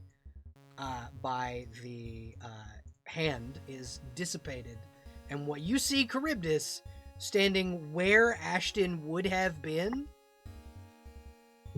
is a Goliath in Ashton's equipment, essentially. Oh shit! I didn't realize you had enlarged person. God, now I have to get a new voice for him. No, you can do the same one. No, Just the one because different voice. his previous voice was only like that because he had the accent for cultural reasons, the pitch because he was human, and also mildly malnourished. Yep. And now you are a big, beefy, fucking Goliath. Big, beefy, healthy boy. Big beefy healthy boy. Okay, Gale. Mhm. It is your turn. Cool. Oh wait, I need Um, you to roll 2d6 really quick. Oh, right. Because he's supposed to take necrotic Yeah, he was damage. supposed to take necrotic damage, so he takes 3 points of necrotic damage and is like coughing. And shit. Oh. Okay. So yeah, I'm gonna be casting Rhymes Binding Ice again at 4th level. At whom and in what area? At that guy up against the wall. Oh god. Mhm. Okay. Point, point blank. DC 16. Yeah. Got it. Okay. I gotta reopen the Goliath sheets because I had to refresh my page. Goliath. And then also Irano. Okay, so now I can roll saving throws for my Goliath. Oh god, here we go. Dex save. That's 21. Oh wait, no, it's wrong. That's the wrong save. It was a con save he had to roll. Mhm. Natural 20, total 23. Hold on. I Half forgot to damage. put in the 1d8 for increase. Okay. So let me try pressing that again and see if it lets me. No, it doesn't let me upcast. Huh. Well, anyway, so 13 plus 2 more d8. Okay, roll 2d8. So that's an 8 Okay, 13. plus the 13.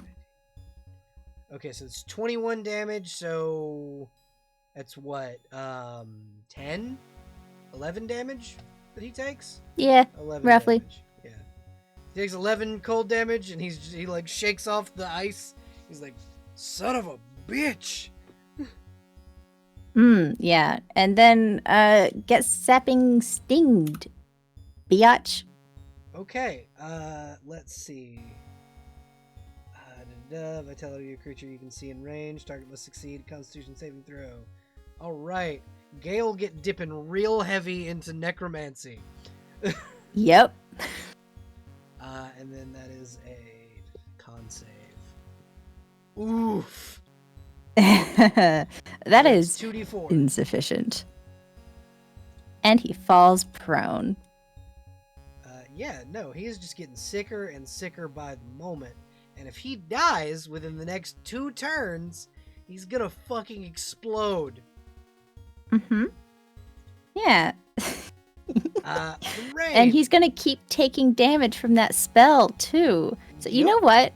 After knocking him to the ground, Gale's gonna look at him in the eye, because they're probably at eye level now, despite the, level of height difference. Uh-huh.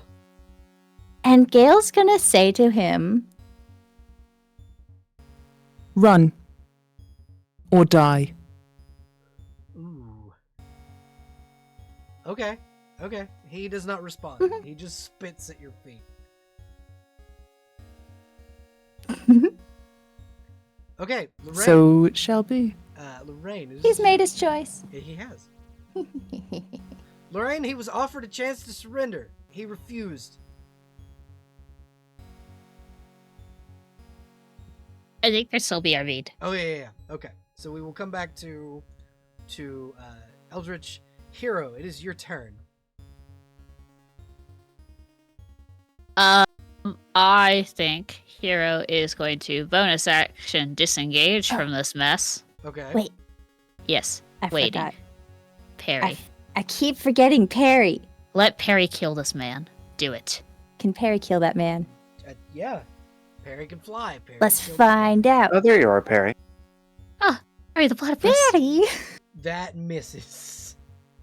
Damn. Oh no, poor This baby. man is just like, is that a floating sword? Honage? Perry the Honage? Also, is it too late for me to use any movement? No, it's not. Okay, and how much damage is it to jump that way? It's 10 feet down. Yeah, it's 10 feet down, so it's a d6. Cool, great. I'll just take You it. can make an How far can I acrobatics jump? check. Yeah, you can roll. Oh yeah, I'd acrobatics. love to do that actually. Yeah. How far can I jump? How tall are you? Well, with the boots, Uh-huh. 5'10". And how much is your strength score? 13. People who know that math. Where's the calculator? Hold on, I'm getting it. I closed it. I'm sorry, what were the numbers? 13 strength, 5'10". You can long jump 13. Wait, without a running jump, you can long jump 6 feet. You can high jump 2 feet. Cool. So I can land right on top of one of my companions, right between them, Yes. and then walk over. Yes. And I would like to make the acrobatics check. Okay, go ahead. And this will keep you from. Ooh. Oh. You Yeah. jump, you roll your ankle, and you take a d6 damage. You run right into it's Oh, worse. If I'll you take run- yours. You take the 3. It's worse if you run into Leo than it is if you run into me. Hey, which one do I run into? DM? I would say you could probably bump into your fiance, and he's just like, you could have just asked me, and I would have grabbed you and brought you down. It's fine. And he walks past. He's not gonna argue. Mhm. You hear him grumble under his breath, but he does not. He does not fight. Oh Quincy god! is like, Oh god! The Dragonborn is going to breath weapon. I believe. Maybe. Yeah, I might do that. Thank you, baby. Yeah, especially since Gale is no longer here. Mm-hmm. I was just gonna be like, all right, I'm getting out of this mess. I'm gonna walk away. But I This think, guy will automatically fail because he's prone. Mm-hmm. Well, Um, can I do it for both of my attack actions? When you take the attack action on your turn, you can replace one of your attacks with an exhale. I can't do 2 of them. uh-huh. So yeah, Hero is going to do ignore the sneak attack, Okay. but they have to make a Constitution saving throw. So the one on the ground automatically fails. And I think one this guy succeeds. dies Yeah, irregardless. he's dead. So what's the half of 18 is 9. He's Yep. dead as shit. He takes And then the he takes full fucking 18. 18. He's barely alive. Yeah, I think it's very similar of just like clicking the tongue underneath the roof of the mouth and like sparking the teeth to bellow out thunder. Yeah. oh, does he explode? Yeah, Uh, and I'll this- do one more. Oh yeah. It's just this 6 guy damage. won't. This guy won't explode, but He only explodes for 10 feet. He's Oh, he's he not quite survives. dead. He's not quite dead yet. He will Yeah. be on his next turn though. Yep. And then Yeah. Hero is going to mosey their way over here. Yeah, you can. Absolutely. Bye-bye. You do see on the dead man that you murdered here, there's a large brass key that you can just kind of snatch on your way out. Yeah. The tail takes it in kind. Yoink. Mm-hmm. Ashton. Cord has granted you a second chance. Do not waste it. He plans on spending it well. We will Question. make your new character sheet after this fight, but yeah. Go I ahead. just wanted to ask, do I get a dex bonus? I don't And to think get any so. more health back. I don't think you do get a dex bonus from Goliath. I'd have to double check, but I can pretty look sure. Yeah, for you. we can figure that out later. Yeah. Reason I ask is that would literally push me to +1 for my attack rolls and potentially an extra damage for my attack rolls. It's a decide as you go. So you could It's technically not set. could.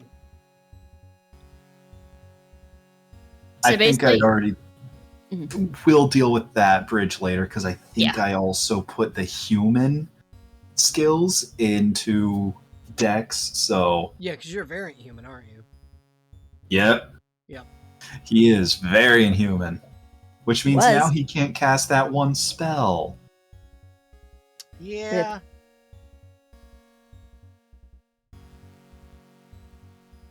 15 misses. Mind if I steal from the community pool? Go for it, in my How opinion. many do we have left? If you use one, 4. Yeah, I won't feel too. And now I feel guilty. It's okay. Do it again. All right, second attack. God. Come on, buddy. You got this. If you need to I'm tag out, kinda- I am here. You just Charybdis gotta- is you Can I- gotta- second. Can I steal from the pool for this one as well? One more. One more. Last one from the pool.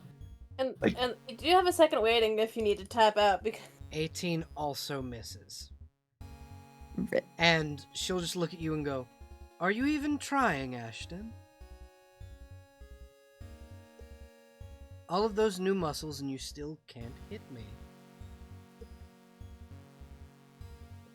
Maybe your second would like to try, since you're failing." Jesus Christ. If. Oh. See, now you've got me, the player, getting upsetty spaghetti. Point. You're getting jebaited. That's That's what's the happening. point. You're getting jebaited. If you tag Charybdis in, this bitch is dead. Because Charybdis is almost at full health. One more thing. If I tag out, Mm-hmm. If you tag in the slim chance Charybdis goes down, Mm-hmm. does Ashton get tagged back in? Yes, that's how that works. Consider me your meat shield. I'll put as much space as between you as you need. And think about Ashton it. holds up his hands. The way he's holding his fingers different because he's still getting used to these hands. Mm-hmm. Charybdis, if you would, please kill them. And Ashton takes a Almost step. as if, I was about to say, almost as if Cord himself switched the two of your positions. You feel yourselves moved. Samehana! No, it's like if you think about it, like Here's the other thing that happens because of this. Because again, Cord has his hands on this fight.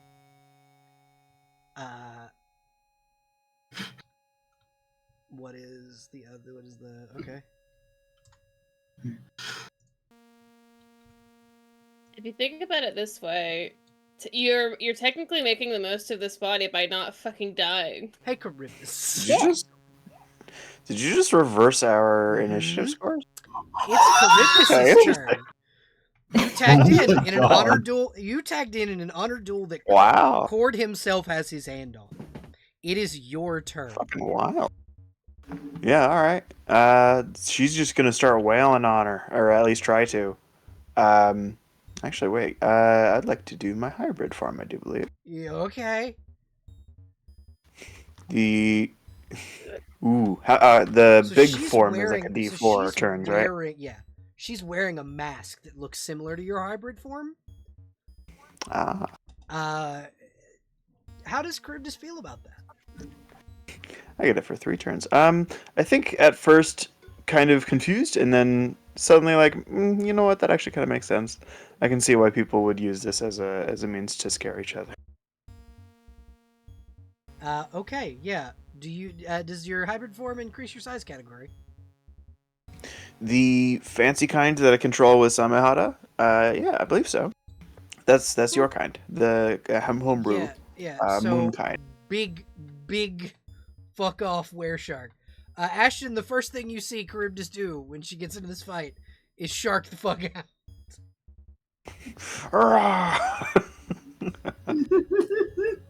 Everyone in the entirety of the building can hear Charybdis roar. Because when Charybdis becomes a giant fuck off monster. I believe this gets a bonus. It's a +1 at that level, +2 at 11th. Okay, so it's a +1 from regular hybrid form. Does big hybrid form do anything? +4 to your attack rolls. Actually, then that's a +5 total, 22. Yeah, 22 hits, roll damage. Does it affect damage? No. Just your to hit. Okay, then it'll just be a flat +1 and then the d6 from acid. Okay. It's one of the only things she is not resistant to is acid damage. Wonderful. Yeah, I noticed the electricity and lightning not working out so Yeah, good. Also need a con save for Samehada. Okay, and then a con save for Samehada. As a 19. Okay, that passes. She will use her extra attack to swing again. Okay. Whap. That one probably misses. 16. Yeah, 16 misses. Okay, the force ballista is gonna fire. It's got a very long range. That I And will since- say is cheating. This is a 1v1 Aw, but she made that. duel. Yeah, that's fair. She... If it was a handheld ballista, sure, but it's not. It's on an a squid. octopus. Now, did I hit her successfully the first time? Yeah, the first time. Wonderful. Then I'd like to invoke Cloud Strike, which doesn't functionally do any more damage to her because she's immune to thunder. Uh-huh. However, it makes me invisible to her for, I believe it's just 1 turn, but let me double check that. Legendary resistance. That is her second and only legendary resistance left.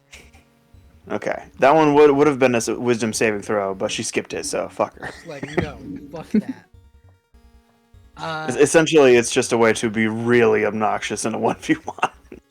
Quincy. Hi.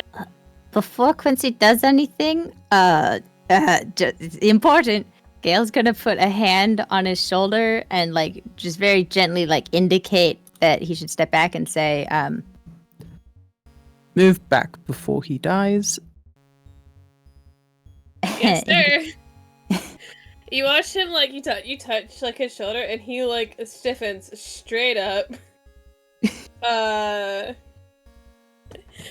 And he gives you a nod because his hands are kind of busy at the moment. Can't sleep when you have your hands on your rifle. No. Okay. Before he dies. Okay. Yeah, I don't have too much. His turn. Yeah. Yeah, I don't have too much gas left in the tank because my mouth is starting to really hurt. I understand. But Can I fire at this dude from here? Yeah, he's prone on the ground. Can I move You're 10 feet Lorraine? below him, so you can. But he's prone, so Yeah. it evens out. So prone would get a disadvantage from long range attacks, but because he is 10 feet above you, it's just a regular roll. Exactly. Can I scoot Lorraine out of the way? You could, yeah. Like, right here. Yeah, absolutely. Oh, I don't want to move closer. I want to, like, leave. Well, here, let's Oh, see. you can do that without moving me, So- probably. I don't know. Well, Let me see. no, okay. 10 feet, yeah. He's Yeah, also up, though. Yeah, he's up, so it's not going to hit Lorraine, specifically. Because it's going to be Okay. here and then 10 feet above. The only person that's in danger of getting hit is Leo. Alright, well, I'm not. He's over there. So. Yep. Yeah. He's immune to disease, not Roll- necrosis. Roll damage, please. Okay. Yeah. So you hit him with your crossbow, and he pops. Gross. Let me find the spell. See how much. Do you want me to pull it up again? Yeah, if you wouldn't mind. Just a moment. I think it's 6d6 necrotic. Yeah, he explodes with 66 necrotic damage. So I will roll that 66. 27 points of necrotic damage to get to Leo. Oh, Just fun! like, oh, that burns. That's gonna leave pock marks on my porcelain. There's also another thing it does. Uh-huh. He has to make a Constitution saving throw. Oh, you used infectious walking bomb. Yeah. Oh no. On your own fiance? No! It was the higher level one. So here's the thing. Because of the way Mhm. walking bomb is specifically categorized, he is immune because Okay. it's a disease. It's disease. Yeah. That's what I thought. Yeah, he Ugh. can't be infected by it, but he can be harmed by the shrapnel. Yeah. Immediately Gale is very concerned, is up like in his face, like looking at him, making sure he's okay and he's not gonna turn into a walking bomb. Gale, what the fuck was that? As he like wipes fucking viscera off his face. It was one of Ken's. I hadn't Yeah, tried the- it before. Explosive people spell. Yeah, I know, I've seen it. I am immune to the effects of walking bomb. It's kind of the point of the whole Iron Legion. And the infectious version? Yeah, I'm immune to it. It's because it's a disease. Nice guys. All right. Though I do believe that takes care of that. But yeah, you guys can, the ones over here can effectively rescue these guys, but we're gonna leave it here. Mhm. And this is where we will end session because it is 2:30 in the morning. Thank you everybody for playing. This has been a phenomenal session. Next session, Hell yeah. I'm pretty sure the Hand of Cord is gonna die. Congratulations. What gives you on- that idea? Congratulations on slaughtering the red brands. Yeah. Only 2 of them survived, and that's because they went, nah, fuck this bullshit, I'm out. And they have. Oh, do they have stories to Yeah, tell? you know. Yeah, they were just like, nah, we're good, we're leaving. Fuck that noise. By the way, Belle, Uh-huh. I can't help but notice these two guys over here. Do they not hear the commotion outside? They are. So what is happening with these two is they are having a very heavily heated debate on whether or not they should just lay low while all the bullshit happens outside. Because from what They're- they've heard, Uh-huh. it's not going well for their side. They're just gonna Just a lay bunch of low Wilhelm and screams. play. Yeah. Yeah, they're like, Just gonna lay low and play a card game. they're like, Maybe Yu-Gi-Oh. they're absolutely not playing Magic the Gathering. I don't know what you're talking about. Exactly. Absolutely not. You just hear, I tap 2 lands, and so I mean, all things considered, they're hearing like a straight up storm and winds in their cave. yeah, and then the voice So- of Cord himself. So they're like, nah, Yeah. like- good. Yeah. I think we're gonna continue to play Magic. Fine. There's it's I tap 2 lands and then like to get a cast a spell. No, fuck you! I'm countering your stupid spell. I hate that. Fuck Why are you doing this to me? They're literally dying out there. Hey, let me have this one, man. Listen, We need to listen. get I didn't each of the build this. party a I didn't deck. build this Phyrexian deck for no reason. And then they start making out at the end. Okay, fuck your Phyrexian deck. It's bullshit, and we both know it. Why do you I mean- bring it? Fuck Phyrexians, really. They're just meant to be support. I agree with Link. They make out afterwards after they argue. But yeah, absolutely. Thank you everybody for playing. Thank you everybody on stream for watching. Remember to like, subscribe, and hit that notification bell if you're over on YouTube. And fuck you, Dave. Fuck Bye, you, Dave. Dave.